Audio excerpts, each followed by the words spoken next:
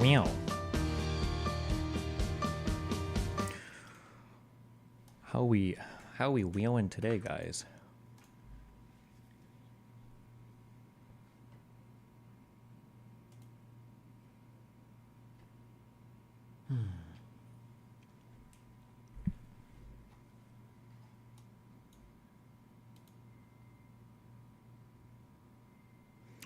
You were being extremely disingenuous and bad faith against Liam in that debate, not to mention your dog shit takes. Actually, unhinged.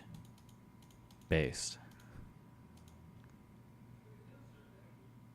Did you make it to the new gun range? Nope. I haven't done shit today. Just big chillin'. What are your thoughts on Breaking Point's releasing their circle jerk session before the debate is released? I don't know. I haven't even watched it yet. I saw it was posted to the subreddit, but I'm curious what they had to say about that one. I feel like I'm always way harder on my performances than other people. Like, I thought the Finkelstein one was just fucking horrible until I saw it, and then the Republic reception and everything. I feel like for this one, it was pretty good. So I'm curious what the...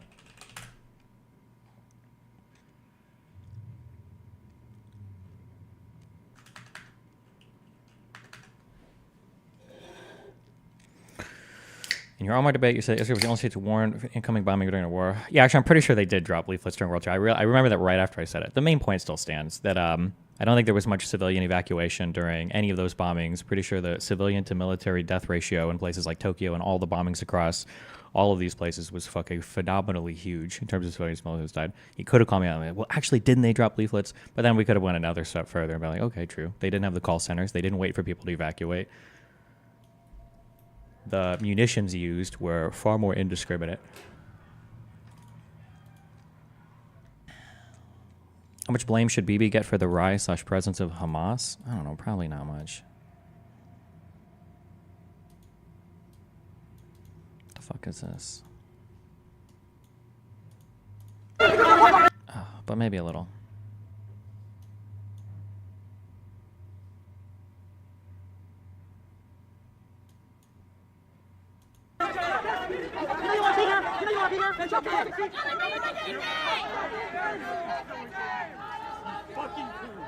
Jesus. You guys too weak for the military? Is that why you chose the police? What a shame! What a shame on all our communities! What happened to the amendments? What a shame on all our ancestors! What a shame you... Well, nobody special. Thanks for gifting 10 subs.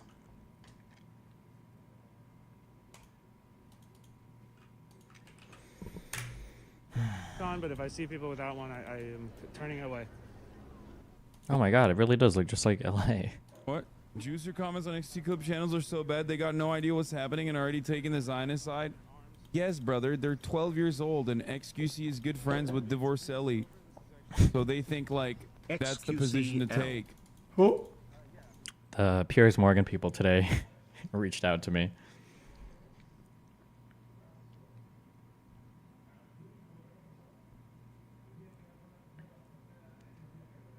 They said, hi, would you be interested in debating Hassan Piker on either Tuesday or Thursday next week? I said, yeah, sure, but there's no way he will agree. And they said, checking. We'll see.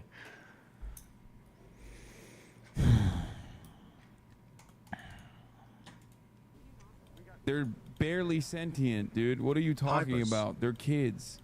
But if I see people without one, I am turning away. What? Juicer comments on XT Club channels are so bad they got no idea what's happening and already taking the Zionist side? Yes, brother, they're 12 years old and... Do you actually agree with Zionism, or are you being hyperbolic when you said you're pro-Zionism? I think at this point, I think Jews can have their country. I think that's okay. I think it's a pretty easily defensible position, I think.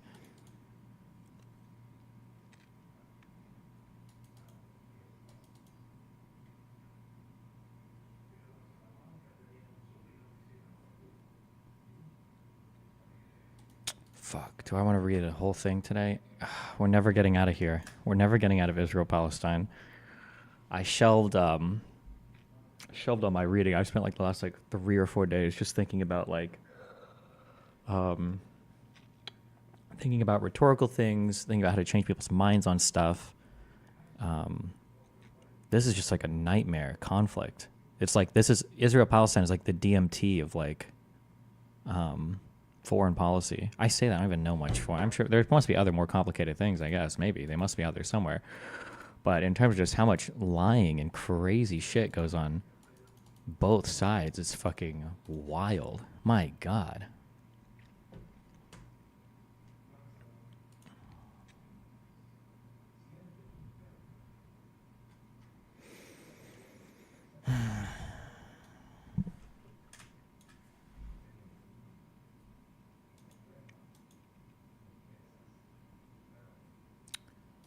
Um,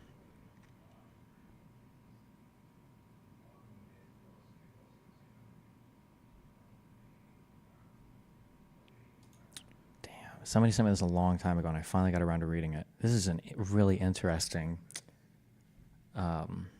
report, write-up.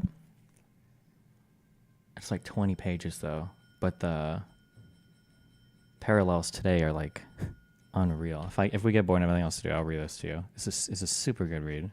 Probably like 30 minutes to get through it. All right, where are we? Did you end up doing the debate at Breaking Points? I did indeed. Have you ever gotten into Qatari support for Hamas? Gotten into it a lot? No. But I'm pretty sure Qatar is like the black sheep of the Gulf states. And I know that there's been a lot of money that flows through there to the Gaza Strip and to Hamas. I need to remember is it chairman or prime minister of, it's Ehanel? I sure remember this fucking guy's name. Who is he? Ismail Haniya. I'm pretty sure that him and the two other dudes, I think they spend the majority of their time in Qatar anyways. But yeah, that's where a lot of the money flows in.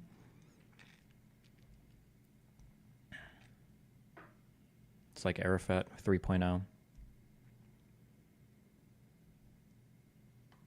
Would you ever have any of your relatively friendly Twitch people on bridges? Maybe.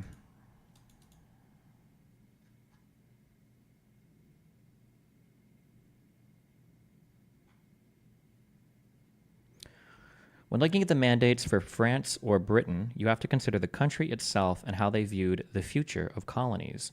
Britain saw the end and France did not. You don't think France saw the end of colonies? That might be true. Based on very tangential reverbs that I hear about how Algeria came crashing down, basically. And it feels like Britain let go a little easier than France did. But I don't know the full history of the whole fucking world and all the colonies and shit. That's just the inkling that I got. So that's possible.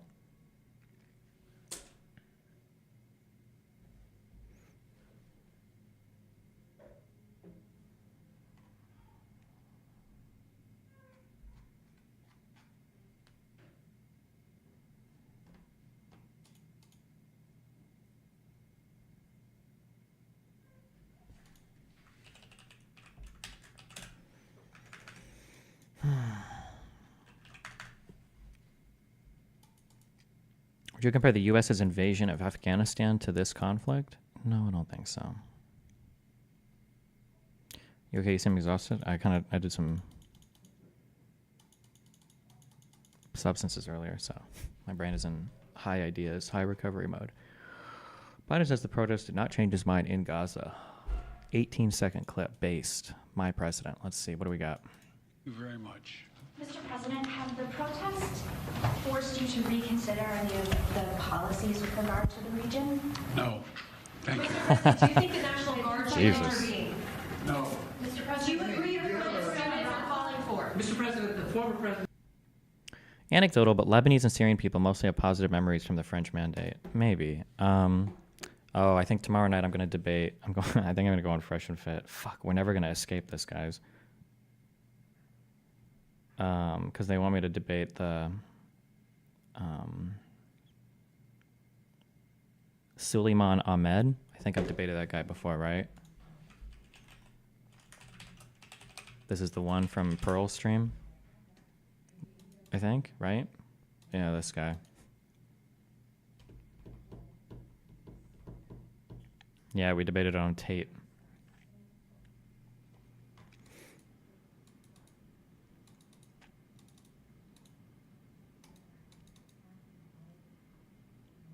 What are you debating about? The best topic in the world, Israel-Palestine.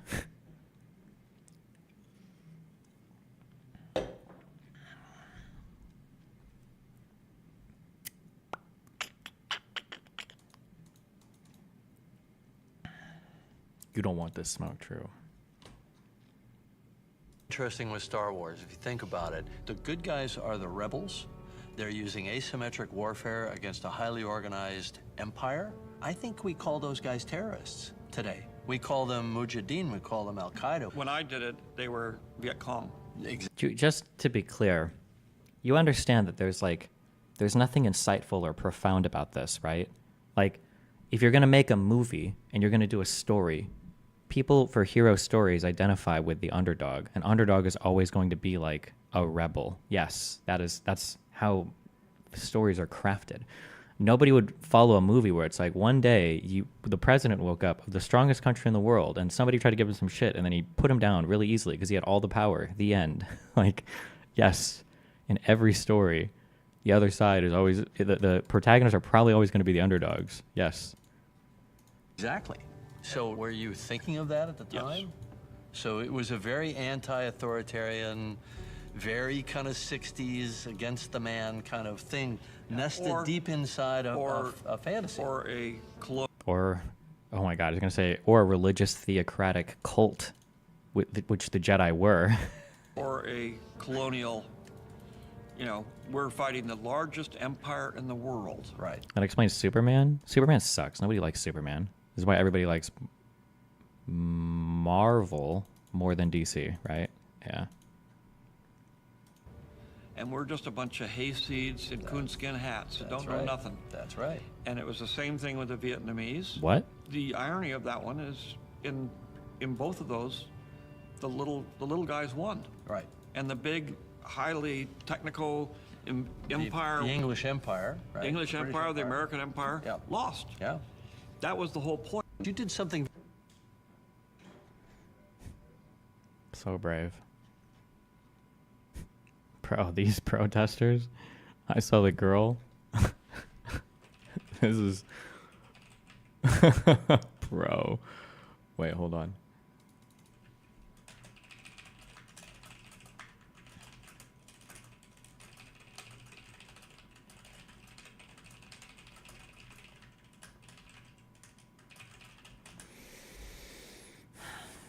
Let me see if we can find this. I can't believe the professor guy ends up throwing me a DM on Discord, and he's like, "Hey, here, you can read this for what I was talking about."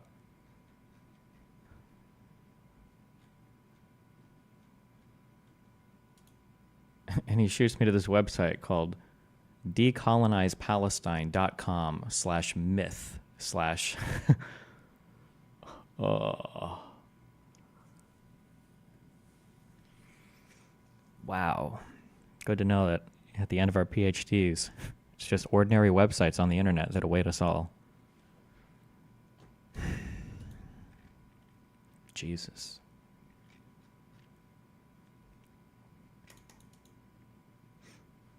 Did you read it? I think I skimmed through it, and it was just like it's another site of like a collection of like some quotes, and he removed me from Discord, so I can't even DM anymore. Nice.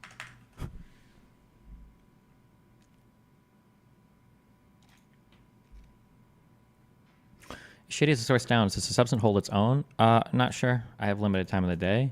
I don't know why you would refer me to a website called this. It'd be like me doing www.israelawesome.com and saying like, hey.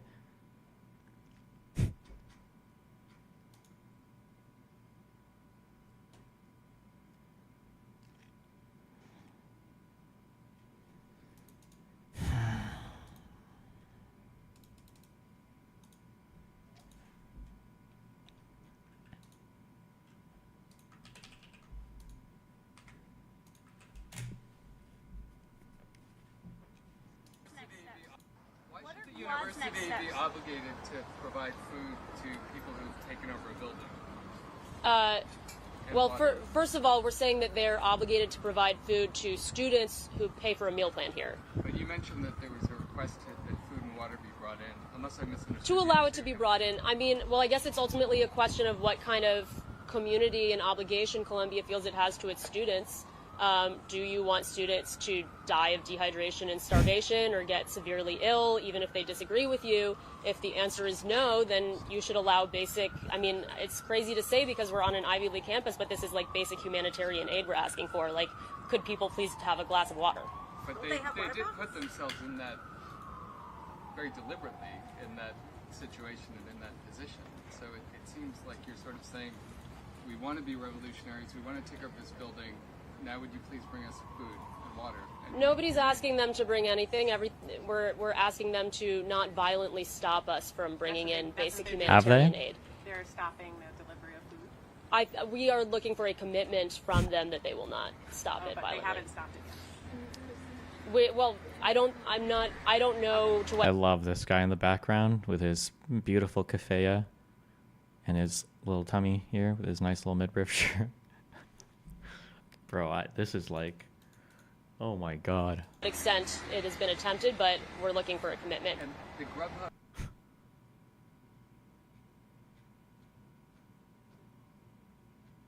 Why should the university... Where's my thing? I got a thing. I don't even know how to... I thought it was going to come like already shaped. But it's not shaped already. I don't know how the fuck I'm supposed to... I'll figure it out at some point. And I got it in blue because I like blue. Lisan Al Gabe. What's it called? How does it go? Lisan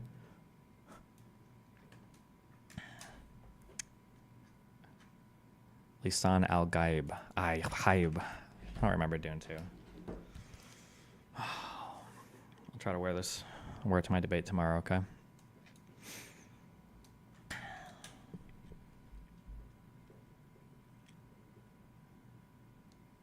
Do you think the general public thinks the protests and everything around them looks good? I mean, they're stirring up a lot of commotion, right? There's just really, also apparently, nothing else going on domestically or internationally but this right now, forever and ever, until 2 weeks before the election.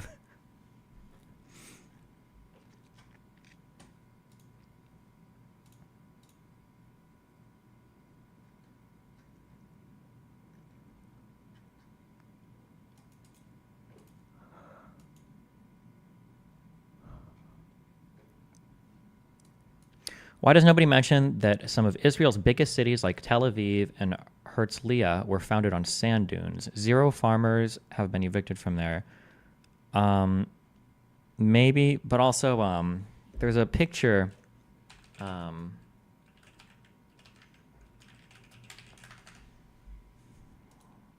only bringing this up because I don't know if you're one of those fucking Jews, okay? There's this picture of like what Tel Aviv looked like before and after the Jews got here. And this is like the picture of Tel Aviv. But this is not true. There was a whole ass port city built in Haifa first. And then, but the camera's like turned away from all of that. So it looks like, oh, Tel Aviv must have just been literally nothing. But that's not true. There's a whole ass port city built on Haifa. It was big for the Ottomans. It was in World War I. Haifa is way north of Tel Aviv. No, not Haifa. Jaffa? I don't fucking know the names of all your dumbass fucking ports. Is it this one? It might be Jaffa. Or is it Haifa? Is it Jimmy Hoffa? This is what I'm thinking of, though. Jaffa.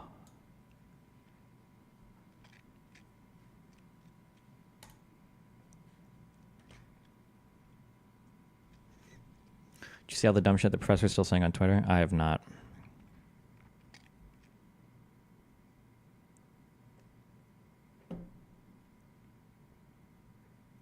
Do you think there should be an expansion of protections for Jewish students who are being targeted during the protests?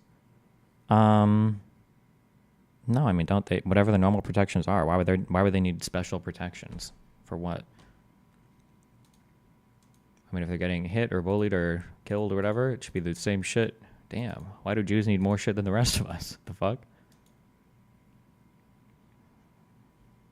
What's that weird thing that you have to click? I don't know. When I go to the left on my Windows screen, sometimes I get a whole ass thing that pops up. I don't know why. Do you agree with Noah here? Fukuyama was right, of course. There's some people who want to struggle not to overcome things because the feeling of struggle itself is a lifestyle and a way of building community and identity, and they will build a community by struggling against whatever you got. The Palestine protesters have created a dream Palestine that is almost entirely disconnected from the real place, in which all of their fantasies of a perfect society are realized. This is a bit like what weebs do with Japan. Most weebs don't actually want to live in Japan. They want to live in a local subculture of their own creation whose values are. Similarly, most Palestine protesters would never live in the actual Palestine, no matter how free. They want to live in a subculture of their own creation whose values are based on revolution and resistance, the ideals that attracted them to the Palestinian cause. Well, sure, but like, I mean, you can also protest for places and not want to live there, right? Like, if I don't think a genocide should be happening in fucking some country, it doesn't mean I want to necessarily live there, no. Click the quoted tweet at the top. Well, I really can't, so. Oh, never mind. In love with this, there's no disability justice without a liberated Palestine. Okay. Do you agree that the counter-protesters were worse than the actual protesters? I don't know if there are the counter-protesters, and I don't know if there are the actual protesters. There's probably a fuck ton of people at this point all across the United States on both sides of this. So insofar as there were people apparently that were throwing fireworks into people, yeah, those people, sounds like assault or battery. I don't know what you call when you throw shit like that at people. Yeah, you should probably be arrested for it. Probably not good. Probably illegal. Probably get punished for it.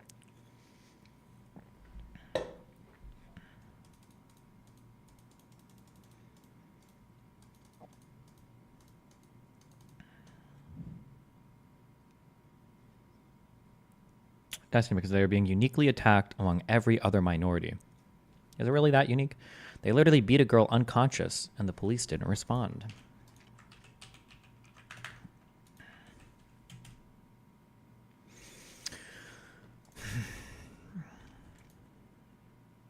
Did this actually happen? I feel like I saw some stuff on this, and it looked a little sussy baka. Jewish girl beaten up.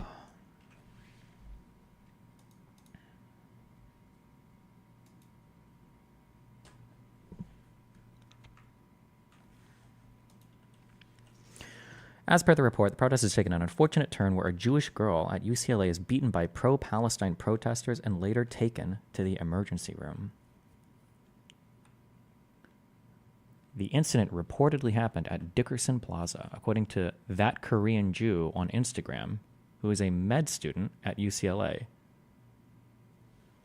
What? Okay.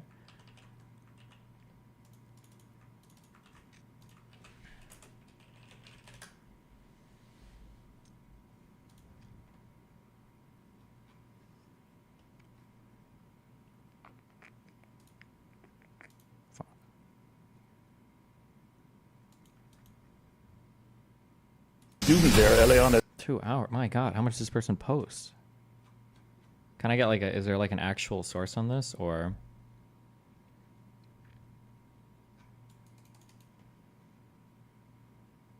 I just wouldn't. Why would a med student know anything about what would happen to her? It's just a med student. You're just treating her for wounds. And if she showed up already concussed, I don't know.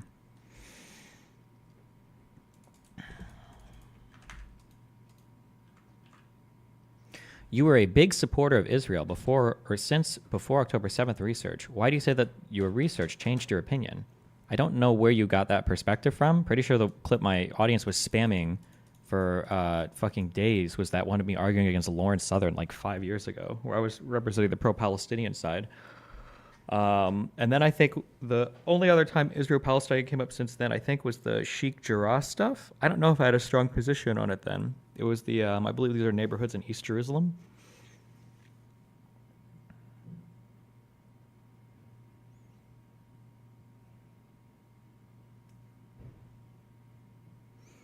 The genocide clip? The genocide clip, I just said it seems like there's no way for the problem to get solved except for one side completely blowing up the other side and killing the other side. And I said I'd probably prefer the Jewish side to the Palestinian side. But I mean, like, every single person reading chat, that's true. You would all prefer that culture to the other one. I mean, you can cope or cry about it all you want, but I mean, that's true.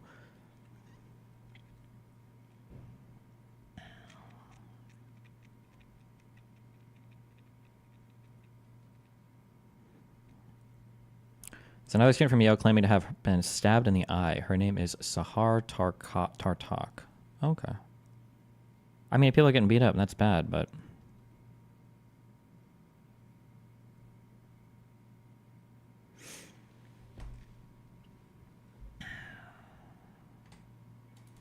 Wait, how the fuck can you elaborate on that statement? Israel is like the... don't make me say this shit, because I sound like a fucking shill, but Israel is like pretty clearly in the Middle East, like the best example of a functioning democracy that has like risen up out of that region. I'm pretty sure the principles that they hold, and they fashioned themselves as a more Western-styled nation. So it's not even surprising that I would feel that way. Maybe if I was from the Middle East or from the East or from South, I don't know, in the Southern Hemisphere, maybe I'd feel differently or whatever, but I think as a Western person, when I look at Israel's style of government and the way the country's ran, obviously I'm going to vibe way more with that than I am with the opposition, right?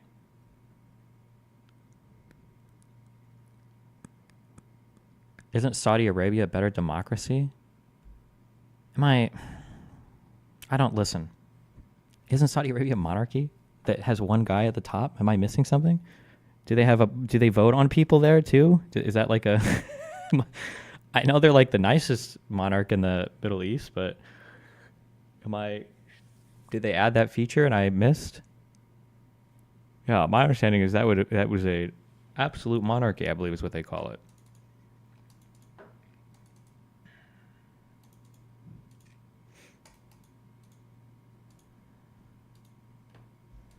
Girl, video of the girl. Judeo-Christian values over Islamic values? Fuck the religion. I don't even think of that. I'm just thinking of like style of like governments and societies and stuff. Wait, so why is Netanyahu still in power? Because that's how coalition governments work? If you're looking at Israel, like, how the fuck is this guy so unpopular, but he still has power? If you're wondering that, and then the next day you're like, God, I hate our two-party system. It's so bullshit. These are two ideas that you should spend some time on your own, really trying to reconcile. Okay, I'm not claiming to be an expert in all things, in all things government policy based, but in the United States we have our political parties are very broad. The Democrats and the Republicans represent a huge swath of American opinions.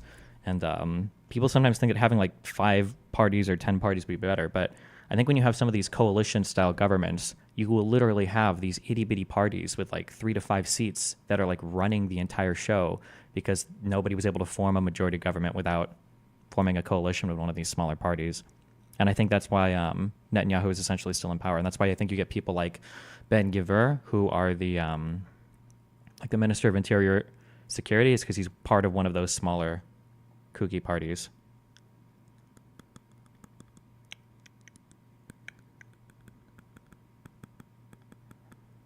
Ben Gvir. I think you just don't like Muslims. I have no problem with Muslims. Muslims in the United States is chill.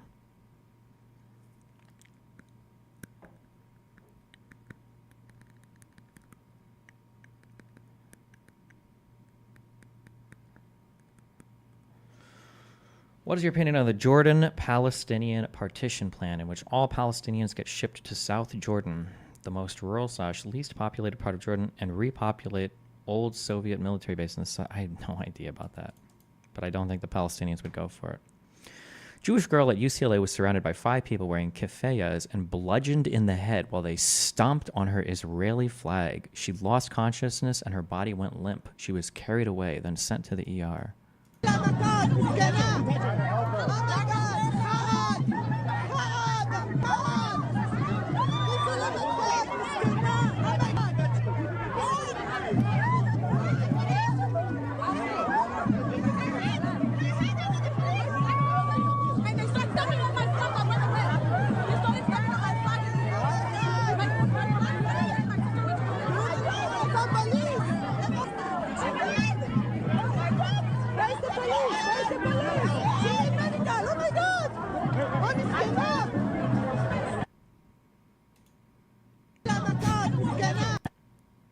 I mean, it's not. I'm so sorry. I think I just watched too many gore videos or something. I don't know. I think my brain is poisoned on the internet. I can't do that. I can't look at these things. Yeah, I don't know. I'm not sure. This is a girl. That's the injury that we have for being, what do they say? Hold on. 5 people wearing keffiyehs and bludgeoned in the head. She could have gotten hit once in the head and it left that mark. That would be pretty, yeah, that's possible. But I guess there's no, I mean, we don't have a video of her getting attacked or anything though, right? Like, why would we, I don't know what happened here. Why are Muslims so radicalized in other countries compared to the US? If you look at other Western countries, radical views among Muslims make up like 70% of the population, but it's inverse in the United States. There's 2 things that go on. One that I talk about a lot and one that I don't talk about as much that you could get me on, but no one cares about anything. The first part is that probably in the United States, our lack of a ultra cohesive national ethnic identity probably helps us integrate other types of people more easily. We can get people from all over the place to come and buy into the American idea because there isn't like a strict ethnic policing that goes along with what it means to be an American. So I guess we just like have historically always been better because of that. And we've had a history of it too, like of taking different immigrants from different places and more or less integrating them into U.S. culture. I think there's also I think there's economic factors at play too, where it's like a combo lack of social safety net and easy employment opportunities. Like if you come to the United States and you want to work, you can work. It's pretty easy to. I think across Europe, I think it's significantly more difficult. We should dig into it sometime. I read a little bit in the past, but like apparently, like if you went to Sweden like as a refugee, it takes you like a year to get authorized to get a fucking job, and then you live in these places with a whole bunch of a certain type of people, and then people are speaking in Sweden. Everybody speaks English, so I can't say weird languages, I guess, but there's just more barriers to work. Yeah. And then I also think that, and then it also helps, the thing I don't talk about as much, but it's probably true. It also helps that there's probably a big selection factor for the types of people that come to the United States because getting here is really hard. We have, there's oceans between us. So you're flying here, you're already like in the top 1% probably of wherever the fuck you're coming from. And that selection filter is probably going to do a lot of work as well.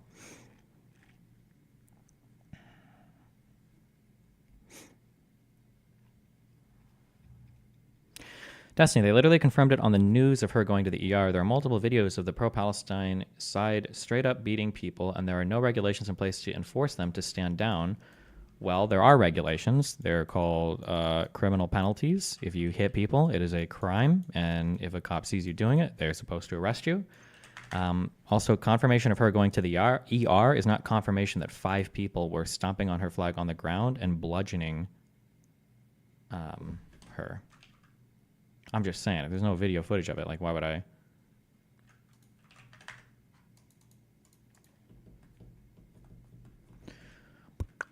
Do you have any data that shows U.S. Muslims are more moderate, or is it just vibes-based? It's partially vibes-based, and it's partially... so I know that, like, if you poll religious groups' views, gay marriage, United States, Pew... I think Muslims have a more moderate view of same-sex marriage than like evangelical Christians. Let me see if I can find this. Oh yeah. So oppose/strongly. Okay, so strongly favor for gay marriage from Muslims is 42%. Jehovah's Witnesses 14%. Evangelical Protestants is 28%. I think of like all the religious groups, kind of like lower mid in terms of supporting the gays. I think this evangelical Protestant though, I think isn't this supposed to be the largest subset of largest? How many evangelical Protestants in the United States? Wait, hold on. Oh, hi. Wow, thanks. What's that guy? Pork belly, or not pork belly, pork shoulder. Cool. Less fat. Thanks. Here, come on, guy.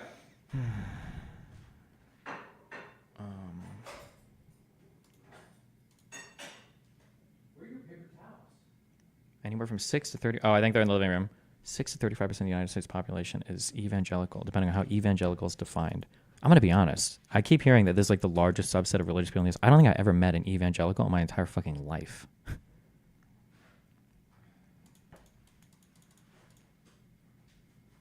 Where the fuck do these guys hide at? Where are they? Or is that just like all Protestants? Are they all evangelical? Steve, Hi, what's up? get your schmuck. I'm gonna teach you. It takes 2 seconds. Fuck, I'll do it later. I don't. Sure, do it. I don't want this. brought I don't it. want it on right now. Yeah, you don't, sir. Come on. I don't want it on. You don't need to wear it. I want to teach you how to do it. Okay, we'll watch you do it. Go ahead. Watch. Straight Mhm. out. Can you see? Yep. We're Alright. watching the camera. So this thing's a fucking square, right? Mm-hmm. Just fold the corner over till you make a triangle. And then from here, put it on your head. One side shorter than the other. Uh-huh. We got it right here.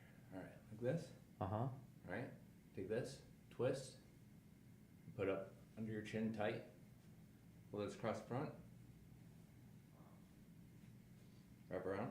Oh my god. Lisan Al Gaib. Listen, I'll go. You just tie it. However you want to tie it, but then when you're done, all you do is this. And you make it look all nice and larpy, and Wow. that's it. That's Boom. beautiful. Done. Thank you. Okay. Have a good night, man. Be careful.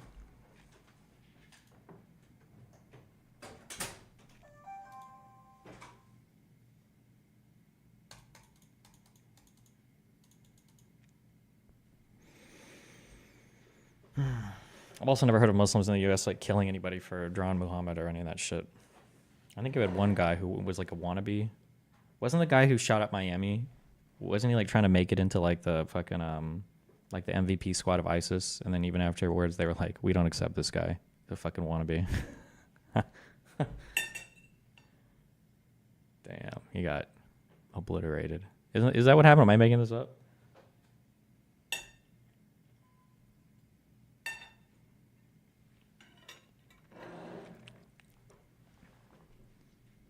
Or Orlando shooting, yeah.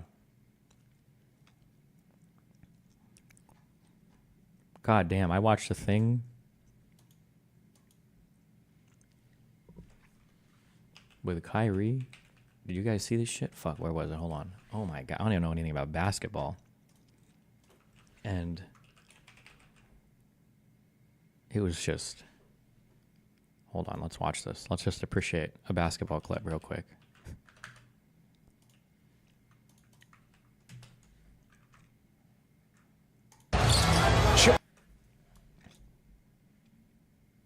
Inside. Oh, it's picked up, pickpocketed right there by Irving. He goes behind the back. He goes in the power. He got it. He scores. Did you see that? He scores. What a play. Rich, I saw it, but the defender. This is what the power of anti-Semitism gets you guys. Watch this, okay? Watch this. Watch this. Oh my goodness. His handles on this.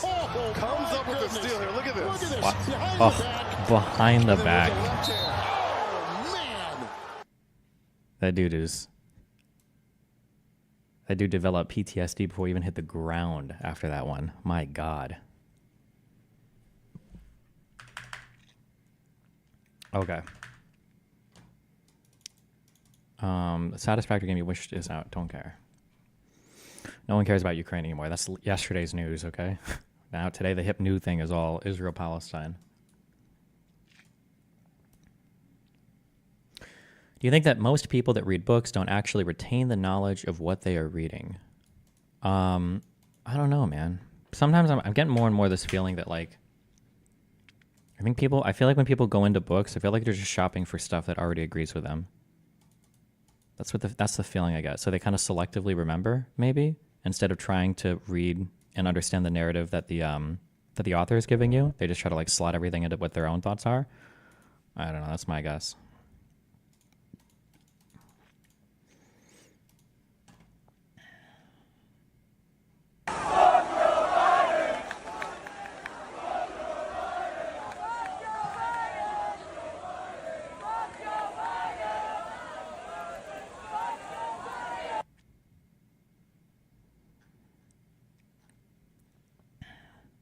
That might be true, but also some people are just retarded. Sometimes when I read a paragraph, I got to go through like 3 times to remember what the fuck's being said. This doesn't happen, but no, I'm not talking about ordinary people. I'm just talking about like the scholarly people I've spoken to so far. It's actually kind of wild, but who knows? Who is Destiny? Last week's pay, other ones are personal charge. I don't know why it's hitting the bar. I'll swipe my card for it today. Okay, Derek, hit me up about it first thing today. What did you pay a girl $192 for? Nice. Is that a tier 4 3-monther?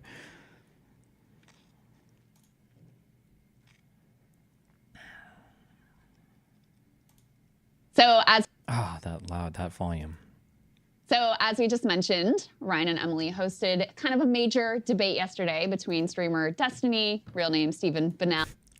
Is this a real? Is this?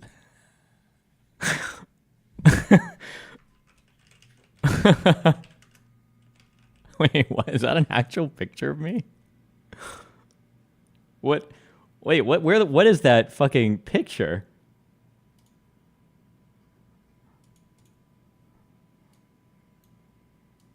What is happening here? Holy shit.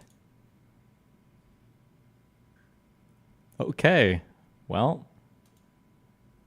Damn, they gave me the red spotlight. They gave him the angelic angel glow. Bro, how am I supposed to compete with that? They got this dude lit up by God. And I'm over here rocking the fucking Darth Maul color scheme. Holy shit. I'm surprised they didn't give me a fucking red lightsaber. Jesus Christ. And Omar Badr, who is a fantastic expert on the Middle East and Israel-Palestine specifically. I got to watch the whole rough cut last night. Fantastic expert. What is his... Oh, I think he actually might be technically a PhD too, because he did a thesis, right? Or at least a master's. Well, kudos to both of you, because it's not easy. It's not easy what? Is she going to say it's not easy moderating debates, or is she going to say it's not easy being in the room with such an airheaded fucking retard like this Destiny guy? What's she going to do? Cut last night. First of all, kudos to both of you, because it's not easy. It's almost harder when you're a duo.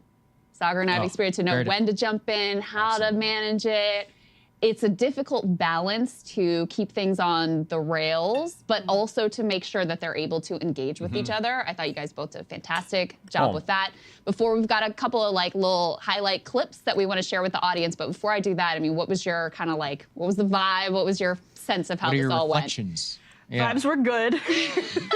Vibes were exactly what you would expect from that conversation. Now, I hadn't watched previously. They did a debate. I didn't know that before we had booked them. Yeah, so we kind of had to go back and figure out what their dynamic was. They had met before, and then they'd continued to exchange these barbs online, nasty stuff. Like all this really was new to us. We were not actually trying to do a round two. Keep yourself out. Right. Yeah, you didn't intend a grudge match. It just kind of, Yeah, but we also like wanted to make sure that it didn't go down a rabbit hole of just personal, because you know the YouTube beef sometimes it's like it's insufferable. Sometimes you're just like, well, you said this on this stream on this day, so we wanted to make sure that didn't happen, and I think that worked. Yeah, it actually was pretty substantive. Because it's like, on the one hand, it's kind of embarrassing. You're like, really? You're gonna have a streamer on who just kind of only learned in October? It's like like he says, like I learned in October about this issue. I didn't care about it before. But he is an extremely sharp guy, and he makes a lot of the arguments that you see being made. Oh, holy shit! What the fuck? Did I just get a compliment from Ryan Grimm? Oh no, this debate might have went more brutally than I thought then. Ooh, I feel like I did really well. I feel like I knew every history point that Omar tried to bring up. I had all of it. I feel like I have this timeline of this conflict and all the little pieces like so well in my head, and then the narratives and the stories around all of it. Oof. Extremely sharp guy, and he makes a lot of the arguments that you see being made from people in his camp. But, oh no. We can't let that stand. Crystal, take me down a peg. Yeah. And he makes them very effectively. Okay. Yeah, So I think it's useful to see how those can and can't be, combated, counteracted. And I think we also brought it to a little bit of a higher level where we ask questions about kind of broader issues like racism, Islamophobia, anti-Semitism, like root causes and root solutions to the conflict, which you can't really take those down a rabbit hole and kind of get distracted. And I thought that was the most enlightening part. The only other thing I would add to that is the value of the way Destiny approaches it is he says things that people on his side think, but probably would just tiptoe around and wouldn't actually That's good. just At least he's honest and actually gets out. Exactly. Yeah. And then right, and then That's what Omar makes can respond to that instead of like, tiptoeing around it. Right. It's useful to have the actual position laid out. Right. Because when you get into the, well, I didn't say that, it's like, yeah, but you freaking mean it. We all know what you mean to say. So that is helpful when you actually, just say it. Just say it. Just say that they're using cookies to make rockets, Yes. for example, as one thing that came up in the debate. That's a good one. In any case, the first clip we have for you is an exchange about safe zones in the context of like, okay, like if you're a Palestinian in Gaza, what do you do?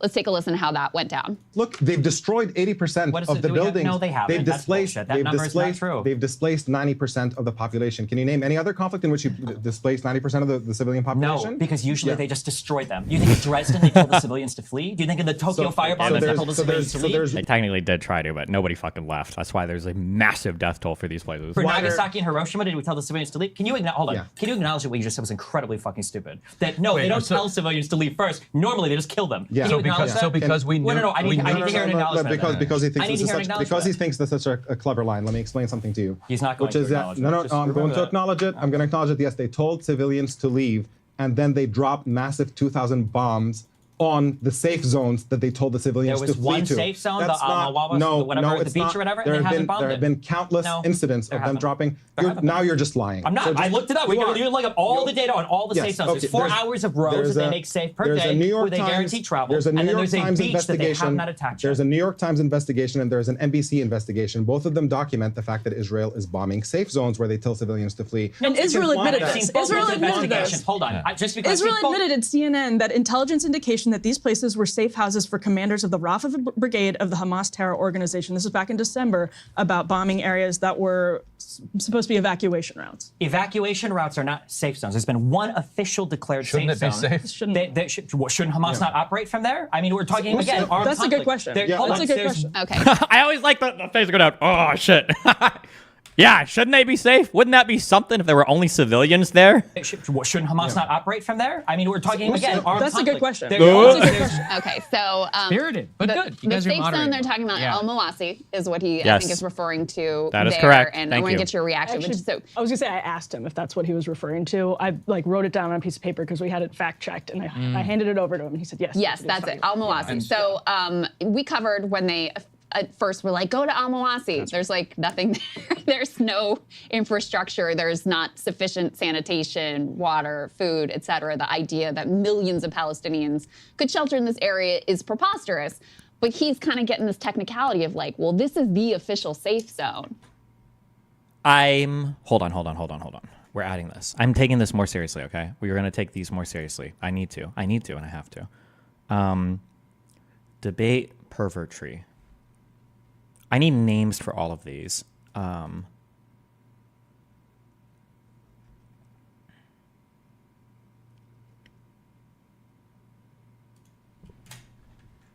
We're going to call this the let's not get in the weeds strategy, okay?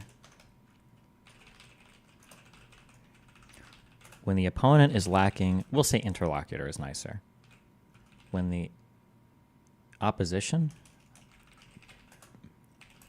is lacking a thorough understanding of what's being said, they will oftentimes attempt to obfuscate away from crucial details by claiming that they don't want to get into the weeds or don't want to get into technicalities like that. Not even close.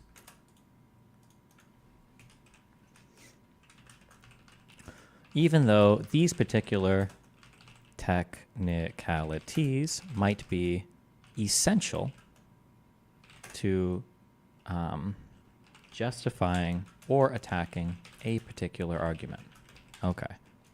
This has got to be the, we'll call this the let's not get in the weeds strategy. It's so frustrating that you can be having an argument on, like, law. The lazy gardener. I love that. We're going to call it that one. The lazy gardener. Yes.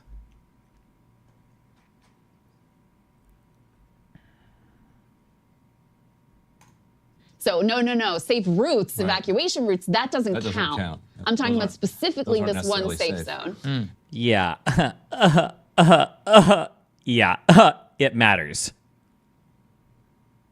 And I think this was, I think why it's useful for people to see this is this was the most kind of bitchy, nasty back and forth, whereas I think everything else was a little bit calmer and more reasoned, might not be the word, but more reasoned. Like that The cookies were kind of bitchy. It was. I mean, You were kind of bitchy, bad. Ryan. There was other bitchiness, which I don't mind, right? I overall, thought this was the height of it. this was one of the more like tense, you know, and sort of messy. But honestly, back it wasn't and that forth, bad. I've seen No. it, 10 times worse. And that is more, a shout out to your guys' moderation. How was it with Omar as well, like in terms of the challenge? Explain why it matters to people who don't know.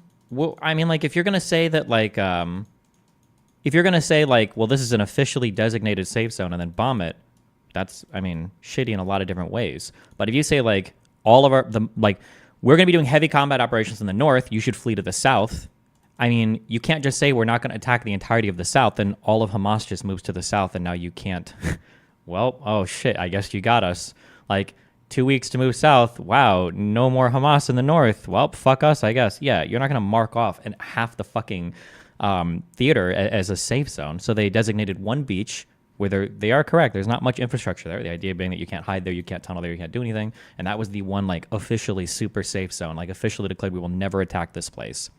Now we can move on to the next thing. Now, if you want to argue whether or not that's right or that's wrong, or whether there should be more safe spaces or whatever, that's fine. You can make that argument. But that's a separate argument than saying Israel said these places would be safe, and then once they herded all the civilians into there, they bombed and killed them all after they got them like cattle into a corner. Like, no, what?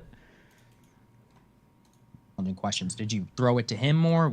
Why don't people ever mention Gaza's ocean access when people talk about their food supplies? Is fishing not an option? Two things. One major and one very major. One major problem is that the shores off of Gaza, I believe, are pretty shallow. You can't like sail like a full-on ship up to there. And then a second major thing is that there's a blockade. Israel won't allow ships to come in through there. So if you do, the NDF, the INF, the Israeli Naval Forces, is that a real thing? INF. Oh, please let this be a real thing. Israeli Naval Forces. It's got to be. Come on.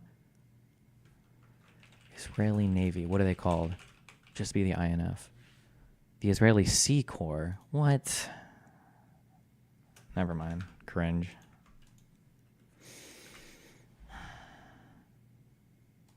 Destiny throwing things to him? How is it handling that? Destiny was actually, I thought, respectful of Omar's time in a way that I was worried he might not be. Like when we would come in and be like, look, enough. Let him respond. He would actually let him respond. Yeah. Omar was very good at not taking the bait. He called him effing stupid. Yeah, that's right. At another time, he said, "I think you're probably more anti-Semitic than we even know," or something just a nasty personal attack. Well, that wasn't nasty. I'm pretty sure. Didn't they ask me? I feel like they asked me or they brought it up. They were like, "Do you think he's anti-Semitic?" Do they? Or something like that. People accuse me of being racist, but who cares, man? People have hated Jews throughout all of human history. If you want to fucking hate them, then fucking hate them. Okay, it's your God-given right. We're in the goddamn U.S. of A. Okay. Attack that it was completely baseless. Okay. And you didn't call him stupid. No, you called the point stupid. Oh, maybe. I don't even remember. You said his argument was fucking stupid. I mean, it's the same thing in essence. He didn't. Just a nasty personal attack that it was completely baseless. Okay.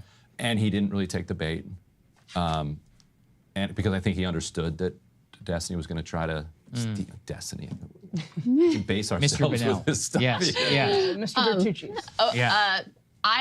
Kyle and I interviewed Omar shortly after his last debate with Destiny, and a debate that he found to be extremely frustrating. And he's not a YouTuber like we are, right? He didn't know who Destiny was, and he hadn't consumed his content. So he didn't really, when he agreed to the debate, I think he didn't initially, like the first one, really know what he was getting. And so I think between then and this one, I think he was able to develop better strategies for handling some of the tactics that were thrown out. I mean, Destiny is like, obviously he has assimilated a large amount of information about this conflict in a very short period of time, a large amount of propaganda talking points, in my opinion, in a very short period of time. Oh, even she has to give me props. Oh, no. Oh, this debate must have been so much more brutal than I remember. Holy shit. If even she's giving me props on it. Oh, no. He's able to roll them out very effectively. There was nothing you guys asked him about that he wasn't ready with an answer, that he hadn't thought through, that he wasn't. That is true. My brain is so fucking maximized on the whole timeline, start to finish, of this fucking conflict. That is absolutely true. I do know it all. There was nothing you guys asked him about that he wasn't ready with an answer, that he hadn't thought through, that he wasn't able to do. And I mean, his whole thing and why he's popular and successful, he's a debate bro. So he's good at this. And so it seemed to me like Omar was able to kind of come up with some better strategies than the first time. Jesus, why? This sounds like you're listening to like some boxer getting like the fucking shit beat out of him. It's like, well, how did he deal with it this time? Well, last time it was really brutal. This time, you know, he's trying to keep his distance a bit. He's trying to watch for that jab. He's developed some strat. My God. Me, like Omar was able. I almost feel like you're throwing Omar under the bus here. Able to kind of come up with some better strategies than the first time that he met up with Destiny, that created the initial, like, you know, whatever YouTube beef situation. I thought Omar was good often at kind of meta-identifying what Destiny was doing. Yes. Saying like, okay, in this moment, what you are doing is trying to get me to... Again, not a single factual disagreement. Well, to be fair, they're not like going over everything that was said, right, I guess? Chase this. Right. So that you can avoid answering this. Yeah, because he would say, okay, way to raise a totally irrelevant rabbit hole point that's going to like distract me in this direction, but I'm going to focus on, yes, that's it. He did do a good job at otherwise, Destiny will say, well, you're avoiding answering at this point. It's like, well, the reason I'm avoiding is because it's just a distraction. Well, we have a second clip that we can play about the March of Return. This was another interesting moment that we wanted to highlight for everybody. Let's take a listen. We'll get the reaction on the other side. Towards the end of the Great March of Return, there were people that were throwing stones, that were sending over incendiary balloons, that were causing like fires to spread on the other side of the fence. Oh yeah, they keep characterizing this. It's like, oh, it was a completely peaceful event. That's not true. Why do you say that? All of this is documented even by the UN, and that was when the majority of the firing from the Israeli police happened. If you want to say that they shouldn't be shooting at people who were close to the fence because you don't like that policy or whatever, that's fine. But characterizing that as like just open firing into a bunch of innocent people that are standing there with the goal of just maiming people for no reason is the most unbelievable retelling of what happened. Oh, because Ryan asked me a question about it, and I didn't agree with his framing, so I reframed that March of Return because he was completely wrong about it. Towards the end of that event. That's exactly what happened, actually. Yeah, that's right. Back away. Yeah, there were a few times where he went to that laptop looking for something. He didn't find the answers he was looking for, so he didn't bring it up again. I remember that. We got into a huge argument over, what did we get into an argument about? This is like, it's comical. This is a sticking point. We went back and forth on this for like a minute, and he was like, if you don't have weapons on you, then you're unarmed and you can't be killed. And I'm like, no, what are you talking about? Being unarmed and being a military personnel or a soldier without a gun, that's not the same thing. You think you can just drop your gun and run away and the enemy military can't shoot you anymore? What does that even mean? Oh, does that come up here? Okay. Like, characterize it, just, you know, get a even more complete picture. Israeli policy is people in Gaza have no right to go in and out of the cage that they've been placed into. They're under complete siege. Their economy is in shambles because Israel does not allow them to trade with the outside world. They can't have an airport because Israel doesn't feel like they are entitled to an airport. Why? Can't have a seaport. You know, when you look at the rates of unemployment, over 50% in Gaza at the time. And if those people who are trapped in this cage come a little too close to the border, then we open fire at them and kill them even when they're unarmed, because that's border policy. If this is something that, it's more than 6,000 according to the UN, quote unquote, more than 6,000 unarmed demonstrators were shot by military snipers week after week at the protest sites by the separation fence. There's no denying that, yes, some people try to open up and some people send incendiary balloons over the border and so on. But by and large, when you look at the cases, human rights organizations have been clear about the fact that people were targeted when they posed absolutely no threat to Israeli soldiers. So Israeli soldiers opened fire on people and targeted specifically That is medics true. and journalists and children and people who are true, disabled but in there's a very clever wheelchairs. game that's being played when we say pose no threat to Israeli soldiers. There was one UN report that came out that analyzed it, that claimed that every single shooting except for one was unjustified. But the way that they got that is they didn't analyze that as an armed conflict. They analyzed that as a policing event. And when you analyze things internationally as a policing event, typically police are. So here's what I'm curious about. Okay, like the 50-page write-up for this probably took me an hour to read. How does nobody know any of these talking points? How does not like you can clearly neither of them have read this singular report. It might be less than 50 pages. I don't know. We can probably find it. I don't know if I have it saved somewhere. How have you not read this report before? Are you just hoping that like I'm not familiar with anything that we're talking about and you can just like say some random shit and be like, oh, conflict? They analyze that as a policing event. And when you analyze things internationally as a policing event, typically police aren't allowed to shoot or kill anybody unless they pose a direct threat to the individual. But Why would it clearly be? wasn't Why a would it policing be event. analyzed as an armed conflict if one side wasn't armed? Because Hamas was present. But they weren't shooting. They It weren't doesn't matter like- if they were shooting. If you've got an enemy military that is present amongst people that are performing Not a actions military. that are There was Hamas. there was is not a considered- military. Hamas is considered the oppositional force, and if you've got people that are participating And if in you a don't have demonstration, guns at the time, doesn't matter then if you you're have not. guns or not. Of course guns it does. have nothing to No, do no, no. with being International oppositional humanitarian law military is force. absolutely clear about the fact that a situation you can only kill combatants if they're in combat and they're armed. What? Like, imagine so confidently just saying that. Well, you can only kill a combatant if they're in combat and if they're armed. What are you talking about? What he actually just set out was this is actually how civilians can lose civilian status, is if they join the enemy combatants and they take part in active hostilities, which is what happened in the Great March of Return, by the way. You can't That is find somebody. absolutely not you true. You can't- do not become hors de combat. You do not all of a sudden gain the protections of a civilian if you're an enemy combatant without a gun. That is absolutely if you happen to go home, absolutely of do course you do. not. He goes to his laptop to search for this for like 4 minutes and then never brings it up again. But You should familiarize You yourself can with Google international humanitarian law. IHL, enemy Sure, combatant. Google sure, that's fine. IHL, Yes, hors de let's combat. do that. That is But absolutely just to not go back to true. a point that you made earlier about sort of Wait, hold on, just to be Hamas clear, has wait, I just go. want to so you're saying that like if there's a military and you're fighting the enemy and you guys are going to lose, if you just drop your guns, you can just like run back and nobody can Yes, shoot at if you drop your guns and raise your arms, you can't be No, shot that's anymore. surrender. you see he tried a tricky one there? Oh, hold on. You see he tried the tricky? He tried the tricky there. No. Drop your guns, you can just like run back and nobody can shoot Yes, at you? if you drop your guns and raise your arms, you can't be No, shot that's anymore. You're surrendering. giving up. That's Yes. different than running away. You can't drop your guns and just run away and you can't get shot because you have no firearm. Okay, that exchange made me a little insane. Ryan, what's your reaction after the fact? And I thought the whole March of Return conversation was interesting from beginning to end because he just kind of mentioned the March of Return Yeah. as something that as an example of something that Hamas had done that had kind of triggered Israel to like attack it. And Omar and I pointed out it was a civil society-led nonviolent action. Right. And that later led into, I thought, the most useful conversation, which was that Hamas was pressured by the nonviolent. Oh, I feel like I buried them in this part because they completely dropped all of this because they brought up the shootings too, and I think I mentioned at one point where it's like it's very interesting, very curious that when you look at the shootings that the UN documents, you said they were shooting into a crowd. Notice how all of them are within like 100 meters. And then I think I said something like, do you think their sniper rifles just couldn't shoot that far? And I think Ryan was like, well, maybe there's not good shooters.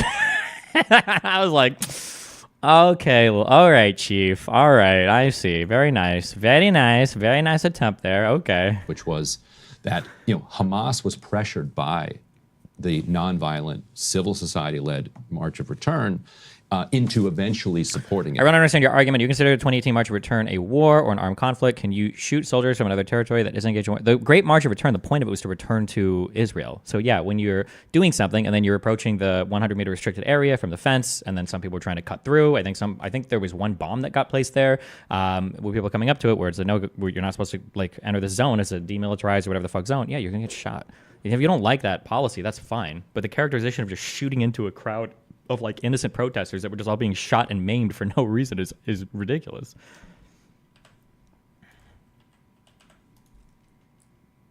So then your argument is everyone there wasn't a civilian. It doesn't matter if it was Hamas. If Hamas is there operating in that group and there are other people there that are working alongside that are there ostensibly for the same reason that Hamas is, then you kind of all can become like participating in hostilities with Hamas. That's basically how it works. Yeah.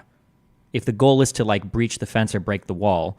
But again, it's not like they were just shooting out into the crowd of people. It was only people that had come within 100 meters of that perimeter fence. It was just random people they were shooting at.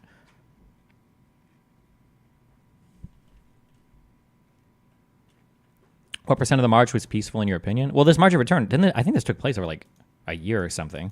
It was a lot of marches, like a lot of different days. Probably the vast majority of it was peaceful, I think. It only got like pretty bad, I think, towards the end is when Hamas started to jump onto it a lot.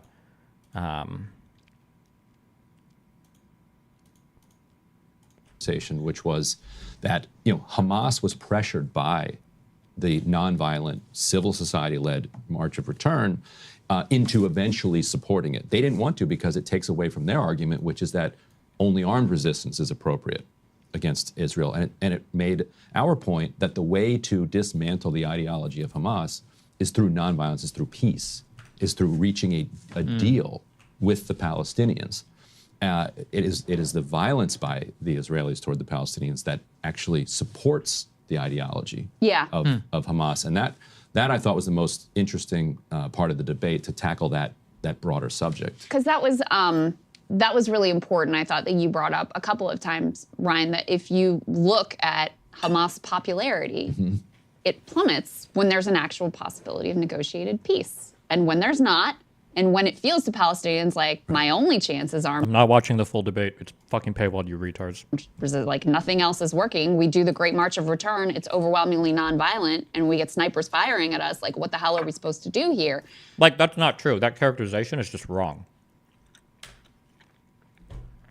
Is she aware that she's lying?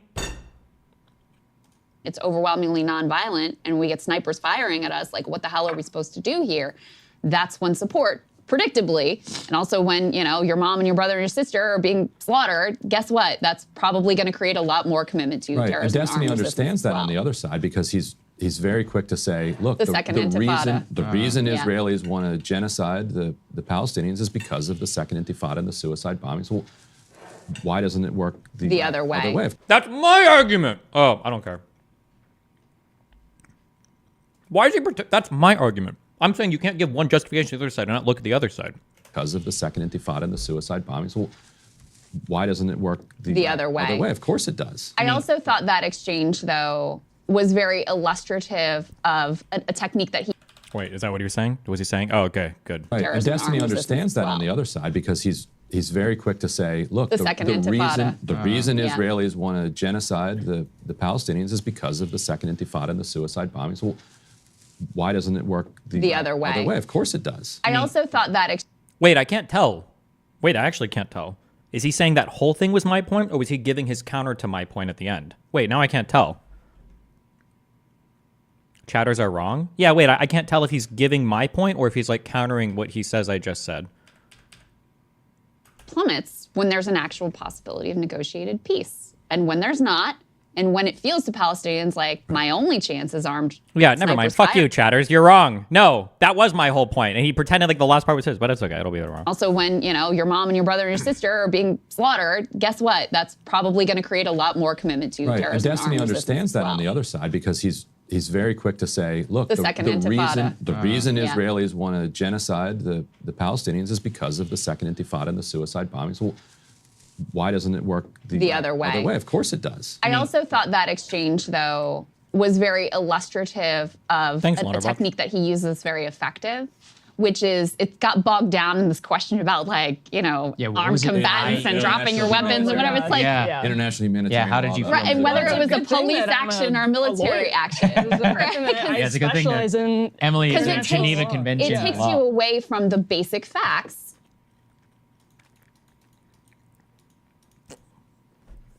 Don't all these fucking losers graduate from like fucking law school and shit? Isn't like everybody in media, aren't they? Like, what is Crystal Ball's educational background?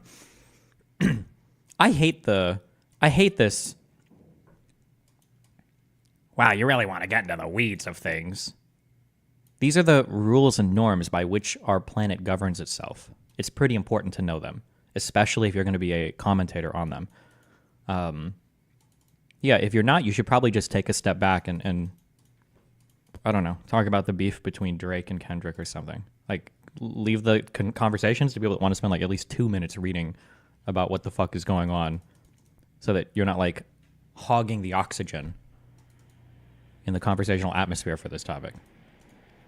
Because this is what people, well, if Palestinians had their own Gandhi, if they had their own nonviolent, it could be over so quickly. And it's like, well, they tried that. And with who? Who is their Gandhi? Excuse me? Who is their Gandhi? I would love, God, she'll never talk to me, and she's smart. That's why Crystal's smart. She is smart, and I can tell. So is this guy. This Sager dipshit is smart, too, because they're both smart enough to never be in the same room with me on this topic, because it would be disastrous. They had their own nonviolent, it could be over so quickly. And it's like, well, they tried that. And so you get away from these basic facts of they tried that, and thousands of them were hit with sniper bullets and intentionally maimed, and medics and journalists targeted. All of this is... What do you think happened there? Like, what do you think? I wish I had her there. Walk me through from start to finish. So there's a peaceful protest on the other side of the wall in 2018, 2016, 2018. Everybody's got cell phones. Everybody's got video footage of everything. There's thousands and thousands of people. I think towards the end of the protest, might have been tens of thousands of people at these protests. And then the Israeli military is like, for no reason, we're just going to start shooting and sniping people and killing people because LOL. Did anybody catch any of these like unjustified crazy? Shouldn't we have video footage of like thousands of these people getting shot for absolutely no reason, nothing happening? Like,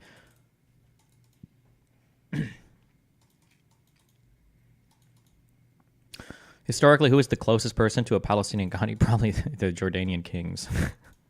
Accurate, documented by human rights organizations. It gets you away from those very uncomfortable facts and arguing about some little minor technicality that he's educated himself on and everyone's like, oh, little minor technicalities. Oh, like law of armed conflict. Come on. Do we really give a fuck? Like, I feel like this should be your takeaway. This should be your takeaway, and you shouldn't be listening to these people, okay? Is if it's your job, okay? If this is your job is to talk about these particular things, and you're going to say that things like armed conflict laws are minor technicalities, what your opinion is not worth anything. You're worthless. Your opinion is worthless. Like, and this is shit you can read about in like 5 minutes. It's not like a super complicated, ultra nuanced, or just say like, I don't know anything about this, so fuck it. I don't know. Just like, why? Why would you try to hand wave off all this? Like, oh, well, it's a technicality.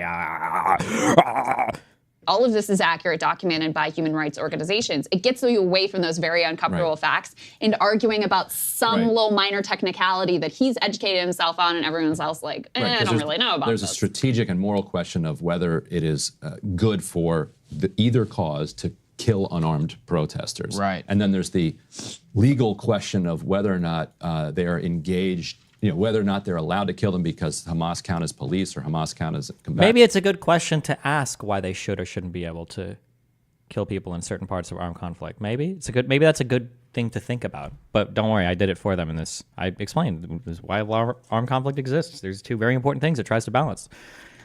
I think it was almost a 2-hour debate. I hope they don't cut any of it. Who are somewhere within the vicinity, and so they're like, right. So we kept trying to push it back to the strategic and moral and ethical questions, and keep it away from these rabbit holes. Any last thoughts, Emily? Well, rabbit holes. I think to the extent that you can have a spoiler for a debate, what Crystal just mentioned about Ryan's point on peace, support for peace declining in those particular moments is the devastating, that I felt like, and that comes towards the end. I felt like that was clearly a moment where we all sort of looked around and we're like, but he kind of, I don't want to say he changed the terms, but then he said, we're talking about peace from a Western perspective. What both sides really want is justice. And that is, again, like coming to that later in the debate, we just sort of looked around and we're like, All right. And then he dips into weird, Yeah. Oriental stuff. Okay. God, it's so white. I love how white and privileged we are in the United States. It's in a way, it's happy and it shows progress. That like, when you're white, I hate to do this. Can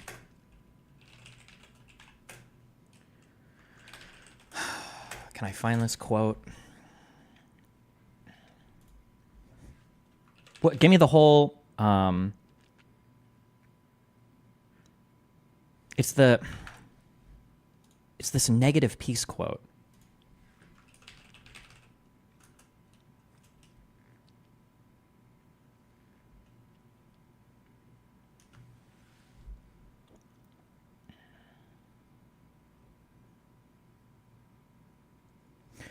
quite gratified to learn, according to your telegram, that racial conditions are more peaceful in Mississippi than ever before. I would ask you to consider, however, that peace is not merely the absence of some negative force, tension, confusion, the murdering of Emmett Till and the Reverend George Lee, but the presence of some positive force, love, justice, and goodwill. There's another quote for this. But yeah, the idea that like, peace, we just want peace. What do you, like, peace is easy.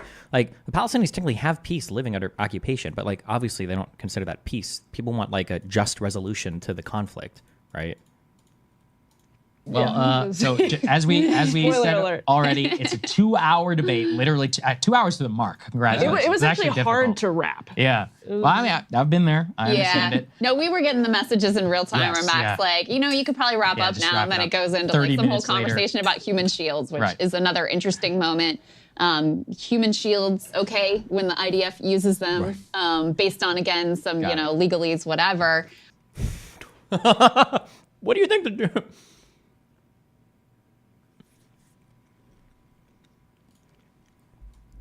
Let's see. We call these warning signs that you may be talking to a lazy gardener.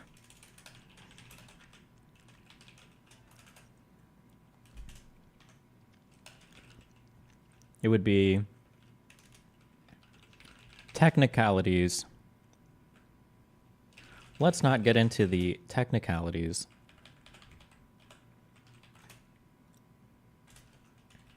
Let's not get bogged down. Too much legalese. This is just semantics.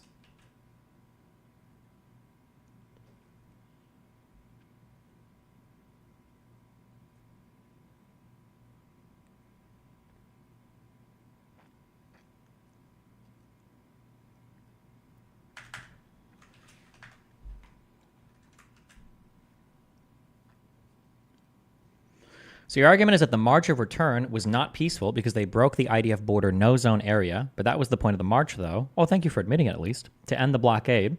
So the point is to protest against that policy. You're leaving them so options to meaningfully resist. I mean, invading a country is not like a peaceful way to meaningfully resist. The reality is that, like, what you have to do is something needs to be negotiated, but that'll never happen because nobody ever tells the Palestinians they need to do that. So it won't. We'll just keep doing this until Israel blows itself up, I guess. Mr. Bonachili, why do people keep representing Ute macro versus micro game? People like this say MSM oversimplified everything in 5-minute panel shows, but their idea of journalism is stopping the magnification at a level that suits them. The infestor trauma is real. You have a lot of words in that, don't know, but thank you for the $100.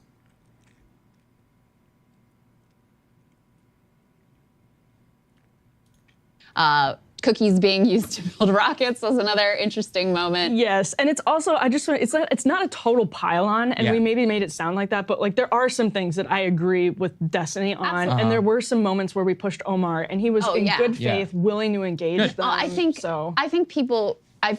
people who watch it, even if if you share Destiny's view, if you share Omar's view, I think you're going to feel like your view was well represented, right? Oof. I mean, that's all my gosh. Yeah, that's absolutely right. You guys did a really effective job. Oof. Where was this Sagar from 2 days ago saying that I was an uneducated fucking retard, that he would never waste his time talking? Oof. Yikes. Okay.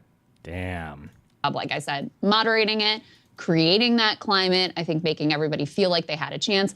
I also will just say, Destiny, you will scrutinize every source that disagrees with you. UN, Amnesty, UWR, et cetera, but you will never scrutinize any source that agrees with your framework. If you're going to scrutinize, you should on both sides. You can't just accept what the UN says that agrees with you, but then say they're wrong in other parts. I don't think I've accepted anything when it comes to this conflict. I think I just read through all the source material. I just read all of it. Some things that the UN says I agree with, some things they say I don't, but it just comes down to what the underlying analysis was. So that's always how it goes. Like, we've read through these on stream before. As having watched so many of these Israel debates at this point, one-on-one is so much better.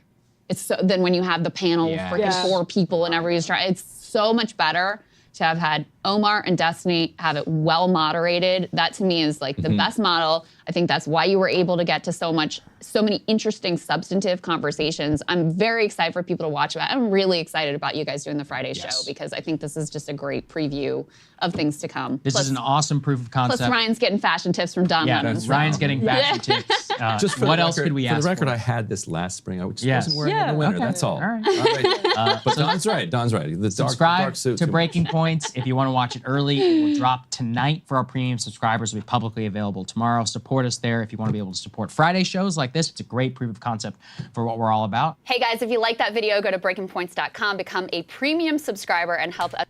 Yikes.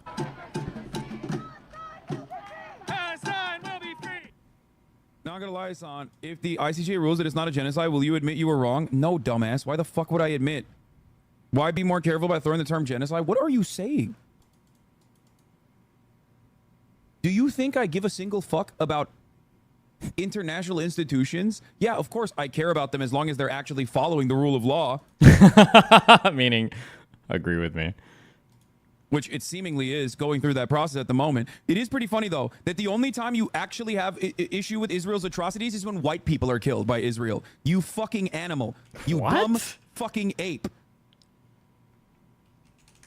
No conscience. Nothing. Just the only atrocity is the World Central Kitchen aid workers, dude. Israel killed 200 aid workers before WCK.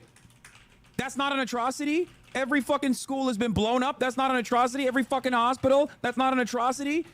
7 white guys get killed and you're like, whoa, whoa, whoa, whoa. That was an atrocity. We'll admit. You are so transparent in your bias. That is an atrocity. Wait, just curious. Were they even white people? Do we even know that? Or is Hassan assuming that because they were foreign aid workers? Do we have like full like obituaries and full like do we even know? Yes, they were. Okay. I haven't seen pictures of them. Okay. Oh yeah, look at all this research he's doing. How many Twitter tabs do we got today? 1, 2, 3, 4, 5, 6. I don't think that is 7, 8, 9, 10, 11. Just 11 today. The World Central Kitchen bombings were an atrocity. On a long list of atrocities that Israel has committed since October 7th. Suck my fucking dick. 7-month subscriber coming back in here after October 7th to chirp. Will you admit that you were wrong if the ICJ doesn't declare Israel's actions to be genocidal? Jesus Christ, dude. You don't even care. Where did this chirp insult come from? Here are all these other people killed, apparently. Why would this guy wear a coat in Gaza? What's going on here?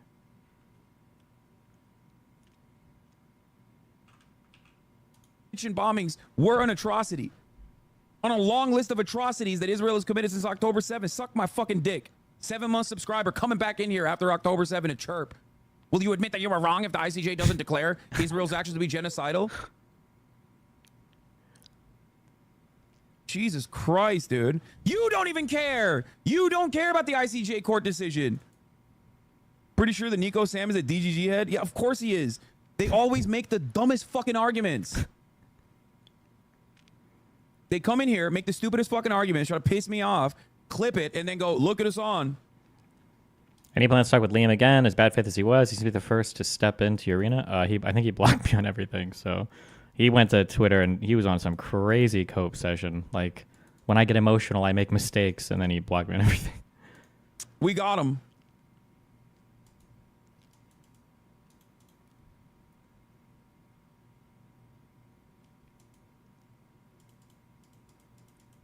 Yeah, the G in DGG stands for fucking deranged genocide gnomes.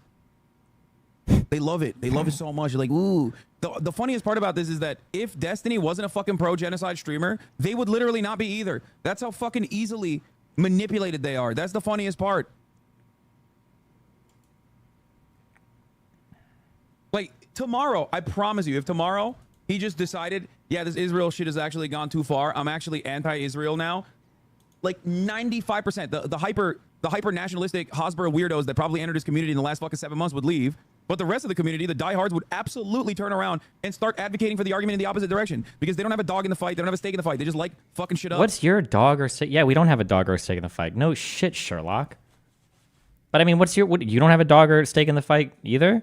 This motherfucker is sitting in his $3 million paid for by socialism mansion watching UCLA students protesting literally like 20 minutes from his fucking house. And this lazy fucking millionaire can't be bothered to dust off the keys to his $250,000 car and roll up in a $5,000 outfit and go and, I don't know, say some words to the kids? Like, the fuck out of here, bro. Get out of here. Only one of us is grifting hard, motherfucker. Edgy, nihilistic fucking losers. He brought some protesters pizza.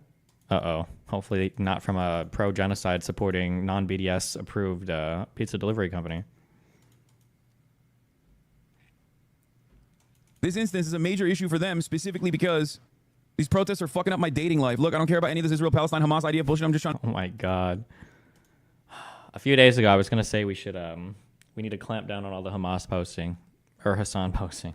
There's a difference. But then I see that he's like regularly reading and getting fucking triggered by my subreddit. So like, nah, we'll just let it keep going because now it's fucking funny. Trying to get laid, and that's impossible to do when every baddie in New York is staunchly on the side of the protesters, no matter how insane they get.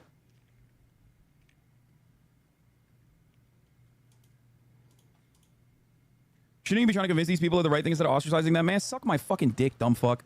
These people are fucking brain broken. You don't know what the fuck you're talking about. Jesus Christ. I'm willing to bet that fucking idiot is not so easily duped by a couple people going, I'm genuinely curious, and actually is participating in it himself. God, people are so fucking easily manipulated. It is insane to me.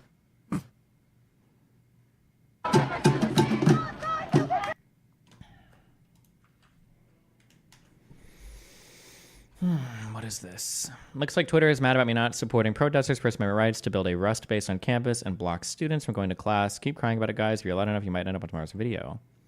Brother, they didn't block students from going to class. They set up a peaceful encampment. I was there to make perfectly reasonable demands about their tuition dollars being spent on a state currently slaughtering tens of thousands of children. The police response was violent. Then what's this? You guys have closed the entrance. We are UCLA students. I have my ID right here. I'm being blocked off, not by the security guard, but by you two. You three. Oh, look, they're making their burger while I'm going this way. Excuse me. This is what they do. Everybody, look at this. Look at this. I'm a UCLA student. I deserve to go here. We pay tuition. This is our school. And they're not letting me walk in. My class is over there. I want to use that entrance. Why can't they go? Will you let me go in? This could be over in a second. Just let me and my friends go in to class. We're not engaging in that. Then you can move. Will you move? We're not engaging in that. Okay, we're going. We're going. I'm going in. I have my hands up. I'm not hurting them. I'm not hurting them. Holy shit, irrelevant? That's what they do. That's what they do, everybody. You guys are promoting aggression. You guys are promoting hate. We're UCLA students. We deserve to be there. Let's go. Okay. Why isn't he just pushing through?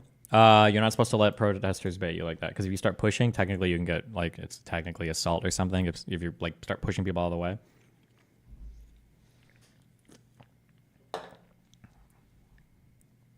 What tuition money is being spent on the IDF? The argument goes that if your tuition money is going to a college, and if that college spends money with companies like Amazon or whatever that employ people or sell things to Israel, then that's what they mean when they say we want a total divestment. It means they want to boycott spending money on anybody or anything that is in any way, size, shape, or form tied to like trade policies, the goods that go in or out of Israel, basically. That's what divestment calls for.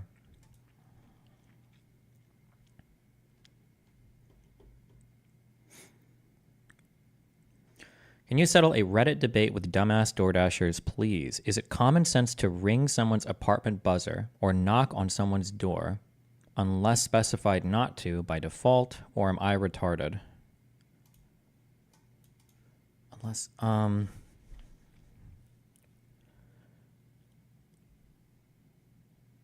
don't think there's anything wrong with knocking or ringing.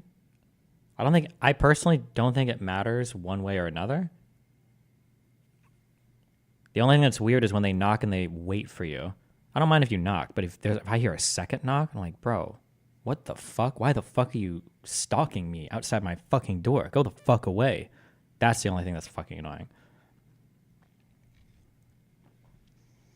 DoorDashers say they never knock or ring because the app tells you when they're there. Yeah, that'd be what I would think. Like, the app's going to tell you anyway. If you want to knock, go for it, I guess. I don't know. If you don't, then don't. Who the fuck cares?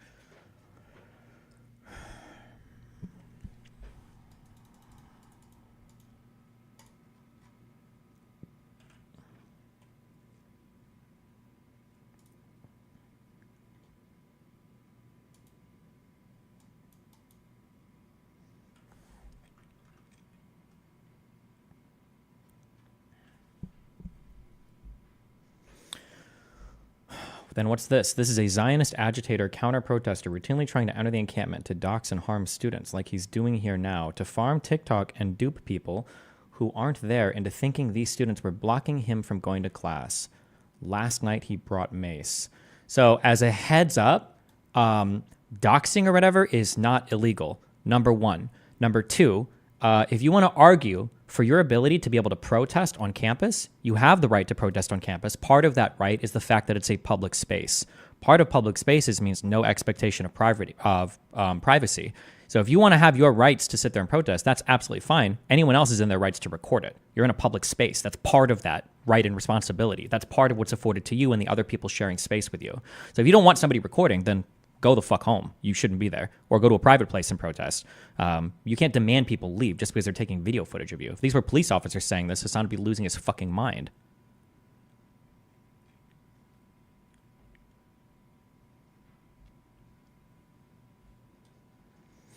I don't see him trying to harm anyone here. He's just talking to the house at a problem. No, I was talking about the video you linked. He's been trying to enter the camp to start fights for the past week. He was there the day I was as well. He's an agitator and has never been restricted from going to class. The vid you linked is cut specifically to vote your response. What do you? Well, it doesn't matter. It really, honest to God, it doesn't really fucking matter. Also, I don't know why Hassan is here talking about protesters. These motherfuckers. Remember, please don't forget this. People on the far right, well, sorry, all Trump supporters, and people on the, at least on the far left right now, don't support First Amendment right to protest. They're only supporting it because it defends them in this particular circumstance. But Hassan is illiberal as fuck. People that follow Trump aren't liberal. These people are all illiberal as fuck. These don't give a fuck about your actual rights to protest or your rights to gather, any of this bullshit. Remember, Trump tried to call in the National fucking Guard on BLM protesters. And Hassan over here, like, openly says that, like, in his perfect society, capitalists would go into re-education camps. So none of these, like, don't argue with illiberals about, like, rights to protest. They don't believe in any of it, right? These are guys that cheer on, like, the rollings of tanks through fucking, you know, conservative crowds and shit. Fuck them. Hassan literally said this today 5 minutes before you got on. Said what?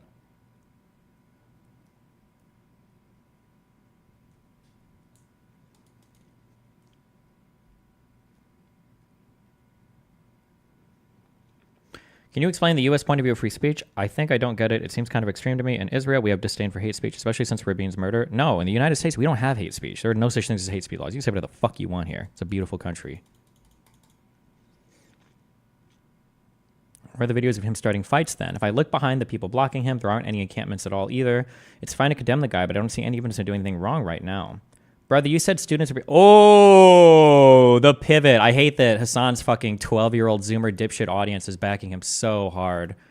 He's getting so many likes on these, and he just got bodied. Link a video.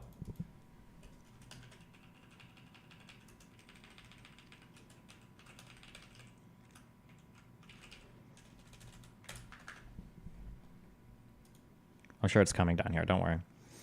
Oh, he's responding live on stream. Ah, that's why he's getting the big ol'... That's why he's getting the big bump. I see. Brother, you said students were being blocked from going to class. I told you numerous times they aren't. This one person angled that video to dupe others into thinking that the encampment was blocking him from going to class. Angled the video in a way... Well, is it... So then is it...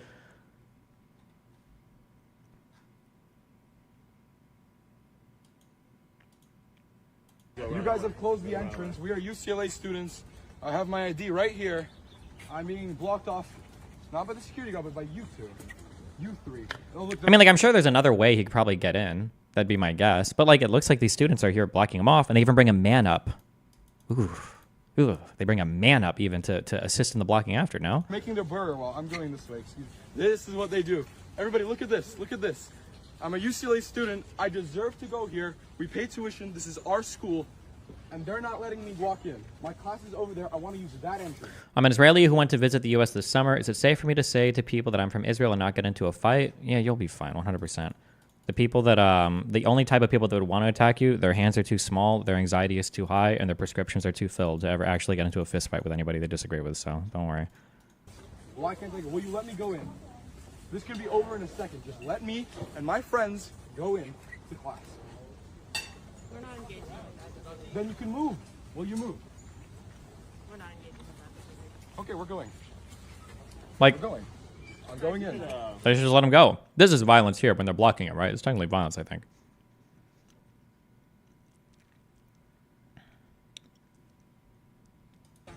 The guy literally mentions wanting to go to a specific entrance. He can probably get there anyway, but he wants to go through the encampment. Isn't Hassan technically correct here? No, he's not. If this guy wants to pass here, he should be allowed to. It's fucking public property, motherfucker.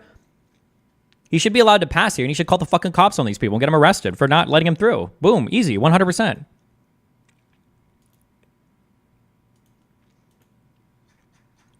Remember, the whole defense for these protests happening is, and the reason why they can't be kicked out is because it's public property. And that's fine. If it's public property, then anybody should be allowed to pass through. So you'd say this is impeding his freedom of movement? Well, it looks pretty obvious, yeah. I have my hands up. I'm not hurting them. I'm not hurting them. That's what they do. That's what they do, everybody. You guys are promoting aggression. You guys are promoting hate. We're UCLA students. We deserve to be there.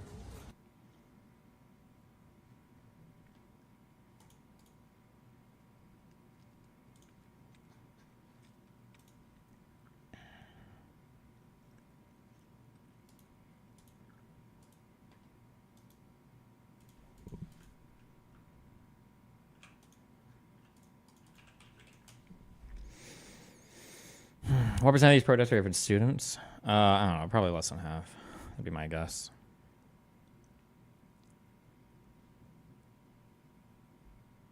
Apparently Hassan's talking to Asmil right now. Yeah, but who cares? What are you gonna... it's not gonna be... Hassan will never talk to anybody who could hold their own in this. He just needs to do, like, his fucking terrorist propaganda on Twitch completely and totally unimpeded while he sits here and farms millions of dollars off of the fucking knuckle-dragging, mouth-breathing, non-mewing dipshits. A group that directly gets funding from the Israeli government. So, like, he has worked with the Israeli government to do propaganda already. But I'm sure this is a great career opportunity for him. That's why he's been on Fox News. There's videos of him, like, trying to debate and agitate teachers that are near the encampment. Even Sky News called him a counter-protester and an agitator. Like, he's like a known figure. This is not a random guy. That's also the reason why... Meanwhile, Hassan interviewing Lufti from the fucking Houthi squad. Only video of, like, anyone even claiming that students are blocking people from going to campus. Because he's deliberately going up to the encampment in an effort to try to get into the encampment to start fights. When I was there, a bunch of Zionist counter-protesters tried to do that as well. Oh, shit. And he's up to, like, 20 Twitter tabs now, guys. Oh, God. He's powering up. And they just set up a human chain to, like, they don't even, like, physically apprehend or remove people. They basically just body block them as though they are there. Yeah, you're not allowed to do that, little bro. I don't know if you're aware of that, but you're not allowed to body block people from going through areas in public spaces. That's called illegal. Last night, whenever all this you stuff can't got do removed, that. But the night before, I mean, it was pretty obvious that, like, the Israeli or, like, Zionist or anti-Palestinian ones were the aggressors, and I think that that's a bad thing. I mean, I don't think that the guy is in the wrong, though, for being a counter-protester or even for being an agitator. Really, it depends on how you define the word, because, I mean, that's his freedom of speech, and I feel like that's what's fair, in the same way that it's fair for those other people to go and protest for Palestine. Yeah, but the difference is... Yeah, the difference is, first of all, bear mace or mace in general is illegal to bring to protest, and he's like flashing it. There's another video of the students. Literally, he walks up to them in California when they're gearing up for the cops. Is it illegal to have mace on you? Is that true? Yeah. And the students say, Let's "We are check. peaceful. We're peacefully protesting against the Israeli genocide here. Like, we see your bear mace. Like, please, you're making us feel unsafe." And he actually literally does not have a right to have that on him. And yet, that on that very same night, last night, he was over there dabbing it up with the cops and shit. The cops obviously don't give a shit about the pro-Palestinian encampment, especially because 2 nights prior, at this point, when the counter-protesters actually entered tried to enter the encampment, they came with weapons, they came with fireworks, they came with skunk spray, they came with bear mace. That was like the day that He said at protests? because they were chanting that. Is there a separate law for protests? I don't know what do you mean? Where were you? Oh, yeah. I guess you were sleeping. Like last night, whenever it happened, like a lot of the protesters were like chanting at the cops. Oh, and yeah. they were saying, like, "Where were you?" Yeah. Okay. So like we're talking about the same thing, right?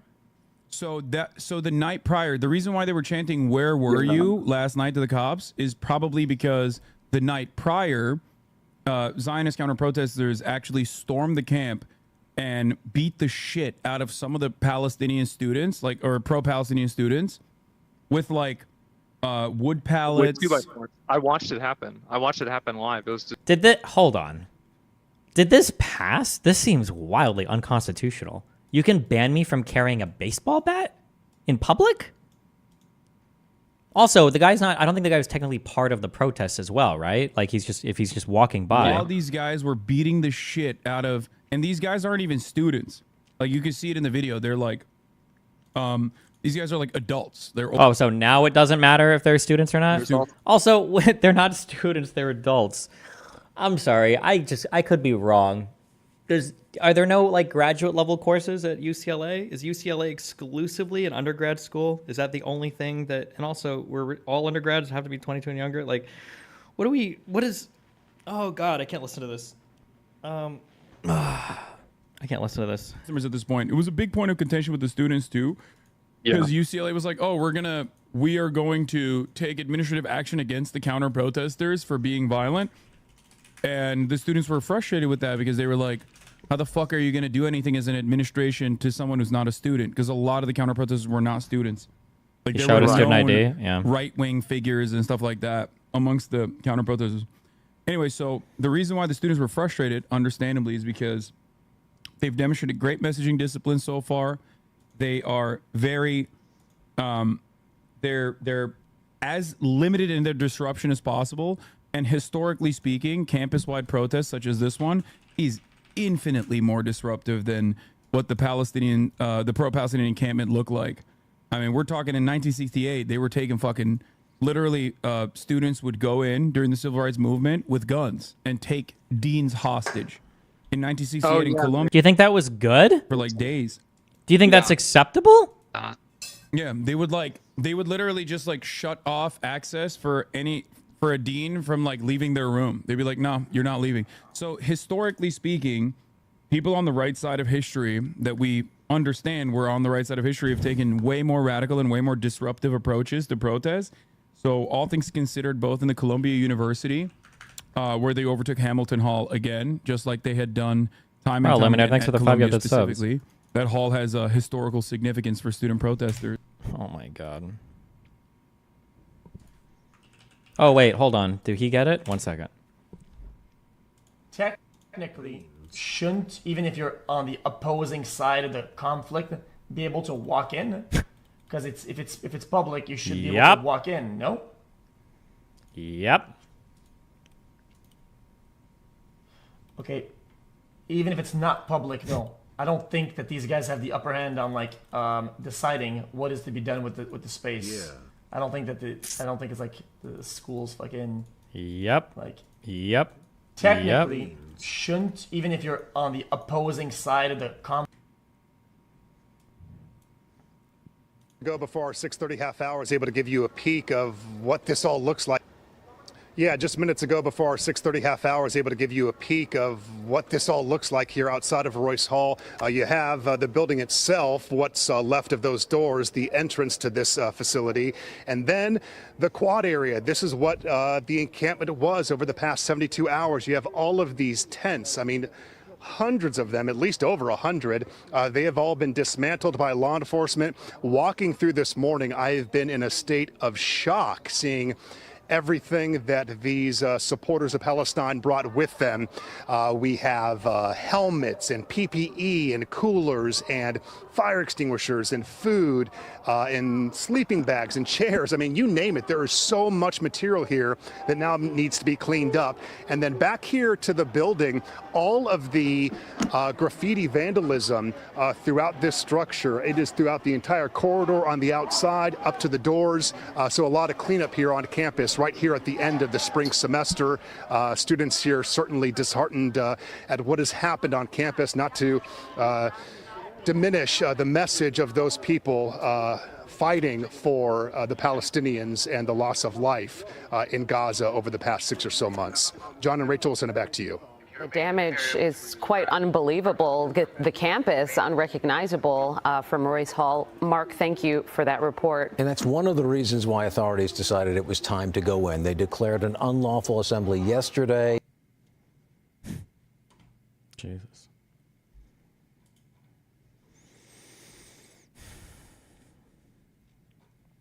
If he's a student and he can't go somewhere in the school because people are blocking him, it's wrong. They have no rights or justification to decide who can and can't go somewhere on campus. I don't see how anyone can defend this.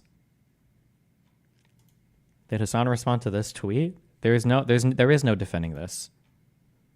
God, and now Hassan's probably just yapping at him for 2 hours on fucking stream. It's okay to say you're wrong about something, Asman. Just because you have a big number on Twitch doesn't make your opinion the right one.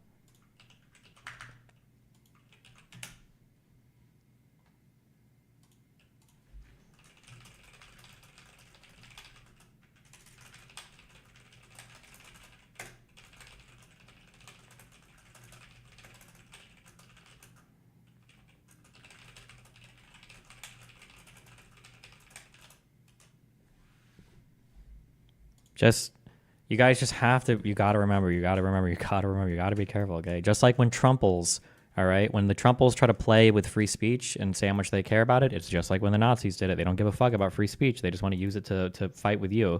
And it's the same thing with a lot of these pro-Hamas people, right? They don't actually give a fuck about free speech or any of these actual principles. They're only using it to fight with you, because you better fucking believe that when it's on the other side, you've got people like Hassan will talk about throwing you in re-education camps or banning certain types of speech that shouldn't be allowed, or divesting and not supporting financially any possible pro-capitalist whatever the fuck thing, and let the streets run red with the blood of landlords and blah, blah, blah. Okay, so don't ever let these illiberal fucks gaslight you into thinking they're fighting for fucking freedoms, okay? Because they absolutely are not.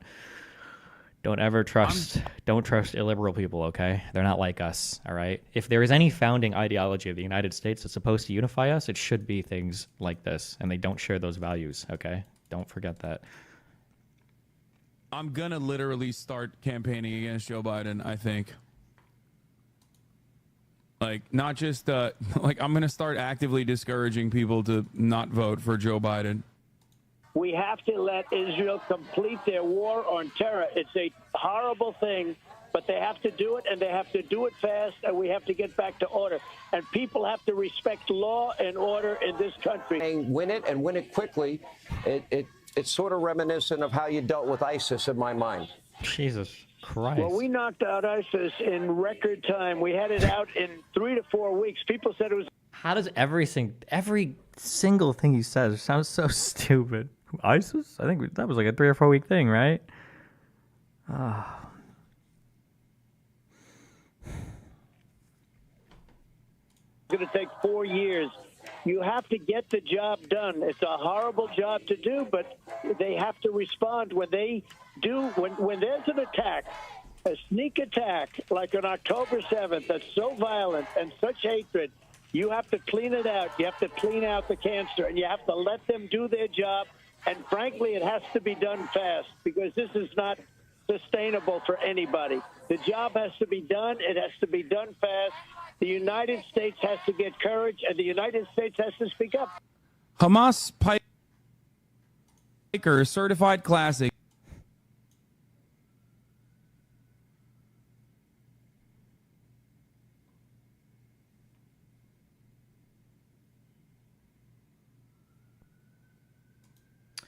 No offense, but you say all of this about them being evil Hamas people, then say to reject violence or we don't need special protections when Jewish students are literally being attacked. Bro, hello, Chief, lots of people get attacked. What special protections? It's already illegal to attack Jewish people. You know that, right? You know it's illegal to attack a Jewish person. You can't do that. You can't. That's already illegal.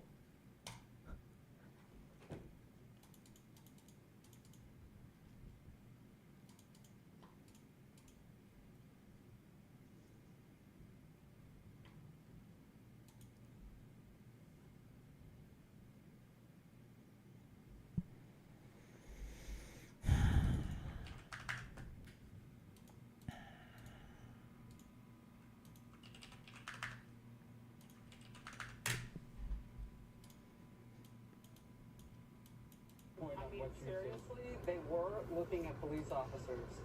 particularly black police officers, and accusing them of being the KKK because they didn't want to be taken away, and I guess they were trying to flip the switch. But the idiocy that you see on the did you see the guy run underneath? Look, they're trying to get beyond the police tape here.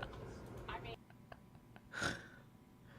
oh, he was having an anime moment in his head. Hold on. For the 3% of women in the audience, okay, that don't understand this. All right? And this is a warning. This is a warning to the young men, okay? Warning to the young men around us, for the 3% of women that don't understand this, all right? Every man in his head up until like age like probably 24, 25 has this idea in the back of their mind that if they ever go full sicko mode, they can do an unbelievable amount of damage. That's what was going through this guy's mind right now. If I just go full sicko mode this one time, I can do anything. That's what was going through. That's what was going through Lil Bro's mind right now. And or this one, he could not do anything. He had no fear, no doubt in his mind. He was about to mow this cop down. He was just gonna come right. He's not even full out running. He's just like, I absolutely am about to just steamroll this guy. Just one time, I'm gonna go all out. Just this once.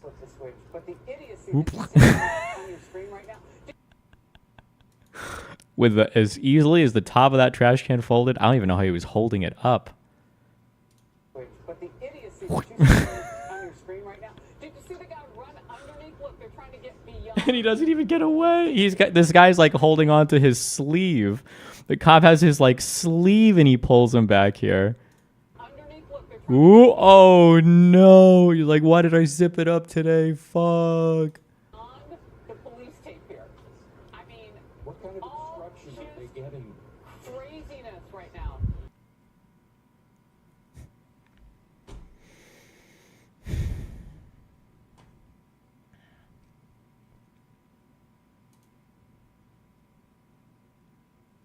Look at the random wheelchair guy. Beyond the police tape here. I mean, What kind of instruction are they getting? craziness right now. Wait, which one? Where? Is there a wheelchair guy breaking through? Because that'd be pretty funny. Switch. But the idiocy that you see on your screen right now. Did you see the guy run underneath? Look, they're trying to get beyond the police tape here. I mean, What kind of instruction are they getting? craziness right now. Red snow hat. With the red hat. Wait, what the fuck? Hold on, one more time. One more time. Did you see the guy run underneath? Look, they're trying to get beyond. Wait, fuck. Oh, I was like looking in the background. Wait, what? Was that the with the Palestinian snow cap on? Is that supposed to be? Or is it's just random colors? It's not, right? No, it's not. It's not. It's just random. It's just like fucking. There's not even any green here. No, I'm seeing things. What kind of instruction? Look, they're trying to get beyond the police. Is he a protester? Counter protester? Is he just chilling? What's this guy even doing here? Beyond the police tape here. Oh, there he goes. What kind of instruction are they getting? Craziness right now. Oh. It's a Blazers beanie destiny. This is Portland. Okay. I don't know who the fuck the Blazers are, but all right. Nice. Oh, the queen has fallen. Hopefully forever. Liberals will turn around and offer some sympathy. Fox News will go and say they get what they deserved. Bill Maher will say that they're narcissistic. Make no mistake. All of this could have easily been avoided with the university doing what doing what Brown did, which is meet the demands. That's not how protesting works, by the way. You can't just shut down large swaths of society until you get what you want. Or if you want to, you can, but you get ready to get arrested for it. Like, that's what's going to happen. The student protesters. But of course, they did not want to do that. They were far too invested in maintaining their big donors and sick the rabid dogs of the state on the students. So tell me who fucking terrorized this college campus tonight? Was it the actual pro-Palestinian students themselves, many of which are Jewish too? Or was it the motherfucking NYPD? The answer is simple. Who do you think is a bigger threat to the student population here? This won't stop the encampment and it won't stop the protest. It will only solidify the organizers' support and give them good reason to take more precaution to defend it next time. Oh, 100%. 100%. Incredible, incredible sights, dude. And then liberals talk about Tiananmen Square. That's definitely what we're seeing right now.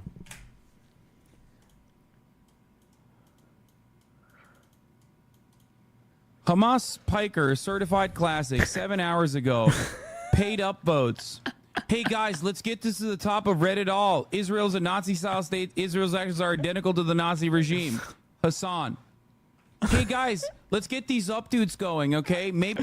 And this, the funny thing is, this is exactly what Hassan does when he tweets and he's doing it on stream and he's going to YouTube. Guys, a lot of mean comments to me. Can we go ahead and take care of these guys in the YouTube comment section as he scrolls and scrolls?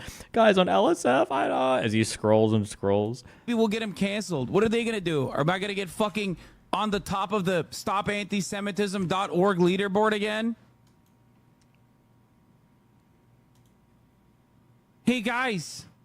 It's so funny because sometimes they do these up dudes to the left shit and then it actually hits our all. This obviously is not a take that people will love about on Reddit, because Reddit is fucking insane when it comes to any position that the American State Department holds.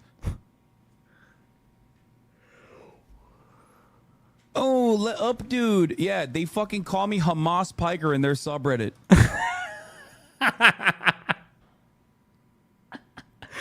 It's got to be so frustrating because he's got like 52 different nicknames for me. And like, I think they're very funny. Divorcelli, Divorcetiny, debate pedophile. I'm trying to make it to debate Hitler, but unfortunately I'm with the Jews right now, but I'm sure we'll side against him in the future on something. Meanwhile, he's like sincerely and actually molding like crazy over the nicknames that he gets in my, I said, yesterday he added debate mercenary. A debate mercenary? Okay. Something more derogatory, like a debate ringer, I think. Or at least that was our derogatory name for Mercs back in the esports days.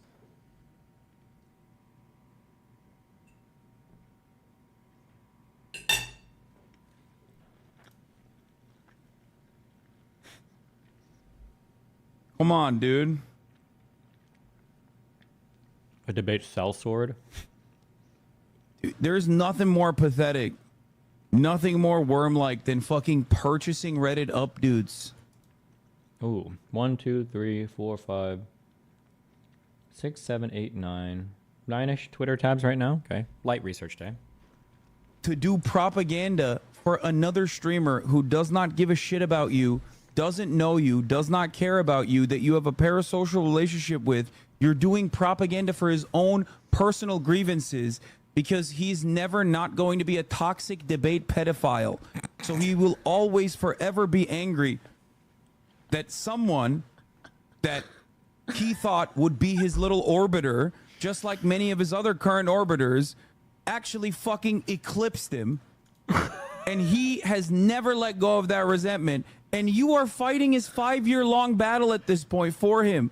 It's so sad. If you truly love this person in a parasocial way, you should be telling him to fucking take care of his son, bro. He's 40 years old. 40 years old. How many memes? He's playing like my greatest hits going on here. We've got 22 seconds. How many other memes can we get to? We're going to do the divorce one. Is he going to bring up the fact that all my audiences are made up of former Nazis or current Nazis? And then everyone that he's ever loved doesn't like him, or his friends leave him. 3 or 4 of these. Let's see how many we can hit in 22 seconds. He's got a whole ass, child. Pushing 40. 40. This guy's like 2 years younger than me. Why would you go after my age of all things? The amount of fucking resentment that they have in the amount of resentment he has in his fucking heart is just unimaginable. It's unhealthy. I'm gonna hit the top of the hour ad break right now. Oh, we didn't hit anything else. Okay. It was a light day for him. liberals will turn around. Yeah. How did Jessica get banned? What the fuck?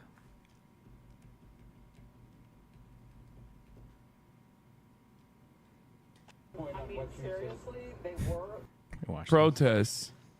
The White House spokeswoman said that the Department of Justice, Homeland Security, and Department of Education will be involved. This means the Biden administration may be pursuing federal charges against student protesters. I'm gonna literally start campaigning against Joe Biden, I think. Okay. Like, not just like, I'm gonna start actively discouraging people to not vote for Joe Biden. Freddie Crazy Israeli, remember there are 2 million Arab citizens within Israel. Over 90% oppose Hamas' attack, and over 66% support Israel's right to fight against Hamas until the hostages are back. I survey them often. You can Google it. Wow.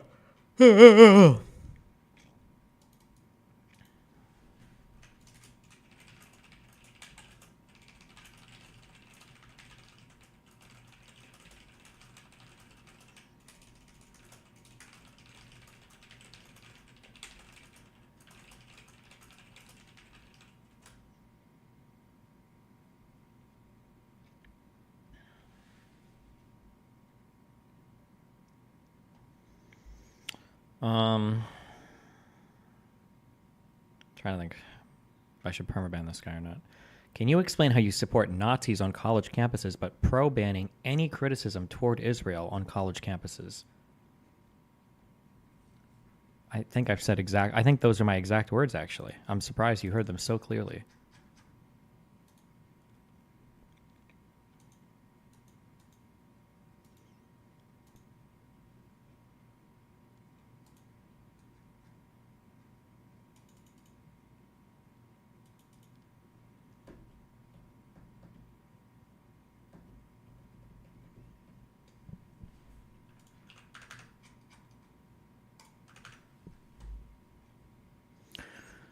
Israel-Palestine conflict wiki page, October 23 versus May 2024. The Israeli-Palestinian conflict is an ongoing military and political conflict in the Levant. Beginning in the mid-20th century, it is one of the world's longest continuing conflicts. Various attempts have been made to resolve the conflict as part of the Israeli-Palestinian peace process, alongside other efforts to resolve the broader Arab-Israeli conflict. Public declarations of claims to a Jewish homeland in Palestine, including the First Zionist Congress, 1887, and the Balfour Declaration of 1987 created early tensions in the region after waves of Jewish immigration following World War I. The mandate for Palestine included a binding obligation for the establishment in Palestine of a national home for the Jewish people. Tensions grew into open sectarian conflict between Jews and Arabs. The 1947 United Nations partition plan for Palestine was never implemented and provoked the 47-49 Palestine War. The current Israeli-Palestinian status quo began following Israeli military occupation of the West Bank and Gaza in the 67-6-day war, known as the Palestinian Territories. Uh-oh. What does this say now? Progress is made towards a two-state solution with the Oslo Accords of 93 to 95. On 5/2/24, the Israeli-Palestinian conflict is an ongoing military and political conflict about land and self-determination. Within the territory of the former Mandatory Palestine. Key aspects of this conflict include Israeli occupation of the West Bank and the Gaza Strip, the status of Jerusalem, Israeli settlements, border security, water rights, the permit regime, Palestinian freedom of movement, and the Palestinian right of return. Jesus. The conflict has its origins in the rise of Zionism in Europe and the arrival of Jewish settlers to Ottoman Palestine. What is Ottoman Palestine? In the late 19th and early 20th centuries. The local Arab population opposed Zionism primarily out of fear of territorial displacement and dispossession. The Zionist movement garnered the support of an imperial power in the What is this trash? In the 1970 Balfour Declaration issued by Britain, which promised to support the creation of a Jewish homeland in Palestine. Following the defeat of the Ottoman Empire during World War I, Mandatory Palestine was established as a British mandate. Tensions between Jews and Arabs grew into intercommunal conflict. In 1936, an Arab revolt erupted, demanding independence, which the British suppressed. The 47 United Nations partition plan for Palestine triggered the 48 Palestine War, which saw the expulsion and flight of most Palestinian Arabs, the establishment of Israel on most of the mandate's territory, and the control of the Gaza Strip and West Bank by Egypt and Jordan, respectively.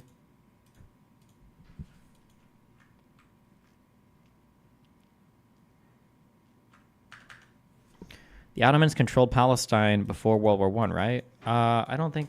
I'm pretty sure there was just. I think it was just one district called like Syria, Palestina, or something. The state of Palestine didn't exist in a coherent form under the Ottoman Empire. It's not true. When you see people making fun of me because I couldn't find Palestine on a map or whatever, that's because that was that day we were looking at like a ton of different old maps and new maps to see if like Palestine existed somewhere, and that was one of the ones we brought up. But it was a modern map, so I couldn't read it at first. I was like, where the fuck is Israel on this map? Because or Palestine on this map or whatever. But yeah, we went looking for it. I don't know. I haven't seen any. Don't think it exists. I'm pretty sure if it did, I would have seen it at this point.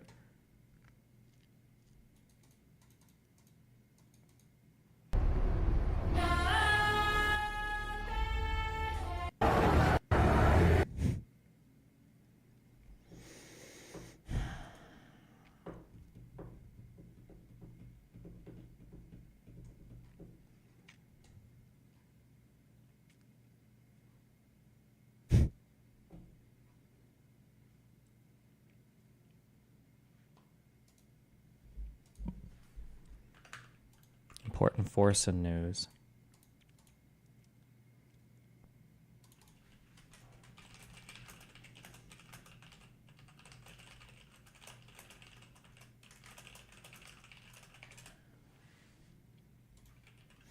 Palestine was the standard geographic term for the region in English at the time. Ottoman Palestine makes sense in that context and it is not uncommon. No, you're wrong. There was never a coherent piece of land that resembles modern-day Israel that was referred to as Palestine. Palestine appeared on some early maps, and there are different like arrangements of that region that kind of like encompass some of that area and didn't. But like the coherent version of like Palestine as some distinct territory or whatever they would have referred to it on the map back then that resembles what it is now is not true. Again, we looked and looked and looked and looked and looked. I have not seen, I have never seen that substantiated anywhere.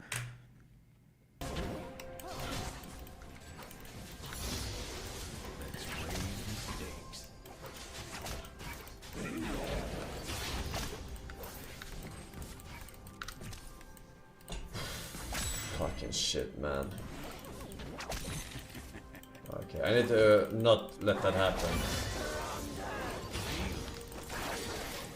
Fuck, okay, now I'm tilting. Did tilt. Okay, here we go, did tilt. I'm fucking... What the fuck? Holy shit.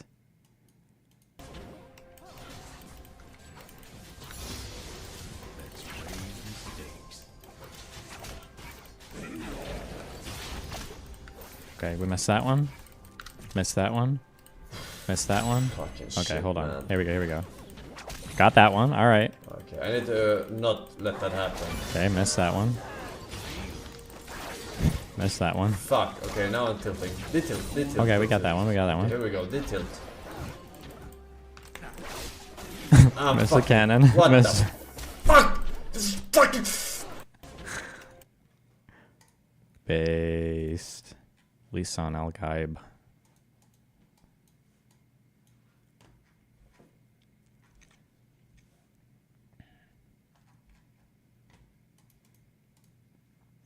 The other day, Forrest was playing, you can't set camera locations with F keys. What does he think this is, Dota?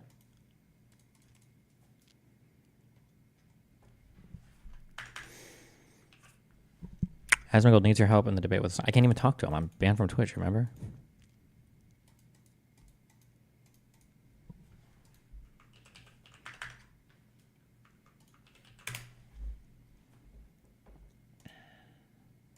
The pressure mechanic itself could be many things. I've already seen it in the chat. Could be something like environmental pressure, be it weather, storms, something else you need, meteorites. Why do they try to sell us these games and then they let Europeans demo them? Okay. There's enough Europeans in the world without having to subject us to them online, okay? And it's nighttime. We should be able to pretend they don't exist right now. This is our time. This is America's time to run the internet. These guys are supposed to be sleeping. Gross. Hold on one second.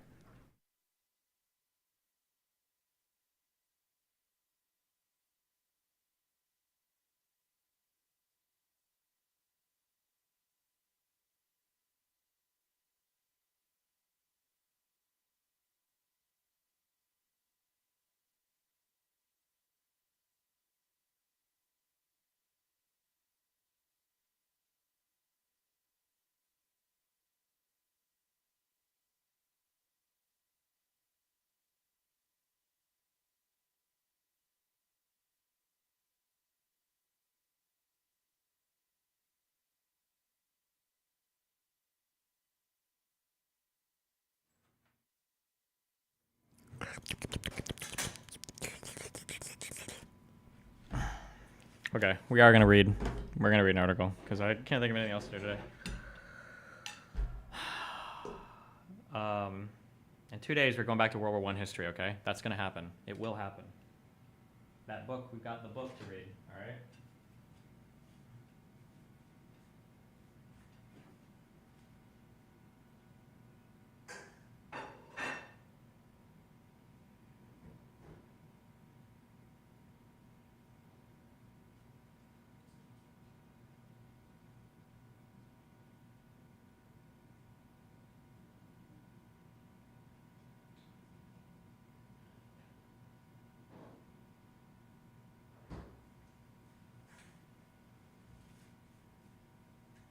Hold on one sec.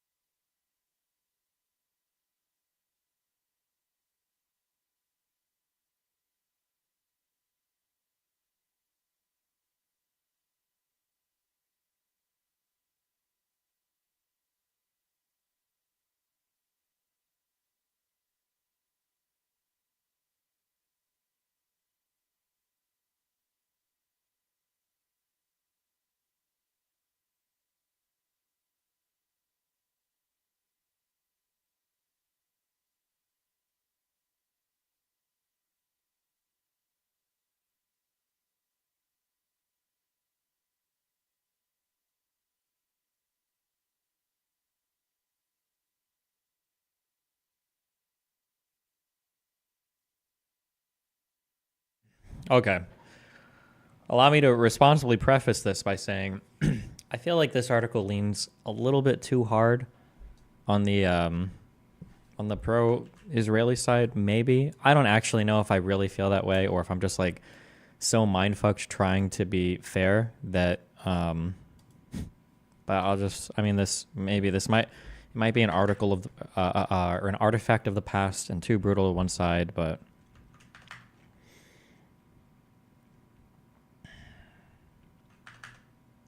this article is so interesting given that it was written like 70 years ago. Oof. Hold on, 2 clips first.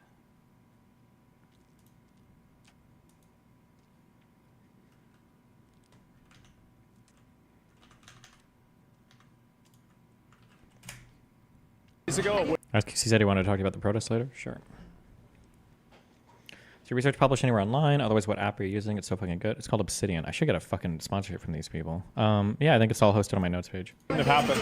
Currently, but they really are trying to make some progress on your job, trying to push these protesters off the campus. Hey, Jason, like, that's the truth. Where were you located on the campus? Years ago, it wouldn't have happened. Currently, but they really are trying to make some progress on your job, trying to push these protesters off the campus. Hey, Jason, like, that's the truth. Where were you located? At Destiny doesn't understand that Hassan said that these Twitter tabs are literally his journalist friends on the ground. It's his peers, LOL awesome sauce. I can't tell if that was supposed to be pro me or pro Hassan. Hassan is losing it. Watch him. I don't...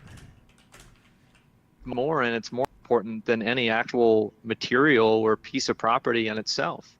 It's the essence that somebody has their own autonomy to decide what they do with what they own. Because one of the things that they also did at Columbia was falsely claim that like these students were actually harming and being. Do you think Sketch or Jinsey is funnier? I don't even know what either of those things are. Ironically, one of those guys is a Jewish big Twitch students streamer were now? overrepresented in those arrested in the first sweep. So once again, it's the university that is claiming that police action must. I don't care about this. This with the utmost respect as an older sister with 7 younger siblings. Are you 20? Are you really 20 years old? Freshly 20 on the market. Okay, freshly 20. Okay, so like with peace and love, I have 15 years on you, and I have I am assuming, I don't know how much you read. You probably have read as much as I have, or maybe not. But I've read like thousands of books. No, why do people? I don't understand why people lie like this. Just it's not hard to just why. Do you think anybody believes you when you say this? I've read thousands of books. You think anybody believes you? Thousands? Traveled countries. What is I this live in supposed to Europe mean to me? currently. It means that I have like so many different cultural references and people's like way of living in my head. So when I observe a situation, But I this get isn't to use an all argument. of This these isn't any information. Like you're not giving any argument. You're just appealing to your age. You know that, right? Well, I'm saying the age has given me time to do all this research and to consume all this content. I could have been 35 and never consumed this content for sure. 100. So this is So just it's not not an just the argument. If age, you I'm disagree just- about something I'm saying, that's fine. But this isn't an argument. It's just a waste of speech. It's a waste of oxygen right now. Damn. Okay. I mean, sorry. I'm getting to debates, but like. I mean, Well, to be fair, I would have to know what came before this. If she's saying this at like the end of like an hour or two argument, I could see it, but I don't know what came before this. The problem is, Brittany's. Never mind. We're not getting into that. I'm never gonna forget Brittany. Be like, yeah, I've got friends, and sometimes we're just platonic, and we fucking shower together. But it's not like anything is. And it's just like I don't know what the fuck you're talking about right now. I'm good on that. How could you be complaining about police response when German police were locking up Jews and gay people and putting them in concentration camps and killing them? Like, you don't have to compare everything to the worst fucking thing that has ever happened, okay? There's so many things that have occurred throughout history that are objectively infinitely more violent than what these students are doing that you agree with. Fighting against Nazi Germany. Obviously, a shit ton of violence occurred there, and it was perfectly righteous and perfectly just. At the time, plenty of people also said the exact same things. Media also said the exact same things against the civil rights movement. Even as far as protest goes, during the civil rights movement, there was plenty of peaceful civil disobedience that many people got up to. Good trouble, as liberals like to call it. I've mentioned time and time again that I use Nazi as a catch-all term for all different types of fascist opinions, including my own. The Israeli government and its defenders. Motherfuckers out here being like, well, Adolf Hitler, I mean, would you call him a Nazi, really? I mean, did he ever say that he is a Nazi? How could you be?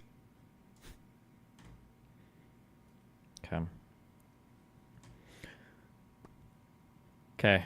Martha Gellhorn, a.k.a. Gellhorn, a.k.a. the Jelly Horny. I don't know if she was racist or not. Okay, just giving you all my caveats. Apparently she was a really popular travel writer, journalist in the past. But I'm just putting that out there, okay? I've also said I feel like this article leans a little bit more favorably to Israel than I'd like. I feel like it's a little one-sided, but man, these are some interesting. It's just a very interesting write-up, given that this was, I think like 60, 70 years ago, I think.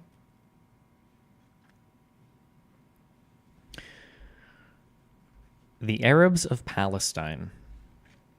As a Saudi, I am curious, does Hassan take Cenk's position and consider Ottoman Turkey's an oppressive imperialist colonizer? Why doesn't he blame Turks as much as the Brits for the historically unjust Turks? I don't know, bro. Go ask him. Don't donate. Ask me questions or you're wasting your money now, okay, for the next 30 minutes while I read this.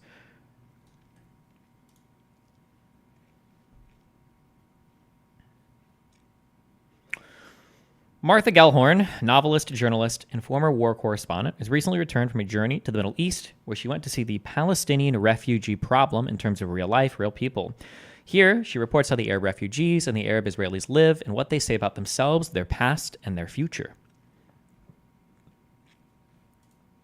According to Arab politicians and apologists, this is what happened. This is the authentic view. These are the facts. Doubt is treasonous. There can only be one truth, according to Arab politicians and apologists, and it belongs to them. In 1948, war took place between 5 Arab nations of the Middle East and the Jews in Palestine. This war was caused by the United Nations, whose General Assembly resolved to partition Palestine into 2 states, one for the Palestinian Arabs, the other for the Jews. The Arab nations and the Palestinian Arabs would not accept this monstrous decision. They were obliged to protect themselves against it with force. The United Nations operated as the tool of the Western imperialists, notably Great Britain and the United States.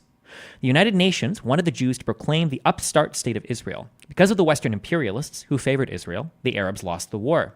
By massacre, threatening broadcasts, pointed bayonets, and the murderous siege of cities, the Jews drove hundreds of thousands of Arabs out of their homeland. For 13 years, these Arab refugees have languished in misery around the borders of Israel. The United Nations, Western branch, bears the blame for these events and must repair the damage. The conditions of the refugees is a sore on the conscience of honorable men. The Israeli government refuses to welcome back to their homeland the refugees, now swollen to more than 1 million in number. This refusal demonstrates the brutality and dishonesty of Israel, an abnormal nation of aliens who not only forced innocent people into exile, but also stole their property. There is no solution to this injustice, the greatest the world has ever seen, except to repatriate all Palestinian refugees in Palestine. Palestine is an Arab country, now infamously called Israel. Israel has no right to exist, and the Arab nations will not sign peace treaties with it, but will, by every means possible, maintain the state of war. The details of the Arab case vary depending on the political climate of the moment and the audience. However, Palestinian refugees always remain the invaluable central theme. The case is painted the color of blood in the Arab countries, revenge and return. For the Western public, tears replace blood. The Arab case rests on the plight of the refugees and is a call to conscience rather than to arms. But no Arab statesman has ever promised final peace with Israel if only the million Palestinian refugees may return to their former homes. The best way to consider this case is close up, by looking at the Palestinian refugees themselves, not as a problem, not as statistics, but as people. The Palestinian refugees, battered by 13 years in the arena of international politics, have lost their shape. They appear as a lump and are spoken of as one object. They are individuals like everyone else. So this article probably would have been written in 1961, 13 years since the 48 War, and they've been refugees since then. And it says copyright 1961 at the bottom. Okay. Despite the unique care and concern they have received, despite the unique publicity which rages around them and the Arab refugees, alas, are not unique. Although no one knows exactly how many refugees are scattered everywhere over the globe, it is estimated that since World War II, and only since then, at least 39 million non-Arab men, women, and children have become homeless refugees through no choice of their own. Their numbers grow every year. England's are the latest addition to that long list. The causes for this uprooting are always different, but the result is the same. The uprooted have lost what they had and where they came from and must start life again as handicapped strangers wherever they are allowed to live. The world could be far more generous to these unwilling wanderers, but at least the world has never thought of exploiting them. They are recognized as people, not pawns, by their own efforts and with help from those devoted to their service. All but some 6 million of the 39 million have made a place for themselves, found work and another chance for the future. To be a refugee is not necessarily a life sentence.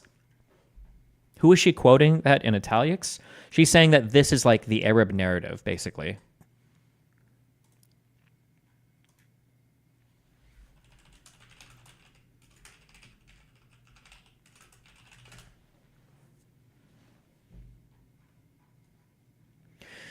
The unique misfortune of the Palestinian refugees is that they are a weapon in what seems to be a permanent war. Alarming signs from Egypt warn us that the Palestinian refugees may develop into more than a justification for Cold War against Israel. We ignored Mein Kampf in its day as the ravings of a lunatic written for limited home consumption. We ought to have learned never to ignore dictators or their books.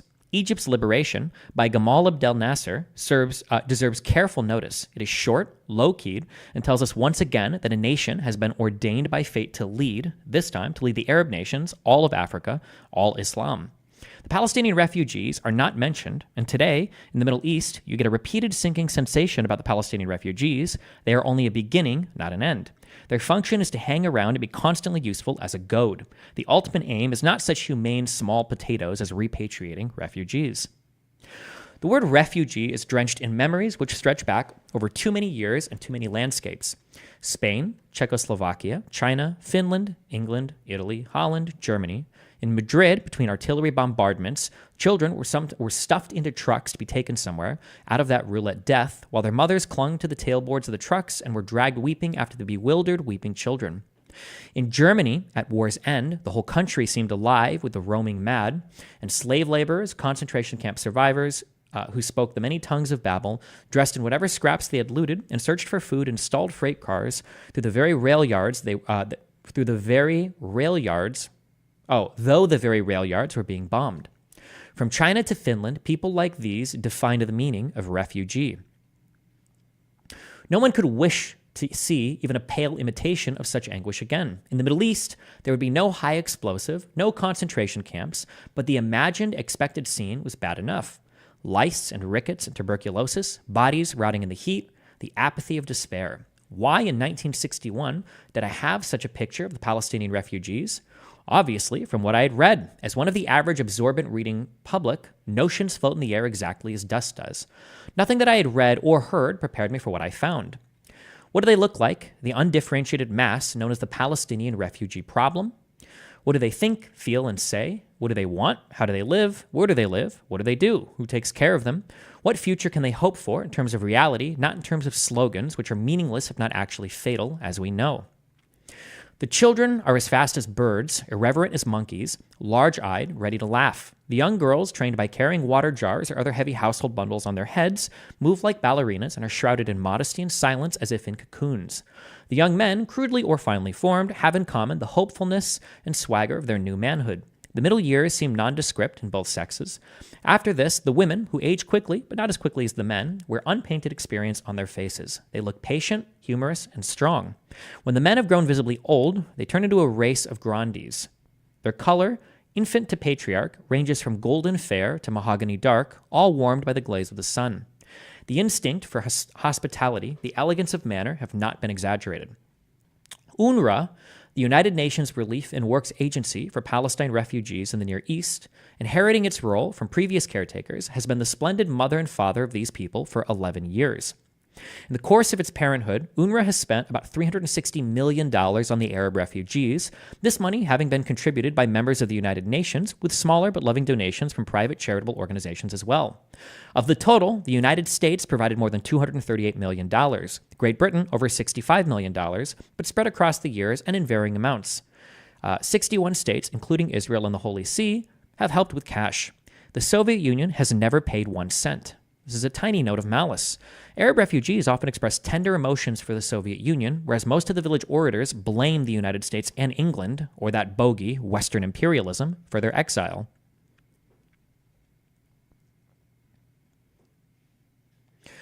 In the so-called host countries, Lebanon, Jordan, Syria, and Egypt, UNRWA runs 58 refugee camps. The camps in Egypt are not in Egypt, but in the Gaza Strip, which is Palestine. Egypt is the de facto mandatory power. The land and the government of the Gaza Strip are Palestinian. The majority of camps in Jordan are also on what was the territory of Palestine, now annexed to Jordan. UNRWA has never yet been allowed to make a total proper census of its refugee population, so statistics about the number of ex-Palestinians are nothing except the best estimate possible. UNRWA itself says this. Over half of the registered Palestinian refugees do not live in camps, but have made more or less comfortable private arrangements varying from first-class houses at the top to hand-built Hooverville shacks at the bottom. UNRWA calculates that, at the end of June 1960, 421,500 refugees were living in their camps, almost double their camp population 10 years ago.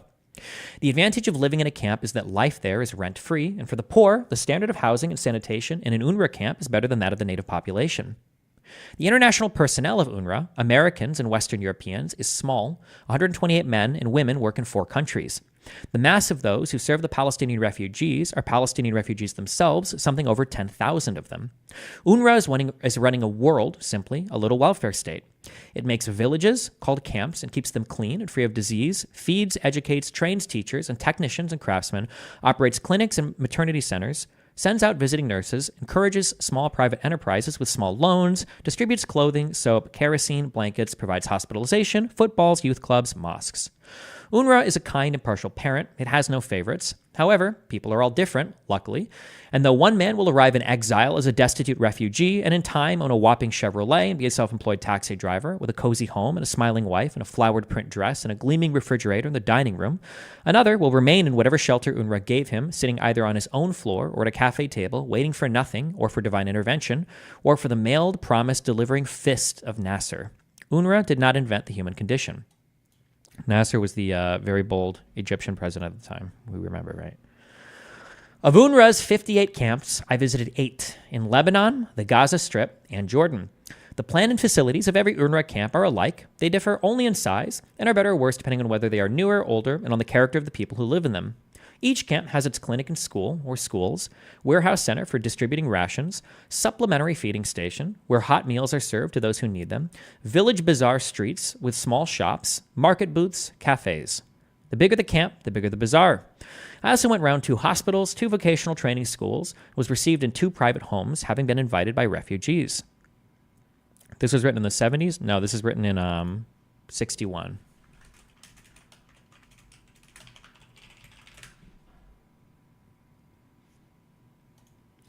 My guide and chaperone was an UNRWA employee, a Palestinian Arab who served as translator when needed.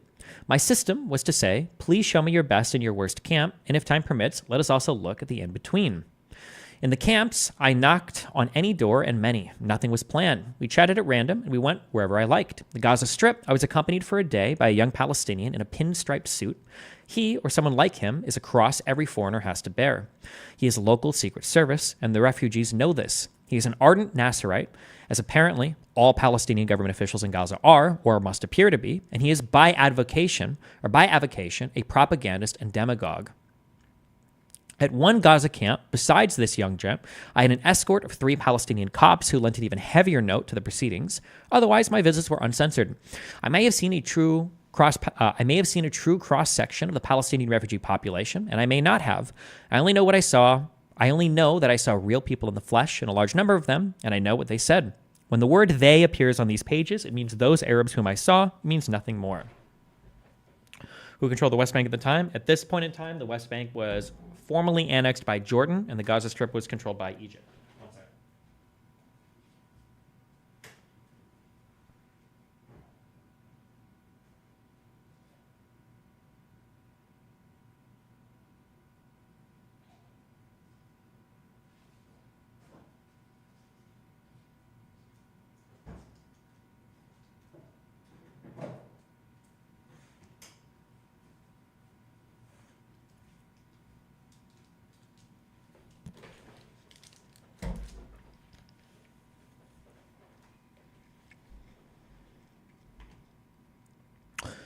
Beirut is a lovely boom town, an entrancing mixture of Asia Minor and France, with scenery to lift the heart and glamour hotels all over the lot and more building. Hold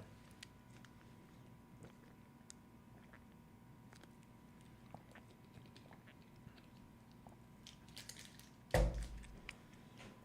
We set off, my Palestinian guide and I, in a shiny car for an UNRWA camp in the Lebanese hills. My guide, like his colleagues who accompanied me elsewhere, was an executive responsible for an UNRWA department, dressed in a Western business suit, a self-assured, middle-class organization man.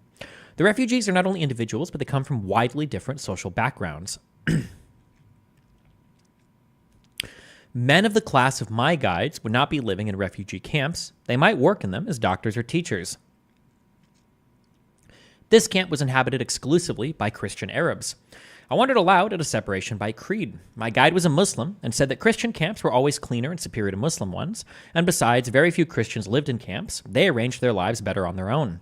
The camp consisted of little cement or frame houses rambling over the hillside, a village of poor people, disorderly and beflowered and cheerful.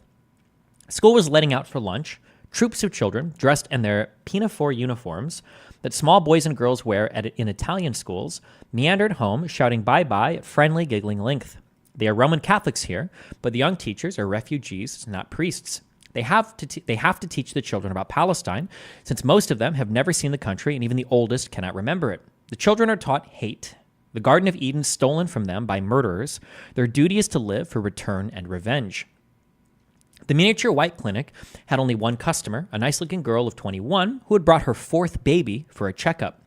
Her husband works in Libya. She too lived there for a few years, but returned. Libya is very expensive. She can live here with his parents and thus save money for the future. The resident nurse, a buxom elderly woman, said that they had no real sickness. In summer, the children got a bit of conjunctivitis and diarrhea. Oh no, trachoma is very rare. And besides, we cure it. There's some chickenpox now. Oh no, trachoma is very rare. Besides, we cure it. There's some chickenpox now. My guide announced that if any refugee needed an operation, he was taken in an ambulance to a hospital in Beirut where UNRWA reserved beds and paid for everything. You would have to be a rich man in Lebanon to get such good and speedy treatment. Her fourth baby, I mused. She's only 21. Yes, said my guide, the refugees have a higher birth rate than any other Arabs and healthier children. Refugees receive a monthly basic food ration of flour, pulse, which is dried peas, beans, and lentils, sugar, rice, oils, and fats. This amounts to 1,500 calories a day per person, increased in winter to 1,600 calories a day, and it is not enough. The refugees must find some way to earn money to increase his diet or keep poultry or rabbits or grow vegetables. Many had planted tiny gardens here, but charmingly and with more enthusiasm, they also grow flowers for the joy of the thing. There's a daily milk ration for children and pregnant and nursing mothers, and hot meals are served in the supplementary feeding station to those who need them on the doctor's order. In this camp, said my guide, 85% of the people have work. If there are hardship cases, when no one can bring money to the family, UNRWA's welfare section steps in. This pattern is universal. If you think it is your duty, I said, to make everything seem better than it is, don't. I'm not on an inspection tour. I only want to get some idea of what life is really like. He stopped, offended, in the middle of the stony path and explained, here in Lebanon, 80% of the refugees are better off than they were in Palestine. 20% are not. The 20% were small capitalists, and there is much rivalry with the Lebanese in business. They make obstacles. Also, it is political. They do not give the refugees censorship, you understand, because the main part of the refugees are Muslims, and that would upset the balance here, where the Christians rule. I do not speak to you of the rich Palestinian refugees. They are richer than before. They are very happy. So remember, for Lebanon, at this time, Christian majority, Christian ruled. Like the only country out here, basically, that is. So, yeah.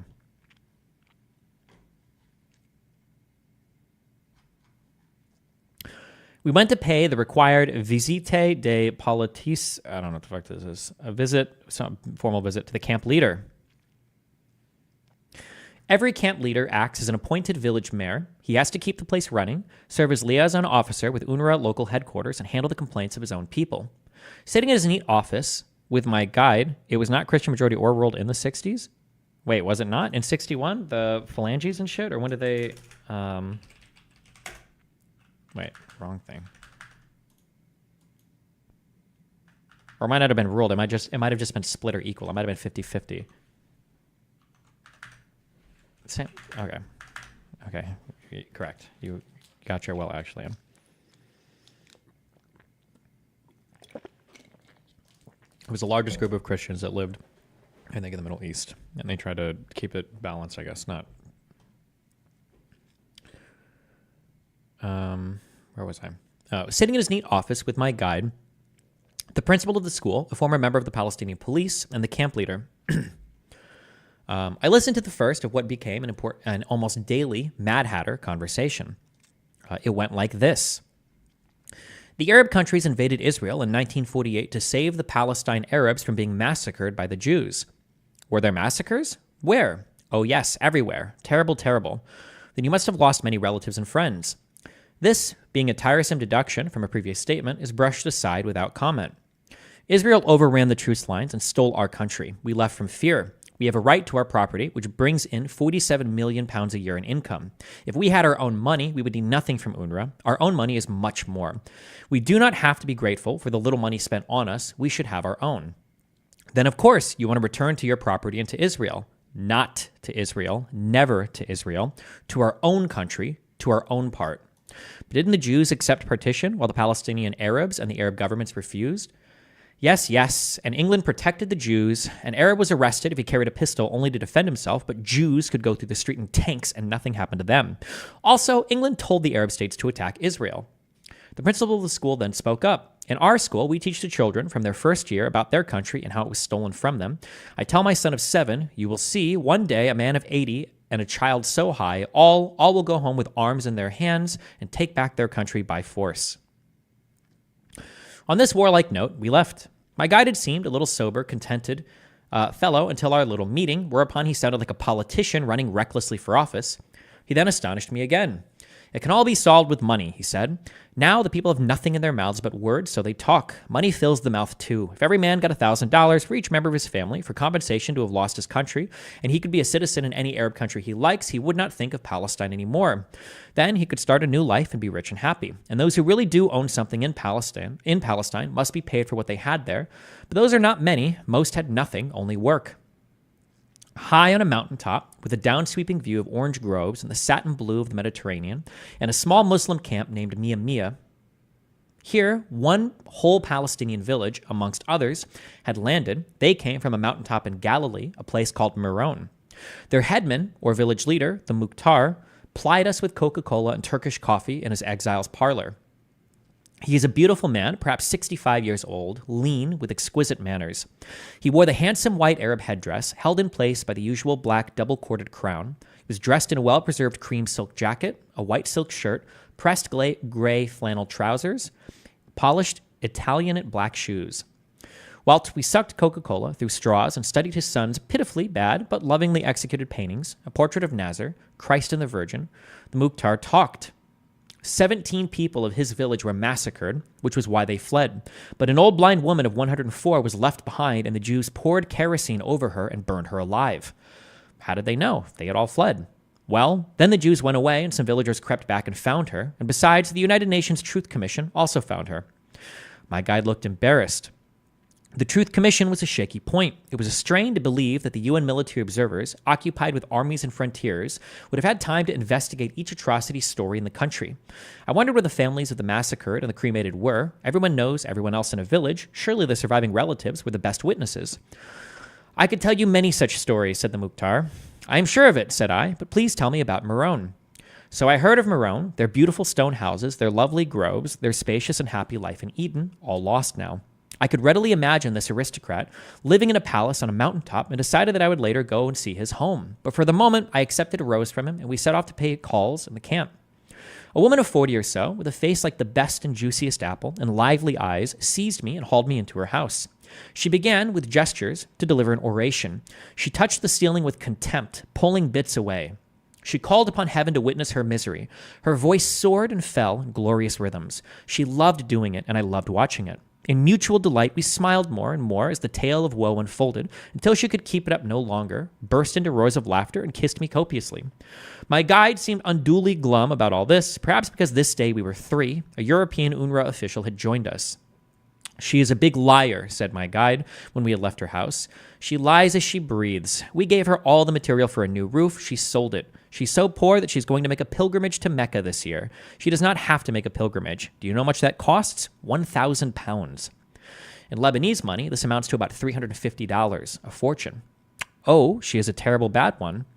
I loved her, I said. She's one of my favorite types of people in the world. A really jolly open crook. I hope she has a wonderful time at Mecca. But we have to fix her roof anyhow, said the UNRWA official. In our suite of followers, I had noticed a tall boy of 16 or 17 with fine, intelligent eyes, a happy face, and a fresh white shirt. I spoke to him in English, and he understood. I asked whether we could visit his family. His house was no larger than any other, but clean, peaceful, and touching, with orderly furniture and picture postcards tacked to the walls. His mother was blind from cataract, and his grandmother seemed older than time, of a generation so old that she had tattoo marks on her cheeks. The boy had graduated from high school and now worked as manager of the food distribution center in the big camp, with 14,000 inhabitants, on the plain below. He must have been very competent and very reliable to merit this job. He hoped to become a TV radio engineer. He did not speak of Palestine. There was work he wanted to do wherever a man could do such work. UNRWA is now building a vocational training school in Lebanon. It should be open in the autumn. With any luck, the boy will learn the technical skill he so desires and make his own life independent of anyone's charity. We heard shrill, painful child's crying and went towards the sound. A child of about 2 was tied by the ankle to a chair, howling the same word over and over. A younger child was silently trying to hold its body up, clinging to the arm of another chair. On a clean mat, on a clean little sheet, a baby twisted its body restlessly, but its legs lay still. All 3 were remarkably good-looking, all seemingly husky and well-formed. The camp leader carried on a short barking exchange with our young mother and reported, "She is 25. None of the children can move their legs. The legs will not hold them. The child is tied because he can pull himself out of the house and get hurt. She says, 'Please, will you help her?' Speaking French to the UNRWA official, because no one else there knew the language, I said, she can easily have 5 or 6 more children like this. It is terrible for her. The visiting nurse ought to explain about birth control. You don't know what you're saying. UNRWA could not touch such a thing, not even mention it. Here are these people, and the name of their country does not exist on the map anymore. If we start teaching them birth control, we will be accused of trying to wipe out the people too. Besides, the men will never allow it. They want to have a lot of sons. It's a matter of pride with them. And politics enters too, as into everything. I've heard them say it. We need to have as many children and grow and increase so that the world will never forget us.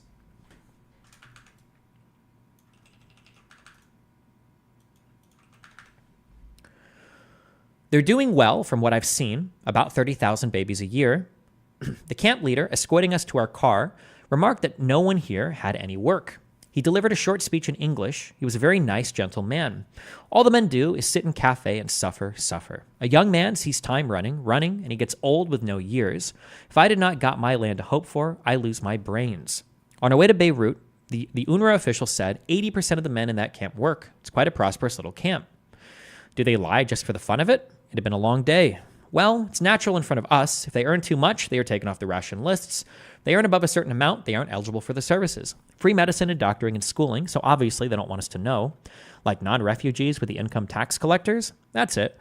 Do you know what they are earning? Not really. How could we? Of course, if anyone has regular employment, we eventually learn about it and cut down the rolls. The refugees in camps, as well as outside of camps, do find work of some sort. Otherwise, on 1,500 calories a day, they would soon become and look like a severely undernourished, sickly group. UNRWA's health statistics can be relied on. They know how many refugees use their medical services and for what reason and with what results. The standard of health is unusually high and is one of UNRWA's finest achievements.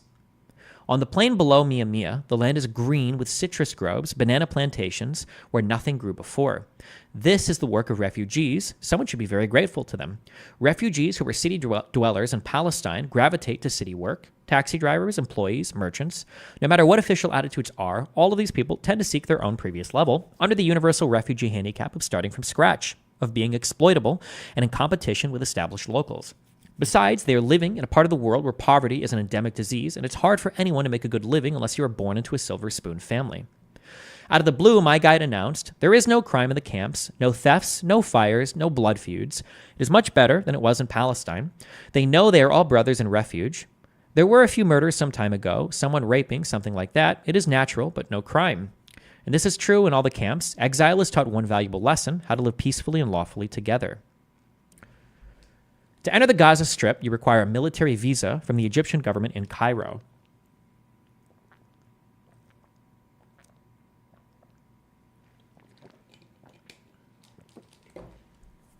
I had arrived in Cairo, expecting to proceed like the wind directly from there to Gaza, but was informed by the local UNRWA press officer that this permit took 2 or 3 weeks to get, and sometimes you never get one. Besides, there was only one UNEF Army plane to Gaza each Saturday, and they didn't like carrying anyone except their own personnel. I believe that the UNEF forces are here after the 56 war in the over the Suez Canal. I think that the United Nations put peacekeeping forces all along that canal and in some parts of the region just to kind of like keep the peace. I think that's what UNEF is referring to. United Nations something force? Emergency force.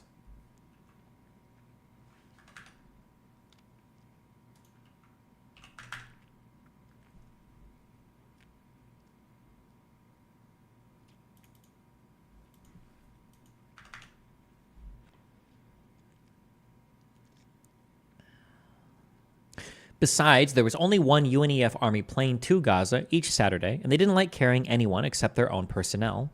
Besides, it was now Thursday, and tomorrow was the Muslim Sunday, and indeed, all looked hopeless. I foresaw bumming a jeep ride over the sandstorming desert and infiltrating into the Strip somehow, but meantime, I called on the Egyptian authorities.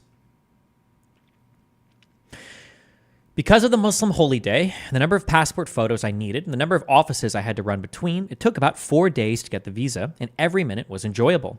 The Egyptian officials could not have been kinder, and I loved seeing them, the new ruling class who remind me in their cheerful, inchoate important busyness of many new ruling classes I have observed round and about over the years. It is difficult to believe that these pleasant young men, in shirt sleeves or uniforms, with their numerous collars, their telephones, their mounds of mimeographed forms,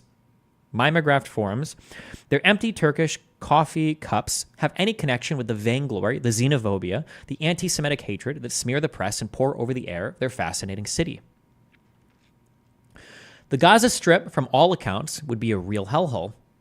It is a roughly rectangular slice of land on the southernmost Mediterranean frontier of Israel, some 40 kilometers long by 5 to 10 kilometers wide, and 365,000 people, refugees and residents, live on it. I imagined it as a sand dune, packed solid with human flesh, blazing hot, hideous, and filthy. It is none of these. The weather was so idyllic, a china blue sky and a constant cool breeze, that I assumed this was special luck and at once asked my charming landlady about it. No, the weather in Gaza was always delightful. She'd lived here for 30 years. There were 2 sticky weeks in the summer. Otherwise, you could not find a more benign climate. Flying over the strip, I noted plenty of sand, but also plenty of green. There were always citrus groves in Gaza, my landlady reported. Gaza was famous for them, but since the refugees came, these had greatly increased, as had the general cultivation. Anything grows here, she said, exhibiting her blossom garden.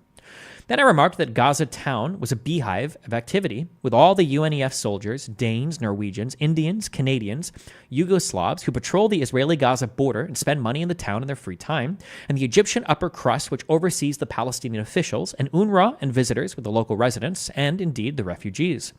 The refugees seemed to bring prosperity with them. It was most mysterious. Not at all, said my landlady. We do not know why we are not completely bankrupt, but she was adding a 3rd floor to her already roomy house, so great is the demand for lodgings. Sizable villas are being built in what must be the fashionable section of Gaza. The main square boasts an array of parked Mercedes, thinned pastel American cars, and humbler Volkswagens. The taxis in Gaza are new. There is an imposing movie theater in the ugly worldwide chromium and junk style. There are abundant cafes and numerous ill-lit dingy shops, typical in the region. An economist could surely answer this riddle. If no one has any money, what are these eccentric merchants and purveyors of services doing? The refugee camps are much larger than those in Lebanon, small towns by Middle Eastern standards. They are by no means luxury establishments, but many people live in a nastier state in American and European slums. The poor villagers of Gaza are not as well housed or cared for as the refugees. The Gaza Strip is not a hellhole, not a visible disaster. It is worse. It is a jail with a magical long white sand and a breeze and devoted welfare workers to look after the prisoners. The Egyptian government is the jailer. For reasons of its own, it does not allow the refugees to move from this narrow strip of land. The refugees might not want to leave at all, or they might not want to leave for good, but anyone would become claustrophobic if penned for 13 years inside 248 square kilometers. A trickle of refugees who can prove that they have jobs elsewhere are granted exit visas. The only official number of the departed is less than 300 out of 255,000 registered refugees. It seems incredible. Rumor says that more refugees do manage to go away illegally by unknown methods. These locked-in people, far too many in far too little space, cannot find adequate work. Naturally, there is less chance of employment than in the other host countries. Meantime, they are exposed to the full and constant blast of Egyptian propaganda. No wonder that Gaza was the home base of the trained paramilitary bands called commandos by the Egyptians and Palestinians, and gangsters by the Israelis, the Fedayeen, whose job was to cross unnoticed into Israel and commit acts of patriotic sabotage and murder. And having been so devastatingly beaten by Israel again in 1956, has not improved the trapped, bitter Gaza mentality. It only makes the orators more bloodthirsty. Another Mad Hatter conversation, practically a public meeting, took place in the office of the leader of 2 adjacent camps, a man in charge of some 29,000 people. The camp leader, the self-appointed orator, sat behind the desk. The Secret Service youth mentioned earlier, the quiet UNRWA Palestinian, my regular chaperone, and the 3 uniformed cops of highish rank completed the company. First, the camp leader told me how rich they had all been in Palestine and how miserable they were now, and how much land they had all owned. I do not doubt for 1 minute how much land some of them owned, nor how rich some of them were, and I did not point out this subtle distinction. If everyone owned the land claimed, Palestine would be the size of Texas. If everyone had been so rich, it would have been largely populated by millionaires. To gild the past is only human. We all do it, and to gild it with solid gold is even more human if you were a refugee. This part of his address was already so familiar that I could have recited it for him. Then he spoke of Jaffa, his native town. The Jews surrounded the city, firing on all sides. They left one little way out by the sea so the Arabs would go away. Only the very old and very poor stayed, and they were killed. Arab refugees tell many dissimilar versions of the Jaffa story, but the puzzler is, where are the relatives of those who have perished in the fury of high explosive, the infallible witnesses? No one says he was loaded on a truck or a boat at gunpoint. No one describes being forced from his home by armed Jews. No one recalls the extra menace of enemy attacks while in flight. The sight of the dead, the horrors of escape are exact, detailed memories never forgotten by those who had them. Surely Arabs would not forget or suppress such memories if they too had them. As for those Arabs who remained behind, they are still in Jaffa, 3,000 of them, living in peace, prosperity, and discontent with their heirs and descendants. The Jews are criminals, the camp leader continued in a rising voice. Murderers. They are the worst criminals in the whole world. Had he ever heard of Hitler? He banged his table and said Hitler was far better than the Jews. Far better murderer? He killed 6 million Jews as a start, I observed. Oh, that is all exaggerated. He did not. Besides, the Jews bluffed Hitler. They arranged in secret that he should kill a few of them, old ones and weak ones, to make the others emigrate to Palestine. 36,000 of them, said the Secret Service man, proving the point, came here before the war from Central Europe. It's amazing, I said. I have never before heard anywhere that the Jews arranged with Hitler for him to kill them. It was a secret, the camp leader shouted.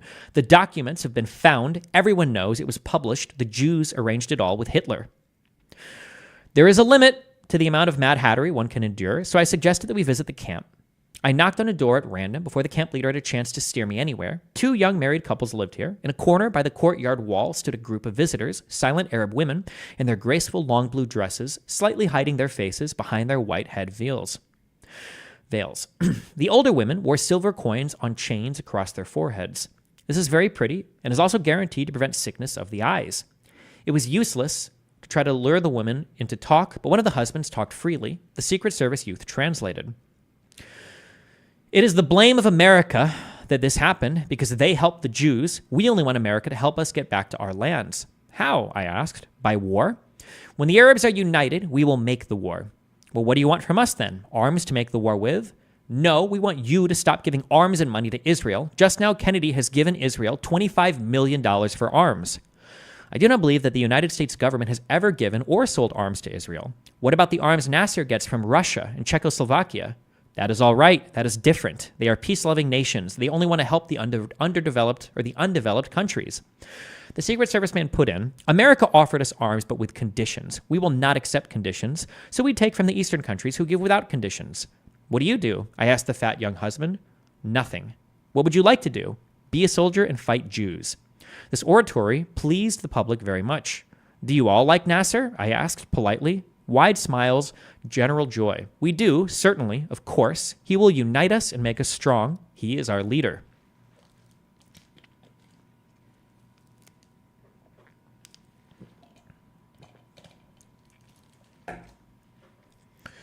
For rest and relaxation, together with thousands of locals, I went to the school sports day. 50,000 refugee children attend school on the Gaza Strip, 98% of the possible school population.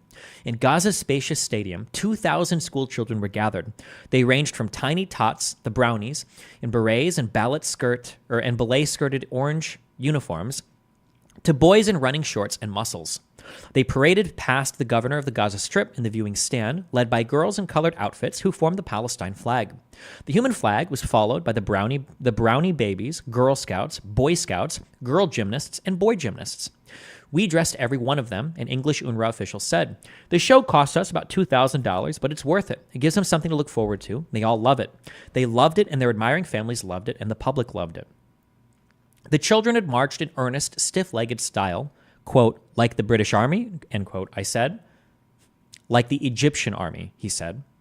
They then lined up in formation, and a loudspeaker blared out Arabic. 3 times the children shouted a unanimous, squeaky, but enthusiastic reply to the loudspeaker's commanding male voice. What are the cheers for? The first is, long live a free Palestine. The second is, long live the United Arab Republic. And the third is, long live Gamal Abdel Nasser.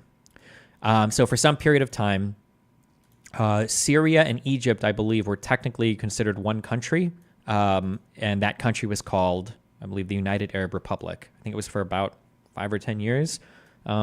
And then Nasser is the leader of Egypt, and he was the leader of the Syrian Arab state, which was the United Arab Republic, is what they agreed to call it.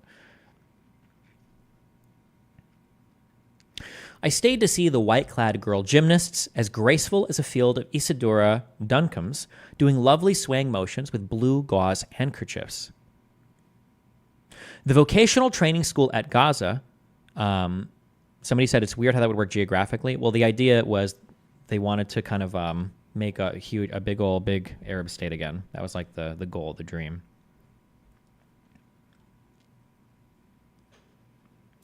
The vocational training school at Gaza is a freshly painted group of buildings with well-kept lawns, flower borders, scrubbed Spartan self-respecting dormitories, and impressive workshops equipped with the complex machinery that modern life seems to depend on. Sorry. The boys were on their playing field that afternoon, a holiday marking white lines for various sporting events to come. A few of them drifted back and wanted to show off every inch of their school. Did they like it here? Did they enjoy their work? Were they happy?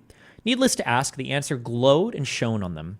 The graduates of this school find good jobs for which they are trained. Amongst its many other parental functions, UNRWA operates a placement bureau throughout the Middle East. This is the new generation, the UNRWA graduates, and you find them everywhere in the Arab refugee world. They have not yet been crippled by exile, regret, or hate, and they may well be the brightest citizens of the Arab future. They are the source of all hope. 2 accidental conversations stick in my memory. Once, lost in the UNRWA compound of offices, I chanced on a pretty, dark secretary who told me the kind of inside human angle of history which is more interesting than any other. In 1956, when the Israelis took the Gaza Strip during what they call the Sinai Campaign, and we call the Suez for short, telephone communications was restored between the Strip and Israel, which is, after all, just across the fields. In the midst of enemy occupation, the secretary's sister-in-law rang up from the small town where she lived in Israel to have a chat. How was everyone? The sister-in-law reported that they were fine. Her husband was doing very well. They had a nice house and no trouble of any kind. The secretary, recalling this family news, said, I think if we had all stayed where we were, nothing would have happened to us. All this would not have come about. And what is it for? My children have never seen Palestine. I tell them, and in every school, every minute, they are always told, but when they are grown, the people who knew Palestine will die, and the young ones, will they be interested? The second memorable talk took place at the Sewing Center. The Sewing Center is another of UNRWA's camp interventions, and it is self-supporting. UNRWA sewing centers teach dressmaking and new uses for traditional Palestinian embroidery, vast tablecloths and sets of napkins, blouses, skirts which sell at good prices to local customers and to city specialty shops. Hundreds of refugee girls earn small wages and stave off boredom while learning a trade. The Gaza Center was managed by a bustling, cheerful, plump Palestinian refugee who would be taken for a bustling, cheerful, plump young Jewess in any Western country. But of course, Arabs and Jews and Kanye West are the same race, Semites. The young manageress showed me massive tablecloths, which none of us would be grand enough to own or get washed, and she praised her girls who sat in a long porch, embroidering, flattered, giggling. It was as clear as if she wore a sign, but I asked anyhow, "You're happy, aren't you?" "I have a nice husband and 2 children and a comfortable house. I like my work very much, and it is very interesting. Yes, we are happy." And she smiled, such a smile. The world isn't lost, not even on the Gaza Strip. Most of the Christian Arab refugees live scattered around Gaza in rented private houses. A few Christian families asked for free government land at the edge of a Muslim camp, the usual free allotment of building materials from UNRWA, borrowed extra money, and built their own houses with small, well-tended gardens. My UNRWA guide, himself a Greek Orthodox Arab, took me to visit one of these trim, respectable, self-made homes belonging to a family he had known before in Jaffa. The old mother was half blind. The recurrence of eye disease is a Middle Eastern, not a refugee affliction. My guide and this family had not seen each other for some time, and immediately after their first greeting, the old woman wept with incurable grief and was consoled gently, but as if he had done so often before, by my guide. He explained this family had suffered a great tragedy. One of the sons was killed by shellfire in Jaffa. I reported this because it was the only family I'd met where an actual human being was known to be dead. Here, at last, the infallible witness testified, and here, this death, 13 years old, was mourned as if it had come upon them yesterday. My UNRWA guide behaved as if this case were unique and deserved the aching pity which everyone feels for those who have lost a loved member of the family in war. I left Gaza, wishing that I could take all of the young people with me, and not to Palestine, but out into a wider world. Their destiny should not be to go back, but to go forth. They need exactly the opposite of what the Jews need. There's plenty of room for both needs. Officially, over 600,000 Palestinian refugees live in Jordan, more than in the other 3 host countries put together. But legally, there is no such thing as a refugee in Jordan. The refugees are full citizens of Jordan. They have every right and privilege and opportunity that a born Jordanian has. Many of the Palestine Jordanians are contented and have made good lives despite the limitations that a hot, barren, undeveloped country places on all of its inhabitants. Much of the barrenness and poverty could have been corrected by a scheme for the use of the waters of the Jordan River to irrigate land now wasted. Eric Johnston, who was President Eisenhower's special representative to implement this life-giving plan, finally reported, after 2 years of discussion, technical experts of Israel, Jordan, Lebanon, and Syria agreed upon every important detail of a unified Jordan plan, but in October of 1955, it was rejected for political reasons at a meeting of the Arab League. There was a lot of fighting for is it the Sea of Galilee? I think it is. Hold on.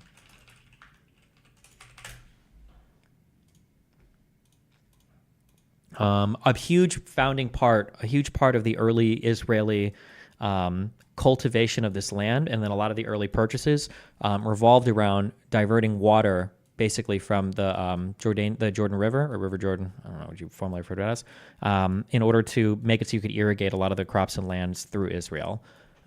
There was a lot of early conflict over this, over Israel building a water table, over the other Arab nations trying to stop them, of it almost escalating to war. But this was the Sea of Galilee and the water coming from it are a very, very, very, very, very, very, very, very, very big deal for Israel. If there's an Israeli person here, correct me if I'm wrong, but I think that's basically where all of the water in Israel, I think, comes from there, right?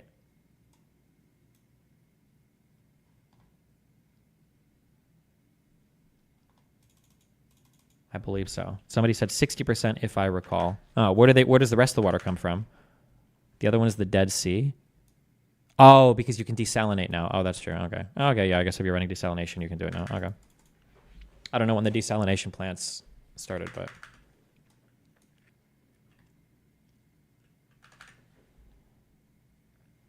Tech level is high enough now.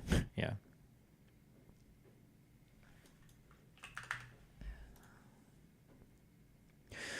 Judging by the refugees I saw in Jericho and camps outside of Jerusalem, in Jerusalem itself, the boon of citizenship fosters sanity. The emotional climate in Jordan is noticeably different from that of the Gaza Strip. A school principal stated that children are taught the history of Palestine without politics. Exactly what that means, I cannot say. In Jordan, a refugee's education and self-reliance showed at once in his politics. The better educated, the more able, do not waste their time on thoughts of violent revenge and give their loyalty to King Hussein. The more ignorant and less competent nourish themselves with a passion for Nasser, war, and return. 2 men living next door to each other in a camp outside Jerusalem aptly illustrate this difference in personality and politics. The camp watchman, who lived in a new little UNRWA house, which was already a pigsty, with empty sardine tins on the floor, a filthy yard, rags for bedding, announced, "We were evicted by force, and so we will return," led by Nasser and Hussein and all the Arab leaders. His neighbor, an old man, had cleared the stony ground around his house and made a flourishing vegetable garden. Inside his courtyard, you could hardly move for the rows of drying laundry. He did not have a word to say about war or force or Arab leaders. He said that he would rather starve to death than not give his grandchildren education. As long as I live and can work, my grandson will go to the university. The largest Jericho camp is run by an objectionable tyrant, yet its cleanliness was nearly Swiss. I gave them 6,000 trees, said the refugee tyrant, speaking in his capacity of God. 5 years ago, the Mukhtars, the village leaders, would not let me give the people trees. They said if they plant trees, the people will never want to go home. Now, trees rise over the walls that separate the little houses, and more trees are to be distributed. An inexhaustible supply of clean water flows from 21 water points. 40,000 people live here in solid dwellings under the stern eye of their tyrant. Bird-fast children play in the streets. How is your name? Are you well? Goodbye, good night. Hello, Letty. The children chirped and circled.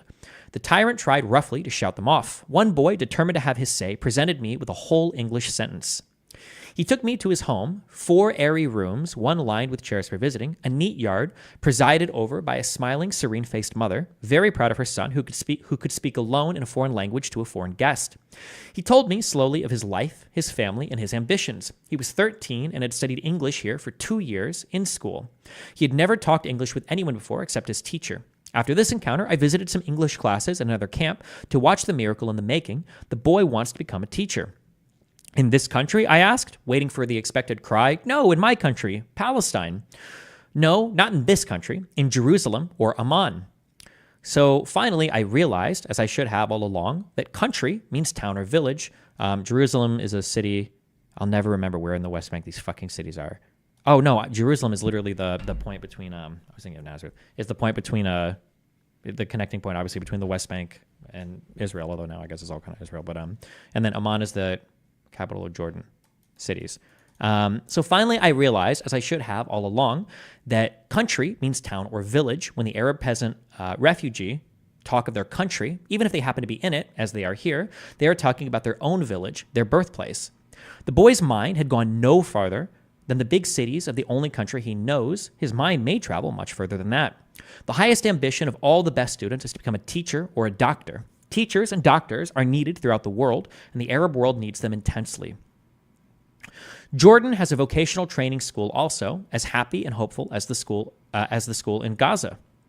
Here, I foregathered with a class of budding plumbers, another set of citizens the world can well use. They were very merry in their blue work clothes and greasy hands, and full of plans for the future. One wished to go to Kuwait, one to America. One boy said that he wanted to plumb in Palestine. The youngest and smallest of them, in a curiously wise voice, both bored and dismissive, said, "Oh, all that will take a long time." None of them was interested enough to go on with it. The only place that looked as I had originally expected refugee life to look was in the Jordanian part of divided Jerusalem, in the old ghetto. Jews had festered in those lightless rat holes, jammed among the ancient stones, for longer than one can imagine.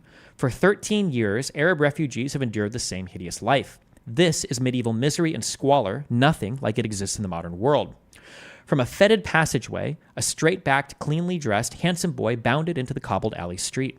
He took the arm of his teacher, who happened to be my guide that day. They were good friends. He was the star pupil of his class.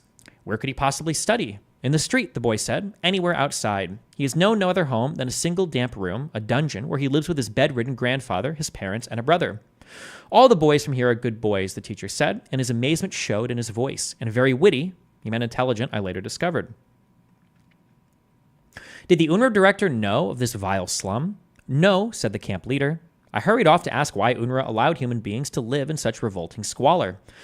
Whereupon I was informed that the director had visited the Jerusalem ghetto within 2 weeks of taking on his job. UNRWA had tried at various times to move these refugees who refused to go because they preferred living inside the city. But now, since their birth rate had risen at such lightning speed, they were more than ready to leave, and within a year they would be settled in a new camp outside Jerusalem. There were 2 more dreadful refugee slums in the host countries. I did not see either. These were the only subhuman living conditions, and it was not UNRWA's fault they continued. They would, in time, be eradicated. Despite all difficulties, UNRWA runs a welfare state. No other exists in the Arab Middle East. The refugee has a net under him. The local population has none. Quote from an UNRWA official. It should be stated that the UNRWA personnel loves its Arab charges, which is not only right but essential. You cannot help those you do not cherish. With my suitcases packed and my mind overpacked with treasonous doubts, I set off for Israel across the street. I had not dared tell anyone, including the Western UNRWA officials, of this intention. To have been in Israel, to go to Israel, is enough to brand you as an enemy and, more possibly, a spy. The Arab psychosis, an ornate word, but not too strong, about Israel is official and infectious. There may be many reasonable people in the Arab countries who are able to think calmly about Israel and about Arab-Israel relations. If so, they choose safety and they keep their mouths shut. Let me get a drink real quick. 1 second.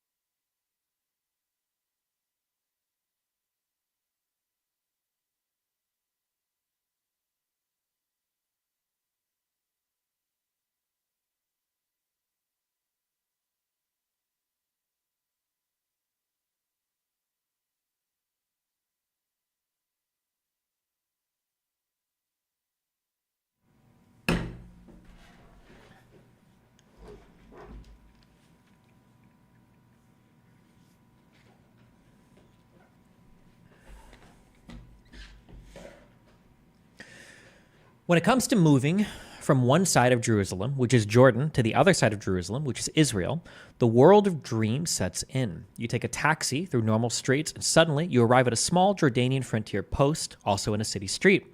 You wait in this little shack while your passport is checked against the exit list. After this formality, a charming, courteous young porter carries your suitcases half a block. You tip him, and he deposits them on the porch of a house which is no longer there. Artillery fire removed it years ago. Around you are shelled houses. One side of the street is Jordan, with laughing soldiers in the shelled houses. One side of the street is Israel, with washing hung out on lines. You walk a half block further, leaving your bags behind. You are now at the Israel frontier post, another shack.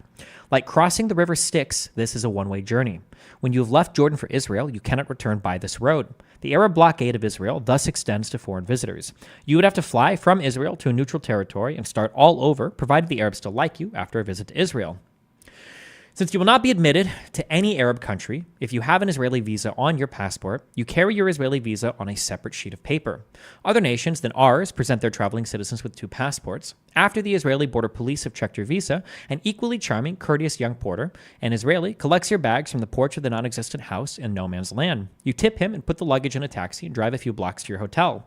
From your hotel in Israel, you have a fine view of the beautiful wall in the old city of Jerusalem where you were residing 3/4 of an hour ago. There is not a war on, not by any terms we know. The object of this non-peace, non-war exercise is to destroy Israel, which remains undestroyed. I cannot see how it helps the Arab countries, but perhaps it does. Perhaps they need one enemy they can agree on as a unifying force, as cement for their nationalism. I wanted to visit Palestinian Arabs in Israel, the ones who stayed behind, the non-refugees. Seeing them at home, I thought I might better understand the mentality of their brothers in exile. Some important clue was lacking, but I could not name it or define it. The driver of my car on the journey in Israel was an Israeli Jew, born there, who speaks Arabic as a second mother tongue and looks so like Nasser that it is a joke. I said I wanted to visit the village of Meron on a mountaintop in Galilee. He said that at Meron there was an ancient temple of the Jews, the grave of a famous rabbi, a synagogue, a yeshiva, the Orthodox Jewish equivalent of a Catholic seminary, but nothing else to his knowledge. Let us go and find out, I said. So we drove north through this country, which is a monument to the obstinate, tireless will of man. In 1949, the new immigrants, like ants on the hillside, were planting trees, their first job. It looked as if they were planting blades of grass and seemed a pitiful act of faith. Now, the trees have grown. There are countless changes in Israel, but the Arab villages along the road to Nazareth have not changed. The old adobe or fieldstone houses cling to and grow from each other.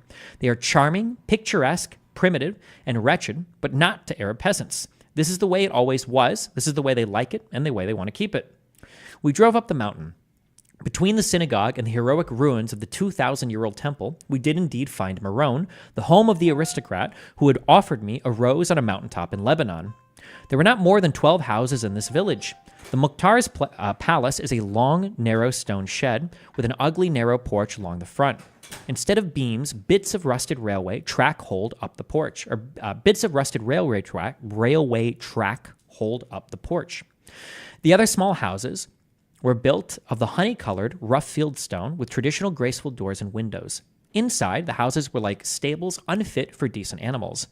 The rich fields and groves the Meron refugees had described were the steep slopes of the mountain behind, where the villages cultivated tobacco and some fruit and fig trees.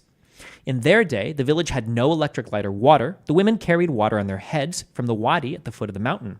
The view is a dream of beauty. Hardship for hardship, Meron is no better than their refugee camp, Mia Mia, perhaps not as good, but memory is magical, and Meron was home. Beside these pretty stone hovels tower the remains of a great temple. The blocks of granite in the fragmented wall are as massive as those in the wall of Solomon's temple in Jerusalem. The broken pillars are enormous, unadorned, and suddenly Samson is real and pulled down real pillars as heavy as these. Here, 2,000 years ago, the Jews were praying in a new temple. For 2,000 years, it's not all that much in the history of the Jews or of this land. And here, with weeds around their low walls, stand the abandoned houses of the descendants of warrior strangers, the Arabs who came to this country and conquered it when the temple was some 600 years old, doubtless already a ruin. Were the villagers of Meron happy when they lived on this mountain? Did they think of it Eden then? And why did they run away? The war has never touched this place.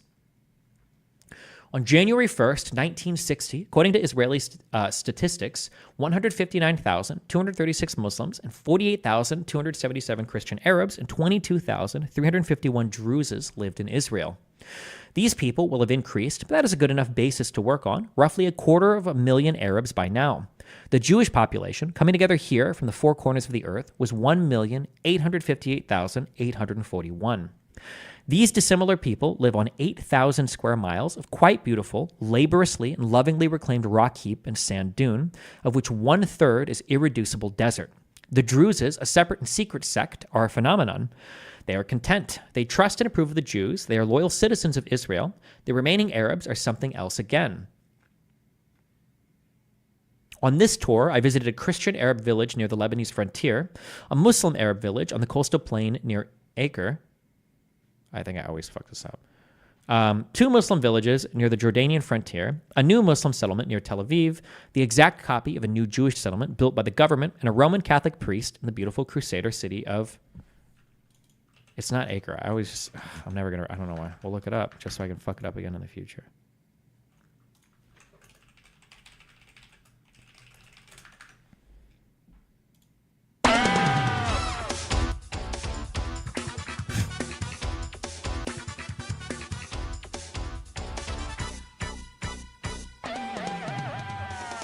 Jesus. Akko. The name Akka is recorded in Egyptian sources from about 2000. Akko. Oh, holy shit. Okay. Akko.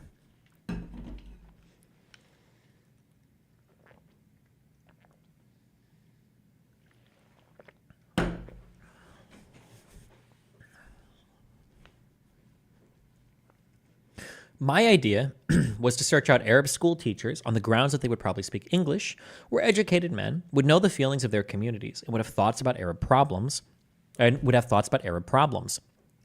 Arabs living in their own communities have their own schools by their own wish, where the children are taught in Arabic according to Arab principles. Nisim, my driver, was to serve as translator until I had found someone I could talk to. He was then to disappear. I did not want anyone to feel hampered by his alien presence. I might have spared myself anxiety. The candor of the Arabs is proof of their freedom inside the state of Israel. They are not in the least cowed. Cowed, I think. Coward, I think. In the Christian Arab village, the school teacher was an attractive, lean young man with prematurely gray hair, working in his garden in the cool of the evening. He had a good modern house, a young modern wife, and after 6 years of marriage, a first baby, a 6-month-old girl named Mary, whom he and his wife so adored that neither of them took their eyes off the child at the same moment. He was healthy, prosperous, respected, freely doing his chosen work, loved and loving, by any standards, a fortunate man. After hours of listening to him, I had grasped the lacking clue and felt hopeless. Great Britain helped the Jews, he said. The English gave weapons to the Arab countries, and they gave weapons to us. In this village, we were all armed. We all fired at the Jews, every one of us, but our bullets were no good. The English gave bad bullets to the Arabs. 4 out of 5 of the bullets were no good. When we saw this, we ran away to Lebanon for 2 weeks, and then we came back. Were any of you killed in these battles? No, no one. Yes, we refused partition. We did not want the Jews here. We wanted the whole country for ourselves, as is right. We only lost because of the United Nations and the Western powers. The Ottoman Empire crushed the pride of the Arabs. The Western powers divided the Arabs into many nations after the First World War to keep them weak. In the 1948 war, the next village was bombed by the Jews. When we saw that, we knew we had no hope. Pause for breath. The Jewish Air Force at the time consisted of 19 Piper Cubs, a nice little plane, not a bomber. The next village was a good 7 or 8 miles away. Now we have military zones all along the frontiers. We must ask for permission to travel or work in different places. They have taken our land, which is in the military zones. Yes, they pay for it, but very cheaply. At the price it used to be worth in the mandate before it was improved by the Jews? Something like that. No, even cheaper. Just now, 2 boys from this village were caught on the Lebanese frontier. The Lebanese police sent them back. The Israelis are holding them for interrogation. How could such boys be spies? I don't know, but you do remember that the Arab countries are at war with Israel. I should think it'd be hard for the Jews to know what Arabs they could trust. They are right not to trust 50% of the Arabs in this country. Well, how can they know which 50%? Oh, they know everything. They have a CID agent in every Arab village. He is a Jew and everyone knows him. What's the use of having a secret policeman if everyone knows he's a secret policeman? There are plenty of informers. I don't know what it is that has taught all Arabs to be spies. He said this with real despair. There is compulsory education in this country up to the age of 14. It's a very good thing. We did not have such a thing before, but the Muslims do not send their girls to school half the time and do not send their boys if they can earn. Then what? The fine for the father is only £5? What is £5 to the father? Do you really mean that you want the Jews to supply the schools and the law which makes education compulsory, and also to force the Arabs and Druzes to send their children to school and take advantage of this education? Wouldn't that make the Jews even more unpopular? He admitted, with a smile, that this might be the case and then went on. Nasser buys arms from Russia because he could not get them from the West. Egypt has 22 million people, so it needs many more arms than the Israelis, who are only 2 million. But Nasser is not crazy. He will not make war. He spends as much on social reforms as on arms. All children now go to school in the Arab countries. Have you ever visited the Arab countries? Have you been to Egypt? No. We drank more coffee. We lit more cigarettes. I braced myself for further enlightenment. The Arab kings were not the true representatives of the Arab peoples when they made war against Israel. Now all the refugees should come back, and we should have partition. At this point, I decided to make one long, determined stand to see whether there was any meeting ground of minds on a basis of mutually accepted facts and reasoning. Please bear with me and help me, said I. I am a simple American, and I'm trying to understand how the Arab mind works, and I'm finding it very difficult. I'm going to put some things in order. If I have everything wrong, if I have everything wrong, you will correct me. In 1947, the United Nations recommended the partition of Palestine. I've seen the partition map and studied it.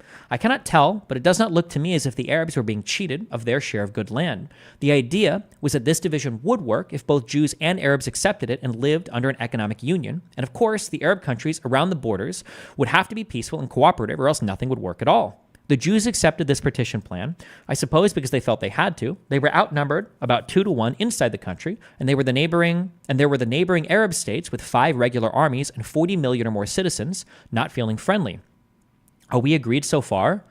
It is right.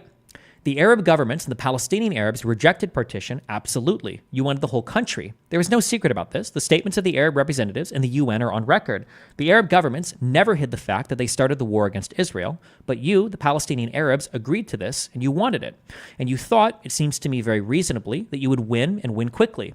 It hardly seemed a gamble, and it seemed a sure bet. You took the gamble, and you lost. I can understand why you have all been searching for explanations of that defeat ever since, because it does seem incredible. I don't happen to accept your explanations, but that is besides the point. The point is that you lost. Yes. It was too astonishing. At long last, East and West were in accord on the meaning of words. Now, you say that you want to return to the past. You want partition. So in fact, you say, let us forget that war we started and the defeat, and after all, we think partition is a good, sensible idea. Please answer me this, which is what I must know. If the position were reversed, if the Jews had started the war and lost it, if you had won the war, would you now accept partition? Would you give up part of the country and allow the 650,000 Jewish residents of Palestine who had fled from the war to come back? Certainly not, he said, without an instant's hesitation. But there would have been no Jewish refugees. They had no place to go. They would all be dead or in the sea. He had given me the missing clue. The fancy word we use nowadays is empathy, entering into the emotions of others. I had appreciated and admired individual refugees, but realized I had felt no blanket empathy for the Palestinian refugees, and finally I knew why. Owing to this nice, gray-haired schoolteacher. It's hard to sorrow for those who only sorrow over themselves. It is difficult to pity the pitiless. To wring the heart past all doubt, those who cry aloud for justice must be innocent. They cannot have wished for a victorious, rewarding war, blame everyone else for their defeat, and remain guiltless. Some of them may be unfortunate human beings, and civilization would collapse, as it notoriously did in Nazi Germany, if most people did not naturally move to help their hurt fellow men. But a profound difference exists between victims of misfortune, there, but for the grace of God go I, and victims of injustice. My empathy knew where it stood, thanks to the schoolteacher. Do you follow the Eichmann trial? I asked. An Arabic daily paper, weeklies, and radio station thrive in Israel. Yes, every day, he wrinkled his nose with disgust. Do you not imagine that all the Jews in Israel believed this massacre of their people could have been prevented if the Jews had had a homeland to escape to? Don't you think that they knew also what you just said? There would have been no Jewish refugees from here. They would be dead or in the sea. Doesn't that perhaps explain them to you a little? He shrugged and he smiled. With these gestures, he tacitly admitted the point, but it was of minor importance. In 1948, the Arabs were not united. That is why we lost.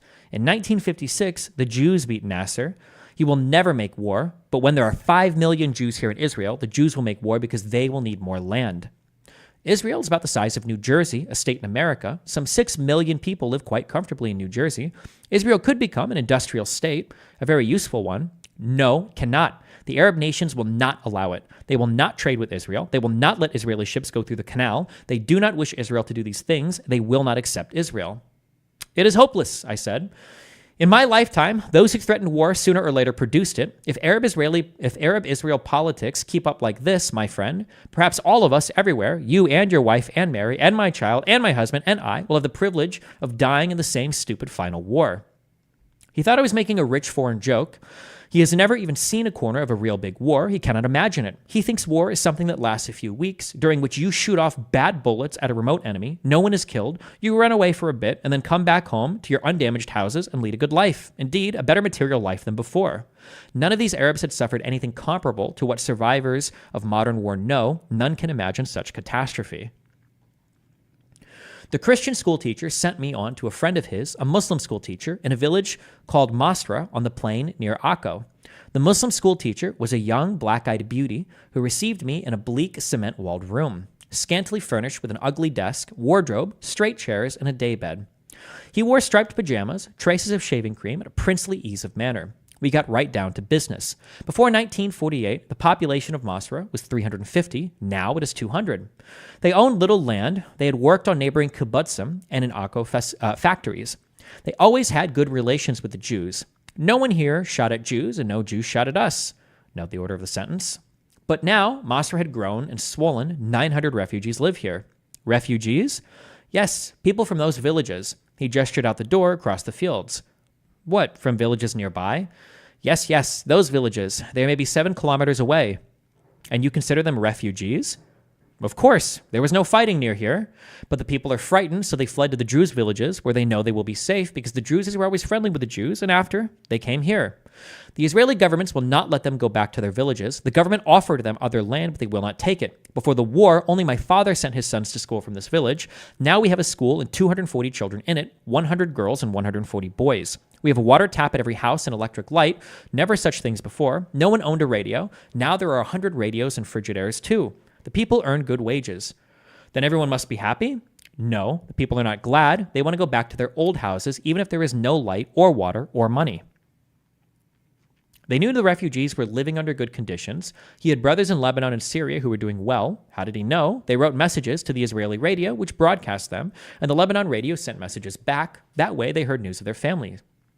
But all the refugees should return and Israel should be partitioned. I put the same proposition to him as to his Christian colleague. If the Arabs had won the war, would they accept partition? No, never. Of course not. We would not let some few Jews live here as immigrants, but not be masters, not in any part, or I'm sorry, we would let some few Jews live here as immigrants, but not as masters, not in any part of Palestine. Why do you think the refugees left in the first place? Well, there was much fear. Then, they all knew about Deir Yassin and expected the same to happen to them. Inside Israel, the Arabs do not need or use the refugee stories of massacre. They do not have to account for flight since they are still at home.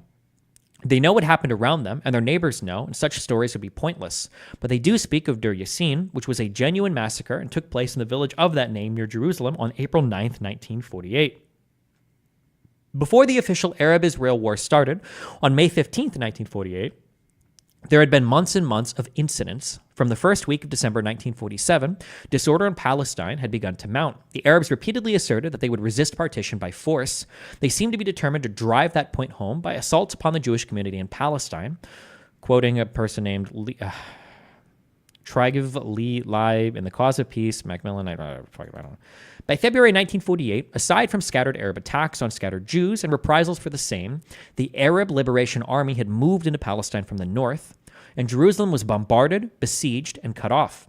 The Jews were trying to run food to the beleaguered Jewish population of Jerusalem, and a lot of Jews were getting killed in that effort, in Jerusalem and elsewhere, and in the eyes of some Jews, not enough was being done to prevent or avenge this.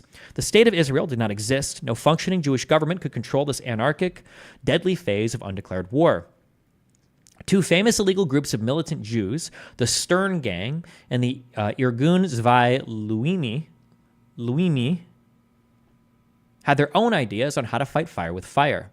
The British regarded them both as terrorists. The Jewish agency and their underground army, the Haganah, which were the official Jewish authorities in Palestine, also rejected the Stern Gang and the Irgun Zvi Luimi.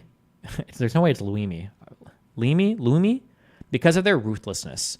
Under the circumstances that created them, these two outlawed bands do not seem very different from resistance groups, partisans, or commandos, all of whom were admired as patriots and none of whom obeyed the Queensberry rules. The Irgun, in any case, behaved like desperate men at war, not like the millennial inheritors of a high moral code. The village of Deir Yassin lay close to the besieged Jerusalem and its lifeline road. According to the Irgun, Deir Yassin was a nest of snipers and armed Arabs and effective enemy concentration. On their own, the Irgun decided to attack Deir Yassin.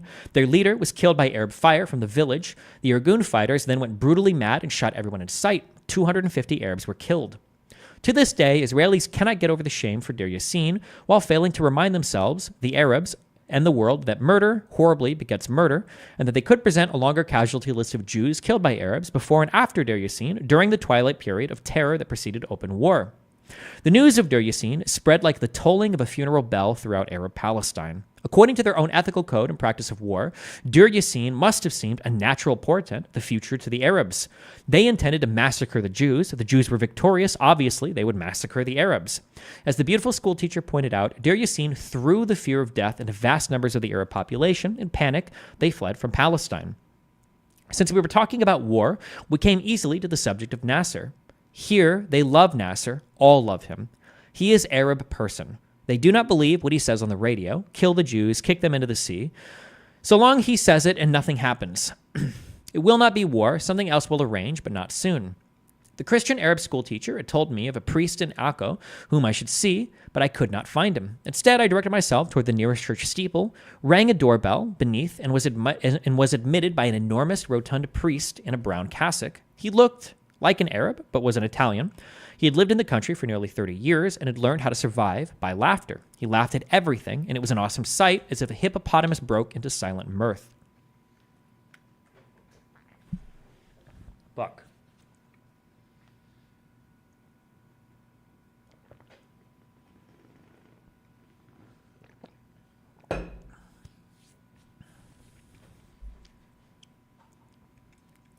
We settled on his stiff, upholstered visitor's chair. We settled on his stiff, upholstered visitor's chairs, and he ruminated on the problem of the refugees. If there was a choice between a big financial compensation or return, only 50% of the refugees would wish to return, and most of those who came back would not stay. They could not endure how this country is run, the discipline, the work. The refugees are kept thinking of Palestine by the Arab leaders by propaganda. Why not build factories and arrange land resettlement in the Arab countries? The Arab governments do not wish this, Father. Give the money to the Arab governments and tell them to get on with the job and control it. How? By force. But what force, Father? He often told Arab priests about the 13 million refugees who came from East Germany to West Germany. They were all absorbed into West Germany and enriched the country. Why would not 800,000 Arab refugees enrich the Arab countries, which were big and underpopulated? But it is no use. Arabs have never heard of any other refugees or any other problem than their own, and they cannot think about that in a practical way. The whole problem is between the East and the West. The Arabs are very happy in the middle, using blackmail. This would stop if the East and the West came to terms, or if the West was united and strong and could impose its will. But how, Father? Ah, well, the Jews might as well let the refugees come back. The Arabs here are loyal to the state. The ones I've seen detest the Jews and the state, Father, and you know it. I expected his laughter to make a sound. It was so violent. Yes, that is true, but they do nothing. There is no resistance, no underground. Think what they could do, if they really wanted to, with the Arab countries all around as a base. Well, some Arabs did for a long time, Father, until 1956. In fact, look at the countless incidents with the UN police force called out to investigate murders, thefts, and sabotage. Oh, that was nothing. Nothing to what they could do if they really wanted to. With another mute roar, he told me that the Arabs said, "First we will finish with the Shabbats, and then with the Sundays." They never changed their ideas. They went around looking at the women in the houses they would take when they managed to get rid of the Jews and the Christians. He laughed himself into a good shake over this one. I asked about the Eichmann trial and the reaction of his Roman Catholic parishioners. Well, his Christian Arabs thought Eichmann was right because the Jews were the enemy of the German state. They were always the enemy of the state. The pharaohs had to drive them out of Egypt. The Persian king tried to clear them out. Ferdinand and Isabella kicked them out of Spain. No one could live on good terms with them, so Eichmann was right. Horrified, really horrified, I said, surely that is not a Christian attitude to the most appalling murders we know about. He found it terribly funny that I should expect a Christian attitude from Arabs. I do not like either Arabs or Jews, the priest announced with great good humor, but I serve them with my whole heart as I must. He asked me at the door whether there are any Christian Arabs in refugee camps. Yes, I had seen a camp of Christians in Lebanon. I am surprised. There must be very few. I would have expected them to manage better. They do not dream all the time. They have more contact with reality than the Muslims. By now, I could foretell one local Arab account of reality. First, they explain that they did not lose the war against the Jews. Various others are responsible for the defeat. Then, they boast cheerfully of their present material well-being, as if they had invented prosperity. At this stage, the Israeli Jews might be wisps of smoke. They had nothing to do with building the country. However, Arabs are miserable. Although they never had it so good, it is not good enough, owing, of course, to the Jews. Usually, these Arabs say how much they love Nasser, and in their devotion are curiously remindful of Nazi Austrians 25 years ago, when they praised the handsome, distant leader, Adolf, from whose hand all blessings would flow. What they believe they now want is to bring the refugees home and partition the state. They have not considered this as a practical matter, nor imagined its effects on their newfound prosperity. I visited a school in a village where prosperity had broken out like a rash. New houses, shops, hospital, high school, bigger elementary schools, and the teachers harangued me as foreseen. After telling me how well off everyone was and bragging of their growth, they told me that they were all unhappy and poor because they had owned 40,000 dunhams of land, 10,000 acres, and now they only own 10,000 dunhams. But another Arab, who had not overheard this conversation and was employed as an agricultural inspector, explained that the 10,000 dunhams were irrigated, which was new, and that they were also scientifically farmed and therefore produced far more than the 40,000 dunhams had. To listen to these conversations is work for a psychiatrist, not a journalist. I yearned for my silent hotel room in Jerusalem, but Nassim had two heart's desires, and Nassim was such a nice man that I could not refuse him. There was a great lady he wanted me to meet, a Muslim. She began a Muslim women's club, all alone, Nassim said. Such a thing has never been. What a brave woman. The Muslims go to a place and learn together and hear lectures. The women, is it not wonderful? I could see that Nassim was by nature a suffragette. Suffragette? He also wanted me to visit a new village of government-built houses, which the Arab citizens buy on the installment plan by paying a low rent. Not everyone has a chance to own such fine, inexpensive houses, and Nassim, like all Jewish Israelis, is ardently proud of every improvement in his country. First, we call him a lady who lived in a modern villa, luxurious by middle-class standards anywhere, and palatial by Middle Eastern standards, very shiny and tasteless. Nassim thought it wonderful, so did she, with well-bred restraint. She was young, charming, just returned from her schoolteacher's job, bathed and dressed for the afternoon in a sleeveless red dress. She spoke of her Muslim Women's Club, whose members ranged in age from 15 to 60 and learned sewing, cooking, childcare, listened to lectures, and were enthusiastic over their new venture. I am a suffragette, like Nassim, and was delighted. Then the predictable complaints began. The peasants, she said, have work and money and don't care about anything else, but the educated people suffer. They have all this education, and after they finish their studies, what can they do? Only the professions and business, and a few are elected to parliament, but they cannot get positions in the army. Her husband, a pharmacist, has to take 4 buses to reach his place of work, but here is this village of 8,000 people without a pharmacy. Why don't the Jews open a pharmacy? If there is such a crying need for a pharmacy here, why doesn't your husband start one himself? This is not a communist state. There are no laws against private enterprise. You are well-known people, full and free citizens. You could certainly raise a loan if you need it. You're not supposed to argue about complaints. It is abominable manners. Her face closed like a lovely olive-colored trap. The Israelis say that they do not conscript Arabs except the Druzes, who insisted on it themselves because the only people the Israeli army would ever have to fight are Arabs. It seems decent to me. It seems like reasonable military security. How would your men feel if called upon to fight fellow Arabs who might be their blood relatives and intended to be their liberators? Do you think it is a good job for a man to join an army he cannot serve with his heart and would sell out if the time came? That may be excellent work for spies, but not for soldiers. She opened her closed face to say, "Yes, I see, but it is our country." It was too hot and too futile. Besides, I was tired of the convention, which apparently requires non-Arabs to treat Arabs as if they were neurotic children, subject either to tantrums or to internal bleeding from spiritual wounds. This girl did not strike me as a pathetic weakling. "Only by right of conquest," I said. "In the 7th century. The Jews got here first, about 2,000 years ahead of you. You haven't lived as masters in your own house for a long time. Aside from the Crusaders, the Ottoman Turks bossed you for a steady 400 years before the British took over. Now the Jews have won back their land by right of conquest. Turn and turn about," I said, feeling as beastly minded as an Arab myself. "Fair's fair." "How was it?" asked Nassim, who had been waiting in the car. "She is fine, isn't she? Think that she starts to teach the Muslim women? No other one did." Israelis are the first to explain, and who can know better, that it is painful to be a minority. The Arabs in Palestine became a minority suddenly. It is grievous, as who knows better than Israelis, to be separated from the numerous needed members of your family. Israelis will also explain that the Arabs in Israel are torn in two. Their racial loyalty belongs to the enemies of Israel, and they are afraid if the Arab nations make war against Israel, as is regularly promised on the radio from Cairo, Damascus, Beirut, what will be their fate? Would the outside Arabs regard them, the Arabs inside Israel, as collaborators, traitors?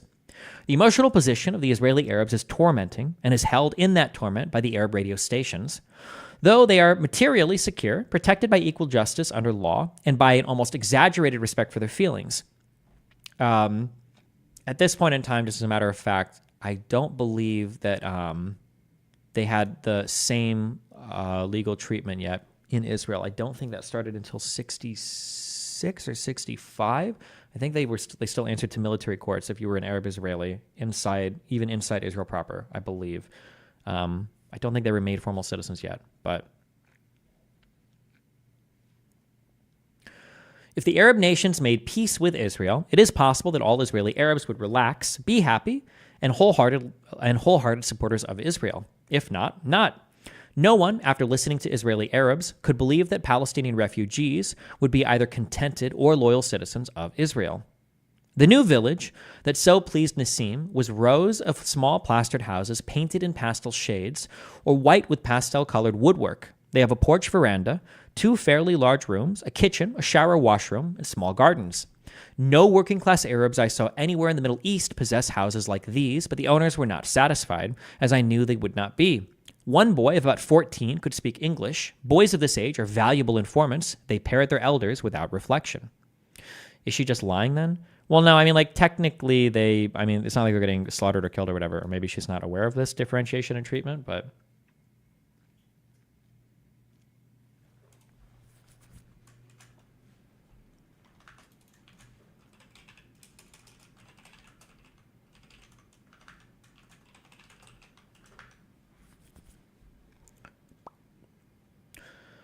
One boy of about 14 could speak English. Boys of this age are valuable informants. They parrot their elders without reflection. We are very poor, he said. How can you be very poor and live in these houses? You have to pay for them. We must work very hard. More harder than before. Terrible work. We have no land.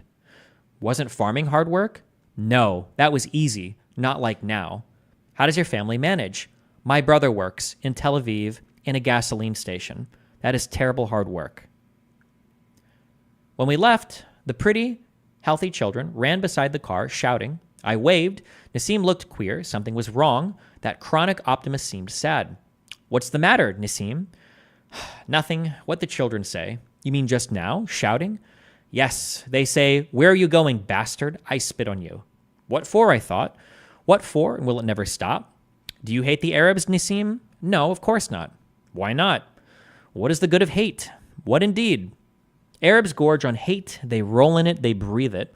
Jews top the hate list. But any foreigners are hateful enough. Arabs also hate each other, separately and en masse. Their politicians change the direction of their hate as they would change their shirts. Their press is vulgarly base with hate-filled cartoons. Their reporting describes whatever hate is now uppermost and convenient. Their radio is a long scream of hate, called a hate. They teach their children hate in school. They must love the taste of hate. It is their daily bread, and what good has it done them? There is no future in spending UN money to breed hate. There is no future in nagging or bullying Israel to commit suicide by the admission of a fatal locust swarm of enemies. There is no future in Nasser's solution, the holy war against Israel. And we had better make this very clear very quickly. Long, bleak memories will recall the Sudetendeutsch,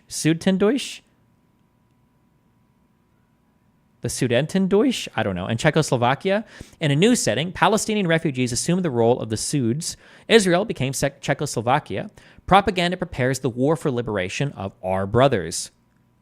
Victory over a minor, near enemy is planned as the essential first step on a long, triumphant road of conquest.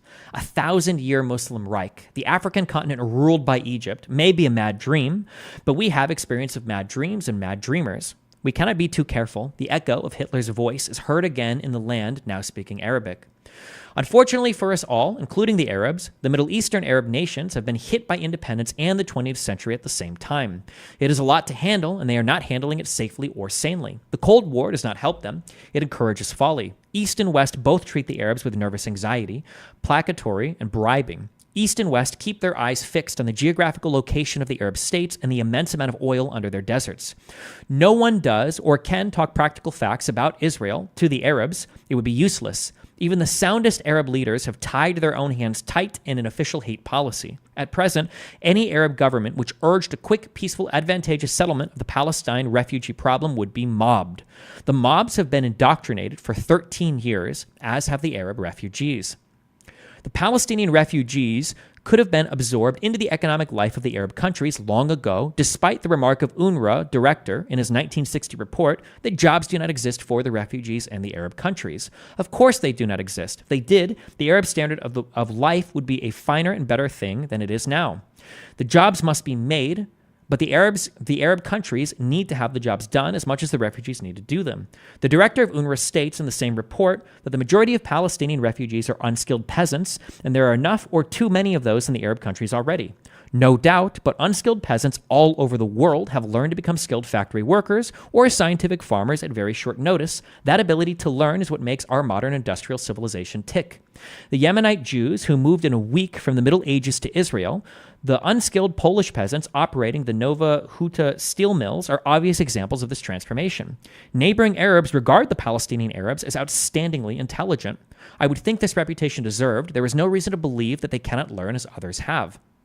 Where there's a will and as much unused land and wasted water, mineral and oil resources, underpopulation and undeveloped industries, as in the vast Arab territories, there's a way. Western imperialists would have to contribute most of the cash for the way, and it would be cheap at the price. It is more expensive to maintain paupers forever than to establish free, self-supporting citizens. One outlay of capital is futile and never ends. The other is a capital investment, humane and profitable, and pays for itself. It pays in buying peace, and we don't have to argue which is the better bargain, peace or war. Western imperialists should provide the way. The Arab governments would have to provide the will. Economics are not all, and the tragedy of most refugees is not that they starve in their countries of adoption, but that their hearts and minds and souls starve. They are lonely strangers who do not speak the language of the new land or know its customs. They are aliens. But the Palestinian refugees look, think, feel, and organize themselves socially as the Arabs of the host countries do. They speak the same language. They practice the same religion. They speak the same language. They practice the same religion. The Christian minority would find fellow minority Christians in every Arab country except Lebanon, where they are on top. The Palestinian Arabs are not foreigners in the Arab world. They are members of their own family. According to Arab politicians and apologists, the Palestinian refugees refuse to become integrated in the Arab world. It is Palestine or nothing for them. Everyone shouts for the Palestinian refugees and at them and about them, but no one has ever asked the refugees what they themselves want. Where do you want to live? What do you want to do? My tiny personal Gallup poll unearthed plenty of refugees who were happy where they were and had no desire to return to Palestine no matter what, and plenty of refugees who longed to emigrate to the richer Arab countries where the future looks brighter or out into the great non-Arab world. Except for one Christian Arab from Jaffa who thinks Jews more honest than Arab Muslims and better people to do business with, none of them wanted to return to Israel as Israeli citizens and dwell in peace with their Jewish neighbors. We need a secret poll of both sexes from the age of 12 onward to discover the refugees' own wishes for their own lives. The poll would have to be in secret because it is impossible, even perilous, for an Arab refugee openly to disclaim interest in Palestine. Such a freethinker would be marked as a traitor to the Arab cause. Man is a political animal, but he also wants to live. Politics have offered a very dry crust to these refugees for a long time.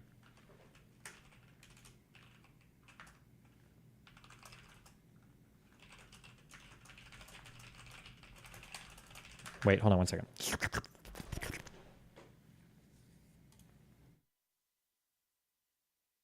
Give me a minute. I'm getting more water.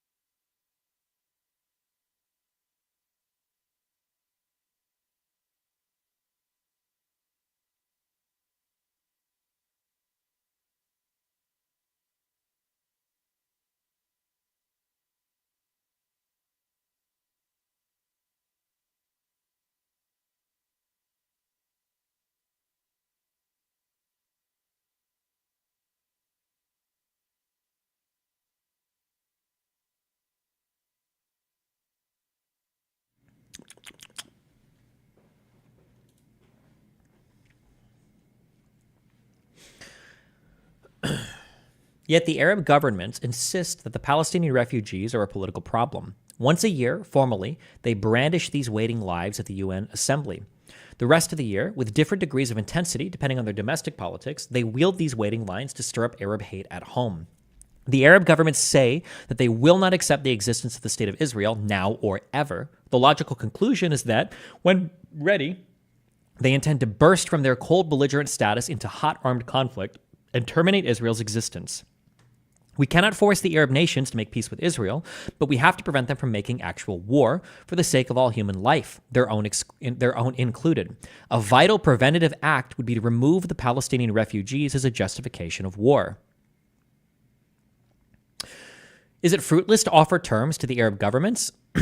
We cannot hurry them or threaten them. Their pride has been scarred. They are uncertain, noisy adolescents in a tricky, clever adult world. Their nationalism is new, and they suspect insults or attacks on it from every side. They do not live easily with themselves or with each other, and they have not yet understood that a nation is only as strong as its people. Arms laid on top of disease, illiteracy, and poverty are a useless burden. But if we know our minds are patient, firm, and generous, in time, the Arab governments might allow us to enrich their countries.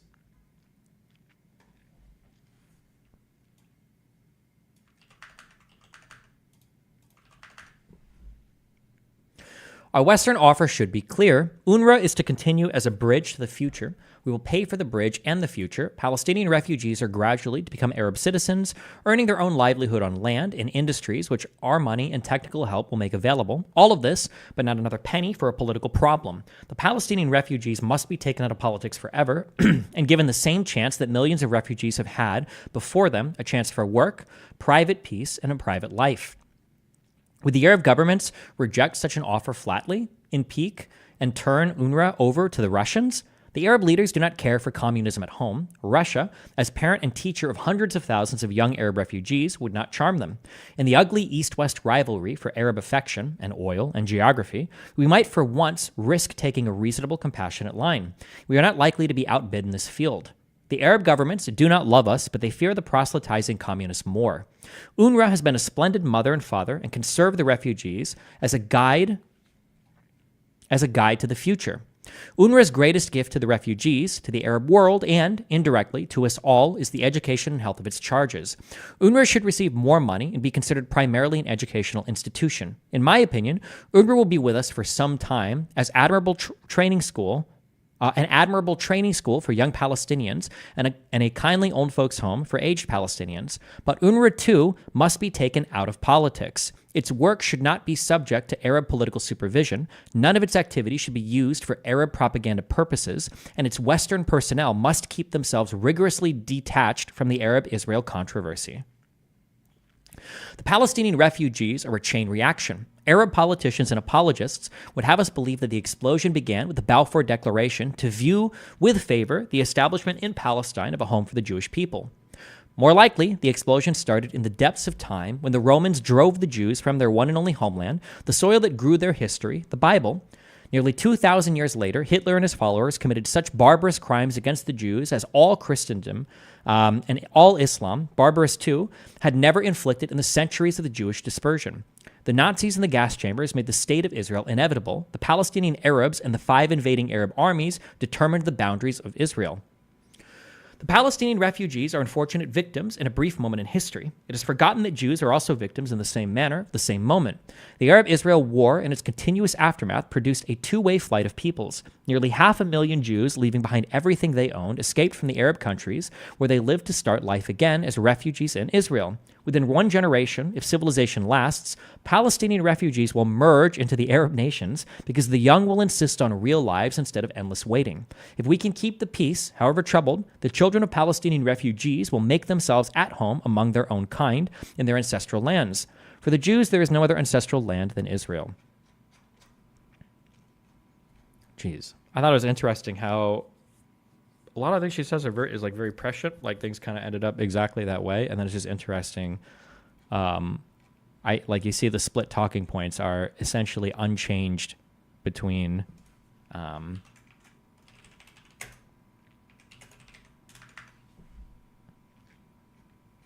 Yeah, I guess between now and like 70 years ago, 60 years ago. This was written in 61, so 63 years ago.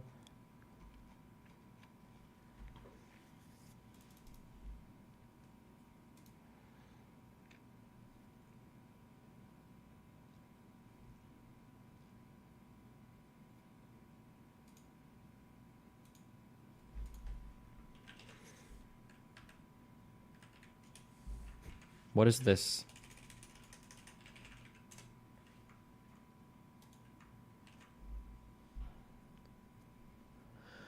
Destiny, it's insane to me that she lumps all Arabs together and says they should just abandon the Palestinian cause when they can just integrate into other Arab countries, but fails to see how that applies to Jews before Israel.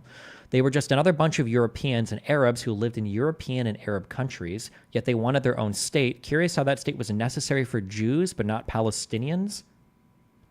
So my understanding is there are like quite distinct and deep histories that run between the European countries that are quite extensive for at least, I don't know, even before the Middle Ages, at least 500 years, probably, I imagine far longer than that. I don't know when European history starts exactly, but thousands of years, I guess. The difference for the I don't know inside the Ottoman Empire because I don't have the history, but my feeling for the Ottoman Empire, this is a complete gut feeling, is you had some strong people that had very strong feelings about who they were that emerged from that. One would have been the Turks in the country of Turkey, and I feel like Egypt had a strong history and identity, but absent those two countries, it didn't really feel like, I didn't have the feeling from the Ottoman Empire that there were other massively distinct forms of Arabic populations within like the Middle East that was controlled by the Ottomans. That like prior to like the dissolution of the Ottoman Empire, but I mean, but you can't even have a conversation about this because like this is like central to the Palestinian mythos, I think, in that the issue is that or not the issue, I'm sorry, but basically like people living in Syria, people living in Jordan, people living in Palestine, Israel, but like in the Ottoman Empire, there wouldn't have been like, there just weren't huge differences between any of these people. Nobody like thought about that. Like, oh yeah, like I'm from here and I'm from here and I'm from here and I'm from here. Like it just like nobody, I just don't think it doesn't feel like those ideas were like distinct those identities were very distinct at all. Like people were more likely to identify from like the villages that they came from, or maybe how close they were to like major cities like Damascus and stuff. Holy shit. Okay, who runs the if I ban a bot, does it auto rejoin after the ban, or?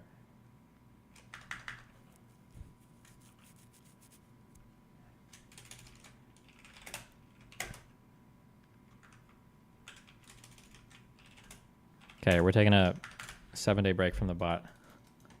Jesus fuck.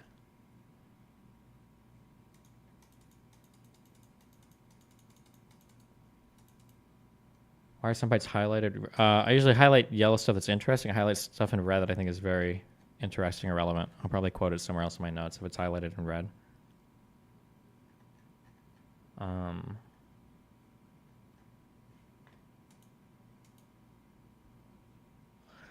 Destiny, you are correct in your assertion that this article leans heavily towards Israel. She seems to paint the Arabs as lazy ingrates in the article.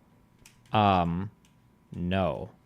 I don't get that impression at all. I don't think that she gives that impression at all. I think the impression that she gives off is that there is a contradictory life lived by some of the refugees, and that there is a contradictory story given about like what Israel was like or what life was like, and that these stories are conflicting, but it's so heavily narrativized, and there's such a desire in the future for some crazy war that's going to set everything right that it just becomes like fantastic myth. It's not nothing. I don't think anything in here implies that that the Arabs were lazy ingrates. I don't think so.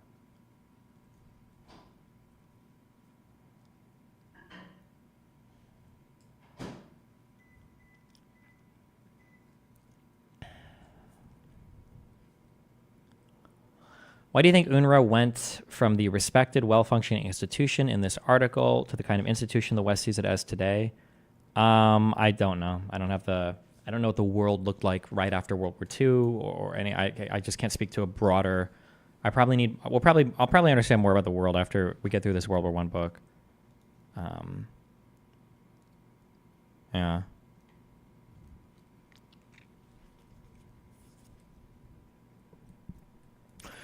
I think it's more that she implies that the Palestinians are unempathetic, hypocritical welfare queens. Maybe that a little bit more, but I think it's worth tackling that feeling. One of the questions that I asked in that debate yesterday morning, that'll get published tomorrow, is if I'm going to ask more hard questions, and I need to hold people to answering these. I think I did a decent one with this. If Hamas, because they said that they tried to do this equivalence for like, oh yeah, Hamas and Israel are just as bad as each other. And I'm like, no, Israel is clearly superior in terms of like how they govern to Hamas. Like, oh, that's not true. Look at the death counts. And then I asked the question, hold on. If Hamas was running Israel and the Jews were running the Gaza Strip, do you think Hamas would kill the same amount, more or less people than Israel has killed? And I asked that question, I think like 5 times, and he wouldn't answer. He said, I don't know. I can't possibly know. And I'm like, really? You can't possibly know. This is not a good faith engagement. Yeah, I don't know.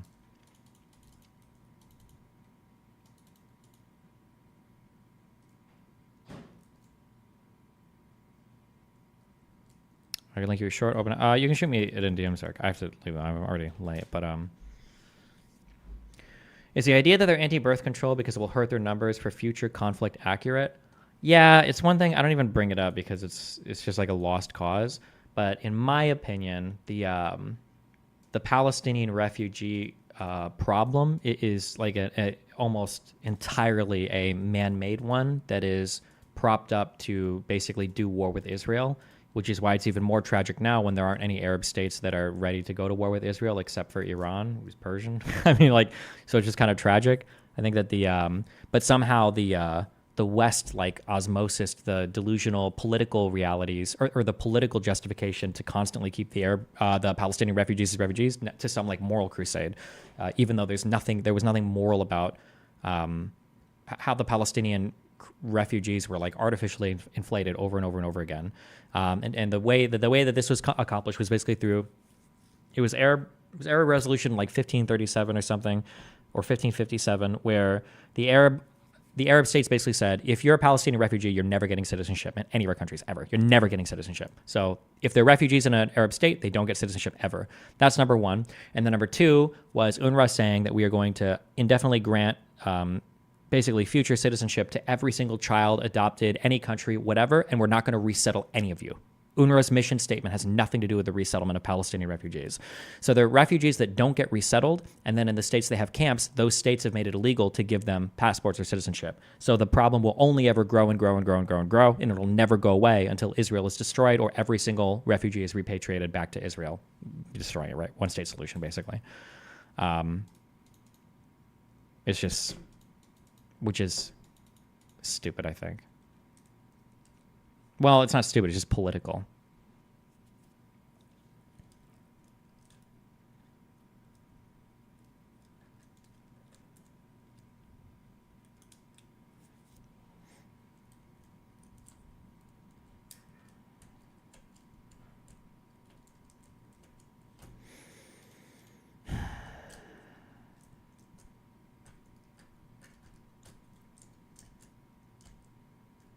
But anyway, I don't know if we do World War I tomorrow. I think I have to. I think I'm debating that dude tomorrow. Oh boy.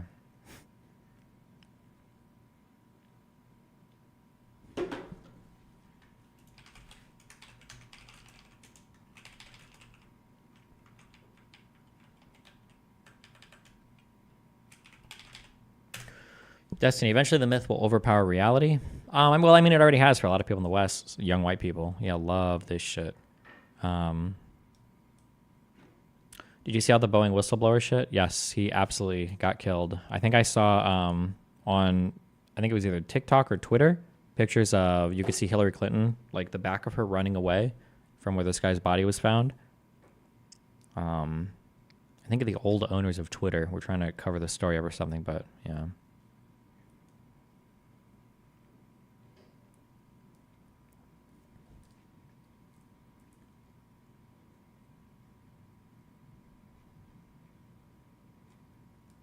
When do you think that people will get bored of this conflict and forget about it for another time? As soon as the next thing happens. There's just like there's no things going on right now. I guess the whole world is just like watching Israel-Palestine.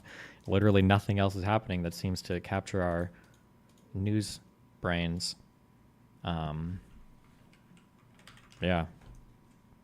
But I mean, at the very least, once we get up to the election, we'll start talking about election stuff, but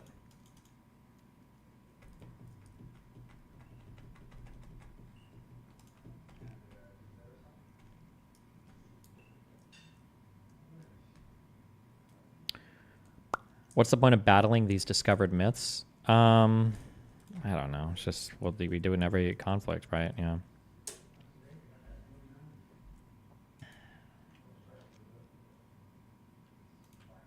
Oh, I thought it was interesting that fuck, I deleted the timestamp. I know I did because I'm fucking retarded. Yep, I did. I thought it was super interesting that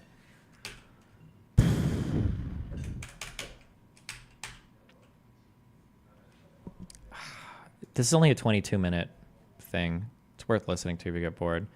But I thought it was funny that it seemed like she repeated a talking point I had where he's like, the hard talk guy is like, don't you think it's kind of like crazy that we're going to have to wait so long, like years and years, for the ICJ to reach a decision on this genocide thing to see what Israel should do?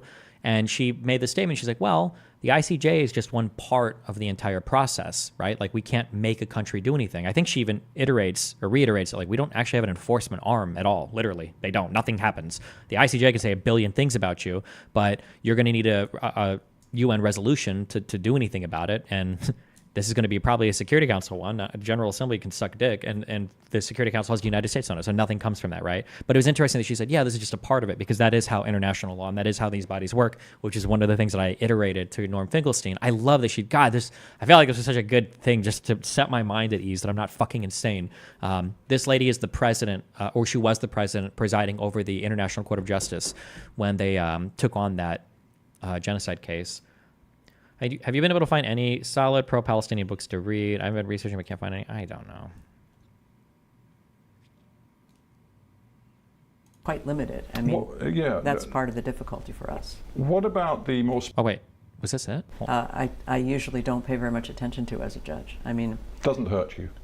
Doesn't hurt me. No, I didn't bring the case in any event. The case was brought to the court. But for me, the important thing is to look within the four corners of the court's mandate, which is quite limited. I mean, that's part of the difficulty for us. What about the more specific argument put by many in Israel and supporters of Israel that there was damage done by the taking on of this case because it didn't pay close enough attention to the role of Hamas? Hamas, as they would put it, a terrorist organization which embedded itself in a... I also like that the legal stuff is so important because he's like, why are you guys dealing with this and why not anything else? It's like, all we are is a court.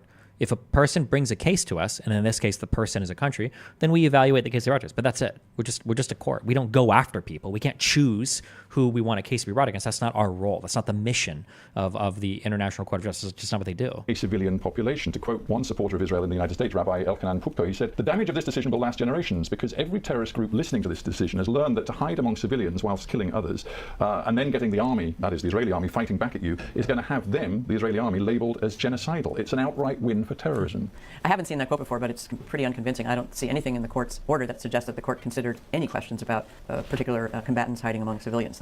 There is, however, a broader point, which is that because the court has jurisdiction only over cases between states, and Hamas is not a state, the court is not in a position to order Hamas at all. The only thing we could do, and we did do, at the very end of our reasoning, is to state very specifically that we condemned what Hamas had done and to call for the immediate and unconditional release of the hostages. We felt that was very important. There was no question on our part that we needed to do that. But regrettably, because of the structure of the court, because Hamas is not a state, we aren't in a position as a court to do more than that. I guess it's not just Israelis who will notice this. Who elects or appoints ICJ judges? What's stopping advocates from taking these positions? Do they come from the EU? Let me check. Hold on. That can't be it, right? They might be voted on by the General Assembly, actually. ICJ. I think they're voted on by the UN General Assembly. I think. Yeah.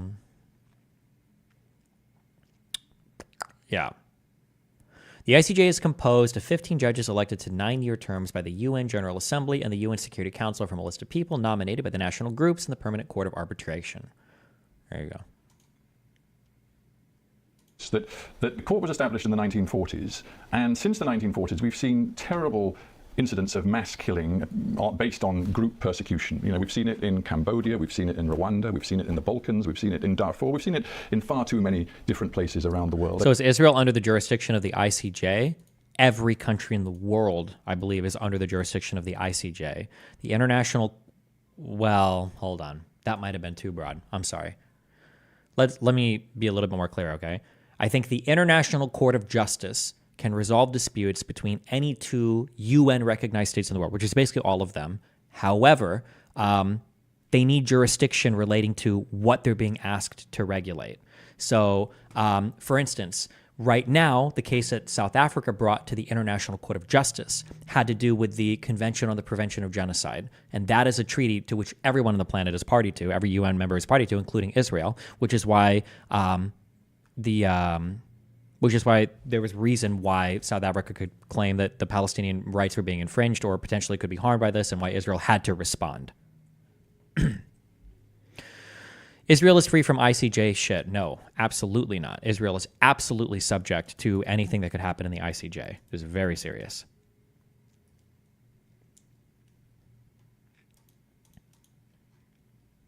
And yet the ICJ, as far as I understand it, has never convicted a state of genocide in all of its years of history. Why is that? I mean, now you're considering Israel, but you haven't actually convicted any other country ever of genocide.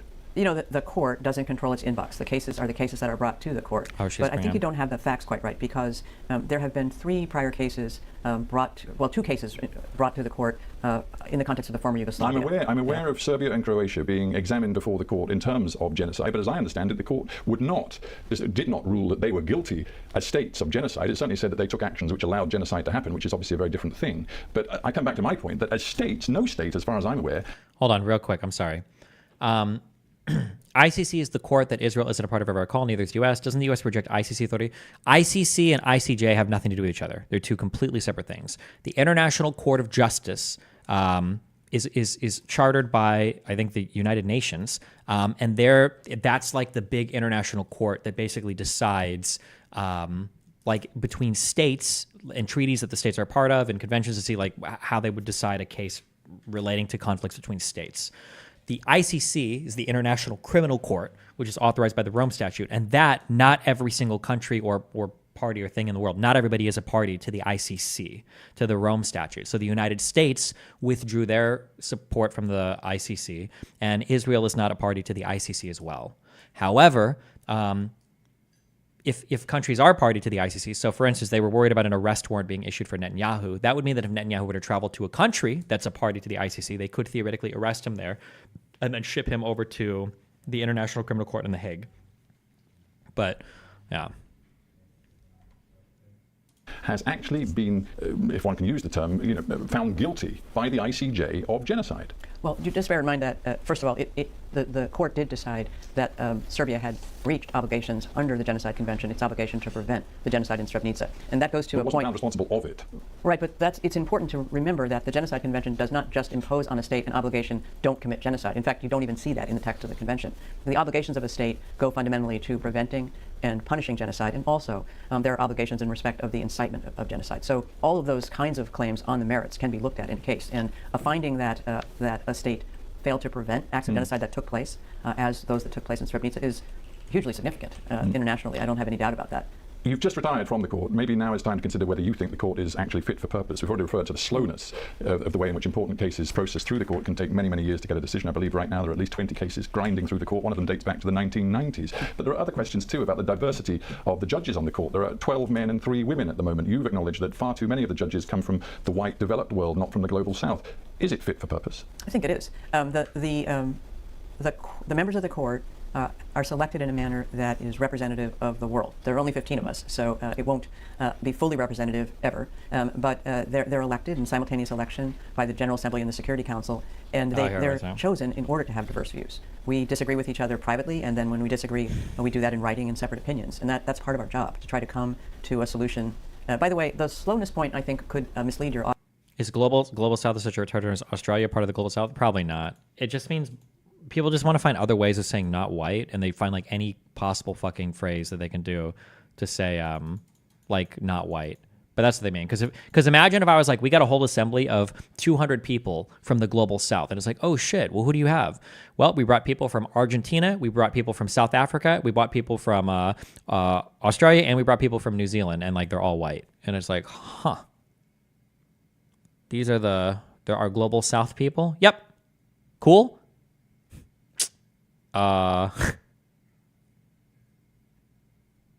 Okay. Yeah, I don't know. I think it's just people trying to find ways to say brown. That's my...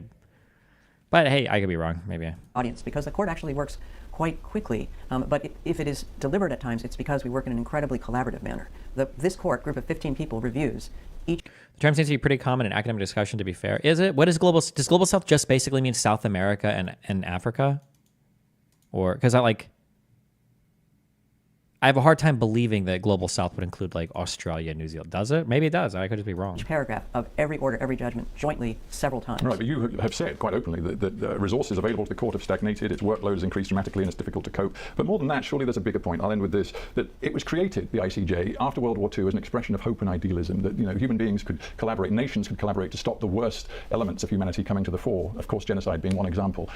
On that basis, it's failed, hasn't it? And if we look around... Okay. The global south broadly comprises Africa, Latin America, and the Caribbean, Asia, excluding Israel, Japan, and South Korea, and Oceania without Australia and New Zealand. Wait, what the fuck? Okay, Chief.